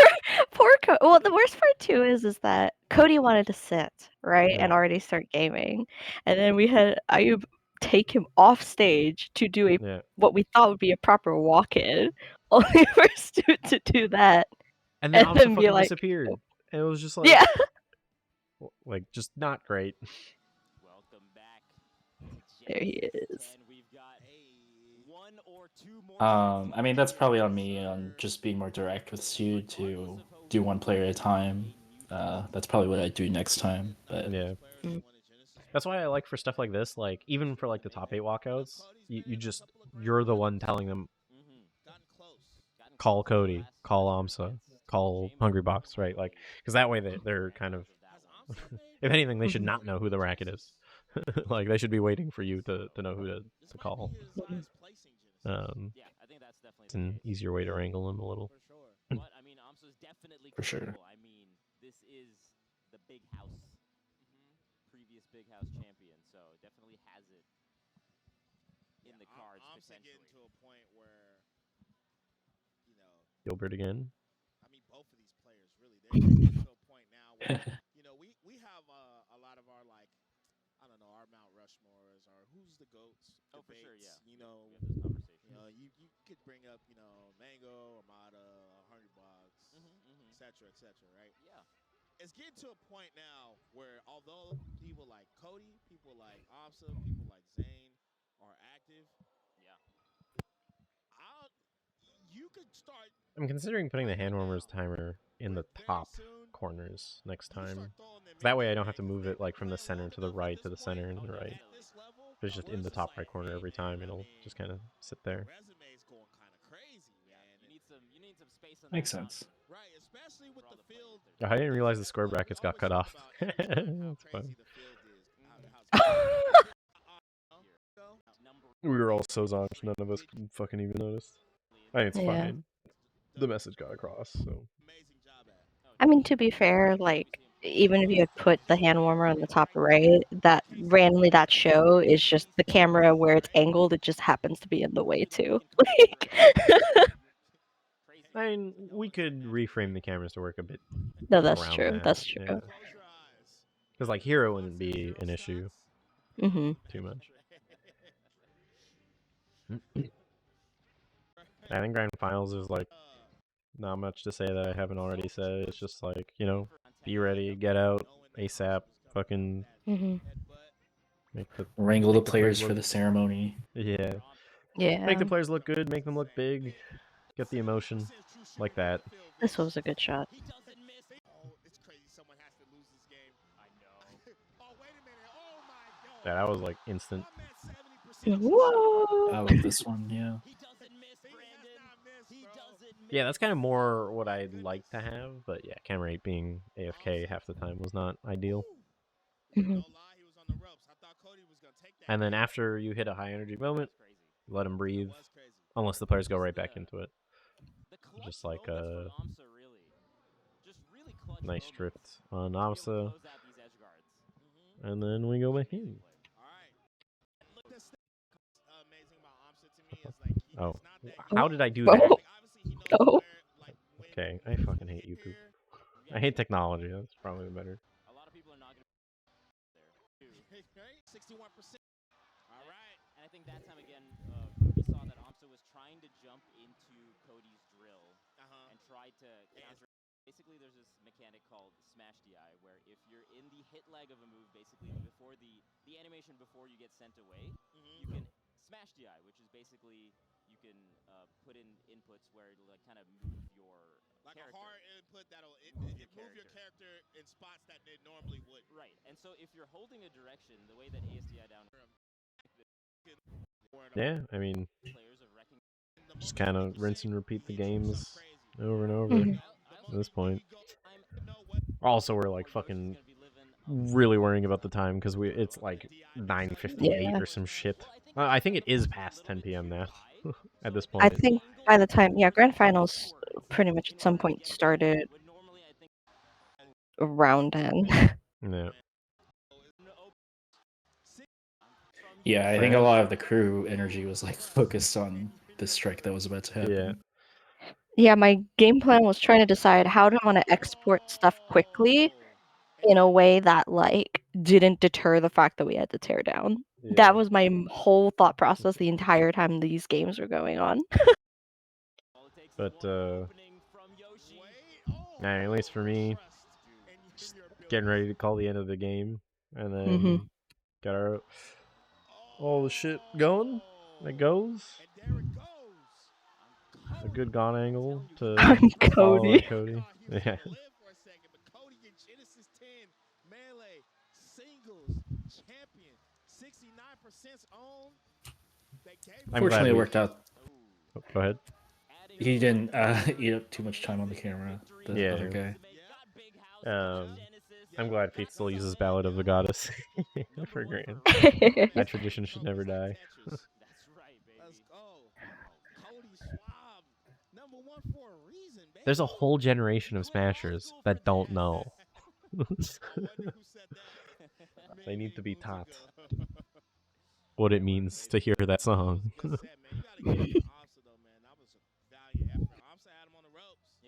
Bobbing and weaving, you know.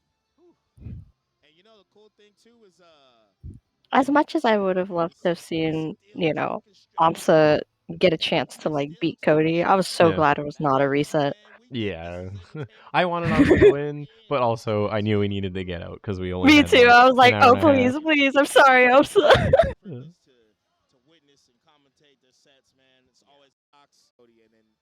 I forgot it was so close. I forgot it was 3-2.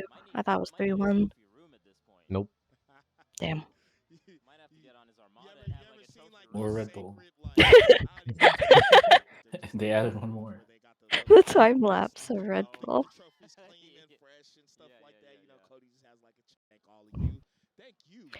Is there a Red Bull near them? Or like, how are they getting new Red Bull? The Red Bull folks were giving it to him, I think. Oh, they were bringing it to them? Okay.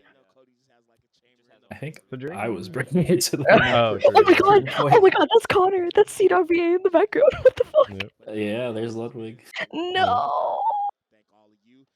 Oh Oh. yeah, he's right there just chilling. Oh my god. I think God there damn was a it. I'm a point. super fan. God damn it. No! Oh. There was a point in here while we were setting up the winner ceremony that I just started. Whiplash was giving me what was going on stage. I think that's a fun thing to do. It depends on like who you're working with, what you want to do, but basically just like even if you're still preparing the winter ceremony, if there's still stuff going on, like it's good to show. I was really glad you did that. I noticed that too. Yeah. Where was it? Everybody back home watching, whether it be on your computers, your I thought it would have been like here, but It comes up Comes up during in a their bit. sign off. Yeah. definitely appreciate you. I think. Maybe it was earlier. I remember. Because I remember I came out for that. I thought it was after that. Again, and then after that, Cody brings it back to stadium. Yeah, 10:03 p.m. finish. So yeah, I did this, and then after this, I thought there was. Okay, I guess it was later. Oh, okay, there it is. Yeah, later. Yeah. Appreciate y'all. Everybody here in the West Coast too. You know, people got work here too, and everybody's still out here. There it is. Yeah, stuff like that. Like we're setting up the winter ceremony, but it's still good to show. It's like fun stuff to see. I mean, one of the main things about production is there's the fine line of wanting to look professionally produced, but also still has charm, right? Like, I think some games like Smash in particular, and in a lot of FGC, I think that little bit of charm and showing that players are human, as annoying as they are sometimes when they take forever to get ready and play, like seeing them do like moments like that of just congrats or hugs or selfies in this case where he's getting flipped off. Like, This was so funny. This is so funny, but it's a good moment to catch. So. Well, I think the thing is that people think charm and professionalism are mutually exclusive, but they're not. That's true. They are not. You know, they are not. Because like even watching CS, you get stuff like that. Even watching NHL, you get stuff like that. Like that's just. Yeah. I mean, that's why they It's a have those sporting like event. player cams. Yeah. Yeah. It's entertainment.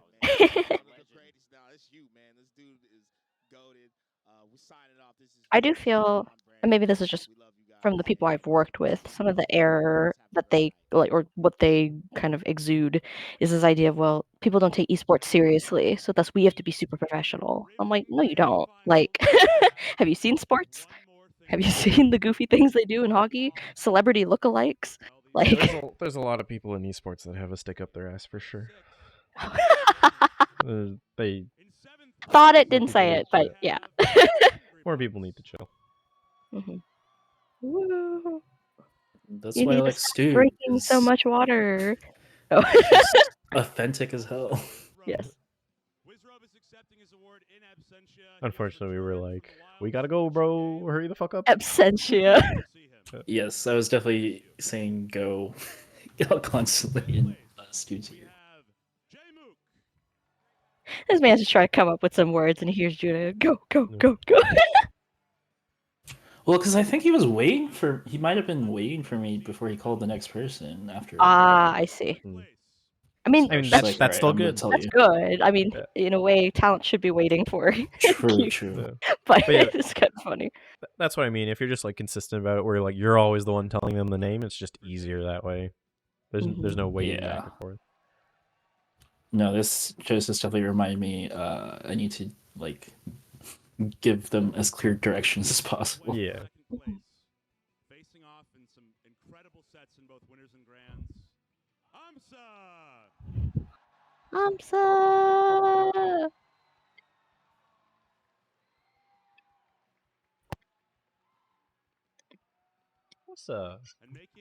We are unfortunately just nearing the end though, so you might need to catch the VOD, unfortunately, but there's a little bit left.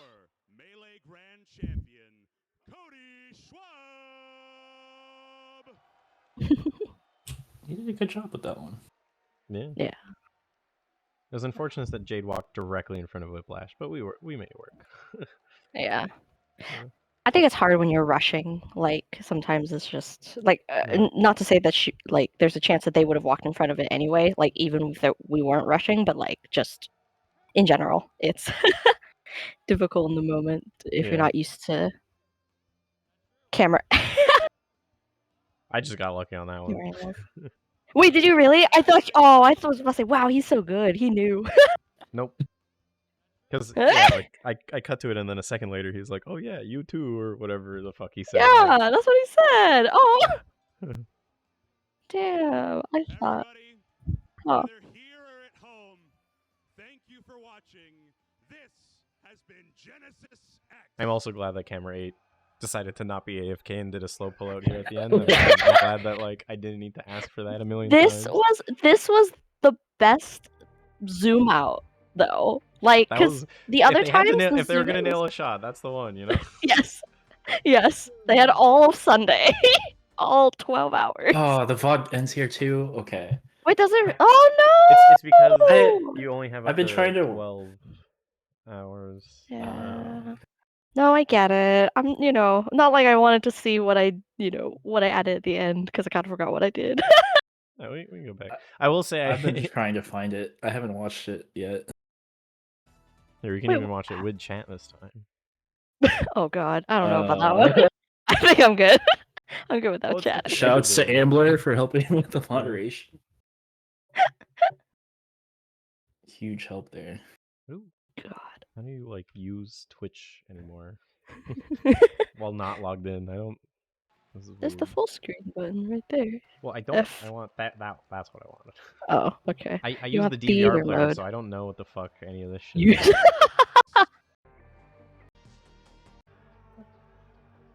This was really like obviously this is not like replay. This was already pre-made, but these were pretty. The sizzles were pretty nice. I do think though, one of my personal complaints is when you use such a high produced sizzle, or whatever these like short VODs of like recapping the first 2 days, it kind of feels, for me personally, almost underwhelming to suddenly go to replays just because they're not as produced, and so I'm just kind of like, oh, how do I compete with this? I don't think that that's necessarily a worry. I think what we should have done though, and I was actually thinking about it in the moment. I was like, if we letterboxed over top of your replay, so that way at least it was the same crop. Yeah, no, you're right. Or had them give us this, but not letterboxed. Also could have solved the issue. No, you're right. You're right. Evo, we do the exact same thing. Evo is a pre-produced sizzle up until like loser's semifinal, and then the rest is replay. I think part of it was we need a bit more communication on it, just because like I thought we were going to get some of Sunday as well, but then we didn't, and I didn't realize. So you only gave us the end of Melee, which like was fine. We had no fucking time anyways. Yeah, so what I had actually done was I actually exported after every game. I exported my end of days for each of the games truncated down. So if we had needed to create something, I could have, but like we were out of time anyway. So it was like, oh, I chose the short and simple. Oh, he gets to show off his 69% upside down, and like him chit chatting and stuff that wasn't quite caught on stream and things. So it worked out. But I was also prepared, I guess, in the worst case scenario, which is, because when I was getting the sizzle stuff, I kind of didn't get the impression I was going to get a Sunday sizzle. So throughout the entire day, I was kind of stressing out because I watched the first two and I'm like, okay, how do I cram everything to be the similar length with all the games that we had in one day?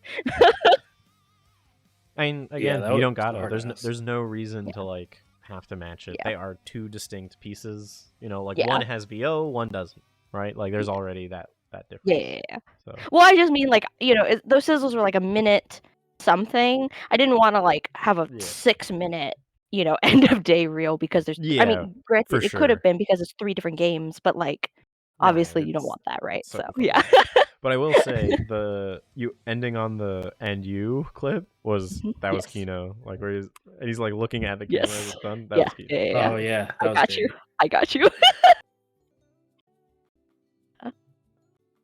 I'm so glad somebody got a clip of the ending credits, because like I usually try to take a picture of it, but I missed it this time. But somebody else took a picture of their name. I think it was Nigo actually, and I was just like, oh my god, there's mine. So I just kind of took it from him. Yeah, it's like, okay, perfect. Yeah, someone texted it to me, so I have to go look for it. Yeah. I usually ask someone to text it to me too. I just go open the credits like immediately after the show, every show. I don't know what you're talking about. Literally every show, that hasn't that, like I will go and then I'll open up my laptop Okay. and then I I think scroll I the was VOD to already the getting end up to and then I start. watch it with chat. I was getting up to start tearing down. Okay. No, not like during teardown. I mean after teardown. Like I'm back in my hotel room. Like Morton can attest to it if you ask him. Like I came in, I sat down, and I was like, "Hey Morton, do you want to shower first?" He's like, "No, you can go first." And I was like, "Okay." And then I plugged in my laptop and then went and found credits with chat, so I could read all the comments. Oh, that's funny. Yeah.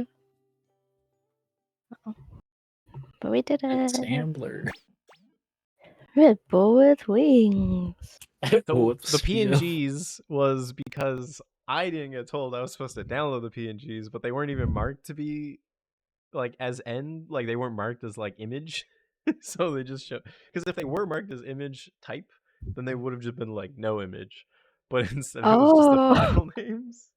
Yeah, that's my bad. I didn't realize we had to Oh, use I them thought for that was this. I thought that was intentional. I just thought it was like, oh, that's Oh, kind of no. funny. I was like, oh, that's kind of funny. 10_o_black.png was not intentional. But fucking whatever. Like, I don't give a shit. I thought that was so funny. I was like, oh wow, that's a new way of presenting, you know. I kind of wish we could have shown the new challenger approaching thing Me that them did because it was too. funny, but like it would have been too risky for sure. So I love the burp. That was Of all really the things that could have gone wrong, I am totally okay with that Yeah. part of the credits. I think like also like one of the things I wish is that we had more recordings of like all the stuff that Ben did in house because like Yeah. obviously it can't be shown on stream, but like there were some amazing moments that he did. People Well, did get videos of it, but if we have time, we can record next time.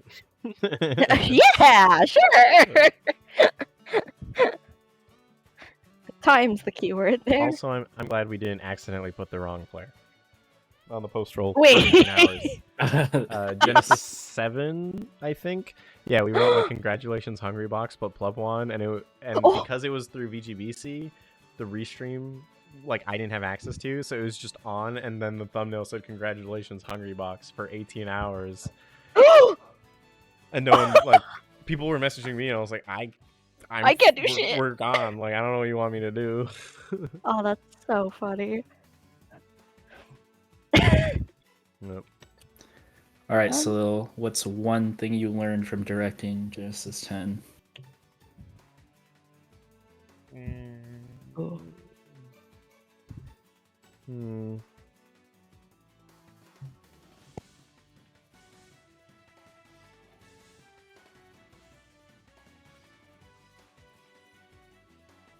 I think the one thing that I learned truly was that like even if it's a game that I know super well, I shouldn't try and coast off of the game knowledge I have, because I saw that a lot in Melee and Ultimate, which like we talked about today. I should try and take the time to like restudy it if it's been a while, because like this was my first time directing a Melee show in like 2 years or so, and the meta changed so significantly, and I don't play it anymore, so like I should have taken the time to like study up a bit more, especially with like higher percents, better DI. Because I've never really been in this situation. I don't think I've been in this situation before.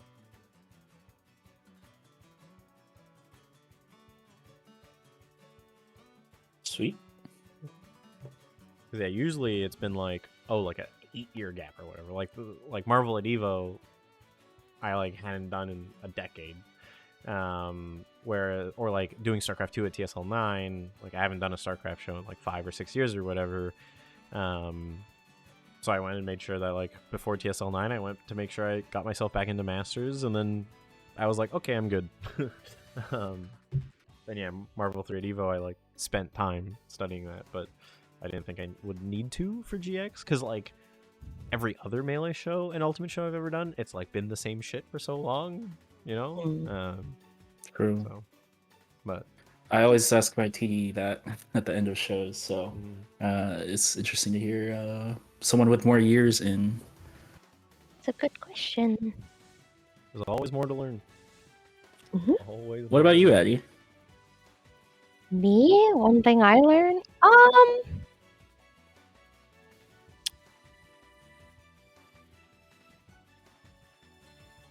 Honestly, the importance of comms. I think sometimes, and it's weird to say this, it's like every show it's important to like communicate well, but like this show especially when there's not really a rehearsal, how integral it was to give clear communication to like multiple parties and multiple moving parts. And I think like, you know, it's one thing to always preach it, it's another thing to really see that in action and like seeing both like you, Juna, and Salil really being clear and direct about as much as possible for the show. Like, sure, it might be a show we've all done before, at least for me doing a lot of Smash shows. Sure, it's kind of the same formula a lot of the time, but still, you know, even indicating when the interviews are going to start. Yeah, I couldn't necessarily jump to it, but at least hearing that communication, I knew that, you know, there's something for me to look forward to. Or even like, oh, just running through again, making sure, look, this is on the run of show, this is the graphics package that we need to be playing in from gold, and then confirming with me, hey, you're good to cut from, you know, this piece of media into the next piece of media. So I don't know, I think this show really kind of, I learned way more how to communicate better watching the two of you do it, but I think also it's just, wow, really seeing it in practice when you don't have a rehearsal, how much just clear communication helps so much. Yeah, when you I'm don't have a so rehearsal. impressed with everyone without the rehearsal. Yeah, like, I mean, I think this was like the base level. I think if we had a rehearsal, we would have done a lot better. I think there was a lot of gaps and holes that we had that we could have proactively solved even without a rehearsal, for what it's worth. Things like the interviews being a little long, things like, you know, me taking a bit, getting into game, getting out of game, stuff like that. Things like the walkouts, you know, I think these are all things that like we could have maybe done better on, but even still, like, yeah, when there's no rehearsal, it's important to at least just be like constantly communicating, because yeah, if you don't, like, you're just fucked. And even if you do have a rehearsal, you should be trying to say as much as you can. I think the last show I did, I think it really kind of reflected, not going to say what show that is, but the last show, I think one of the like challenges was communication. There's too many cooks situation. So sometimes communication just gets overwhelmed because of the fact that everybody, while they might be trying to actually say the same thing, it was just so unclear because there's just way too many people trying to like explain the same thing, right? Yeah. Or even like, and they had hours and hours of rehearsal. They had a full day of a rehearsal, and then the following morning, right before the showtime, also had rehearsal, and it was just no one felt confident even with that much rehearsal, just because there was not good enough communication going on. I guess the other thing I think that was cool to learn was the come to think of it, was the interviews, because I really didn't know how we would run that through vMix. I didn't realize how seamless it would be. So that was also a cool thing to learn. Like, I could picture it working, I just didn't know how it would actually work. So that was really cool.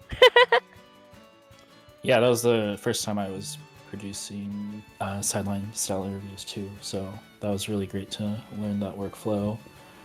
And yeah, I co-sign the importance of communication, and that's definitely one big thing I want to improve on next time, is making sure everyone has the information they need, and it's clear, and that everyone knows that those people have the information too, and that they're ready. Yeah, I mean, I think the other thing to remember too is that you'll never have perfect communication. It's like having a perfect show; it just doesn't happen. Even for me, like I was a little sloppy just because I was so fucking tired. Where like I said things out of order sometimes, and I noticed that it caught a couple of folks off guard. Like, not in like any, you know, major way, but like, for example, like for yeah, like going into videos, it's always track first, roll second. That's what it should be. But there was a couple times I said roll first, track second, and then we would like, oh, that's true. You know, if Feeth's not looking, then he's waiting for me to say it. So, you know, like it can be, again, very like minor things, but you know, it's something that's forever improvement, I think. Just important to know, like, oh, you know, I did have those issues, and I gotta make sure to rectify them next time. Cool. Well, all right. That's that was Genesis X Sunday. I don't know how many people are even still here, because the questions slowed down a lot, but I hope everyone enjoyed the stream. Addy, Juna, thanks for hopping in, and Nikki, Feith, you for Mort, having and us. everyone else. Yeah, thanks for having us. Yeah. Yeah, there's a lot of people here. I honestly was very surprised, so glad people liked it, hopefully. Yeah, thanks for all the questions. Yeah, Mm. I'll probably do an Evo 23 one at some Yes, point. please, please. I'm gonna try and see if I can catch Sandu someday and then do it with him, because I think that'd be fun. I would watch that. Yeah, Mhm. especially even just on Street Fighter alone. I think there's so much to talk about with like the band and all that. So yeah, cool. Well, that's it. Oh my god, GGs. someone's behind you. Sorry, I'm only now just looking at stream, and I just was like, I thought you had a third arm, and No. it spooked the heck out of me. Yeah, just my roommate playing some WoW earlier CS. No, you're- That's all. okay. Cool. For anyone curious, Yay. I did a director's retrospective on Evo 22, and that one was much closer to the actual show. I think I did it like a week or two later. It was like right before TSL 9, and I didn't end up doing one for TSL 9 because I went straight to AL finals.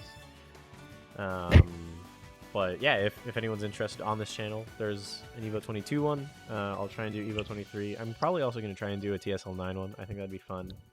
But yeah. Otherwise, I will say, me personally, I did watch that Evo 2022 recap to prepare for this show. Oh yeah. Mm. Woo. Actually, this is really nice. Like, I look back at old shows more to like criticize myself, but I've never really like looked back at old shows to like retrospectively, objectively look at stuff like outside of my own scope. So this is fun. Mhm. This is really interesting. It's important. I mean, Mm-hmm. self-review or peer review in this case, Mhm. it's important in general. Like I for think me, peer review I need to do more.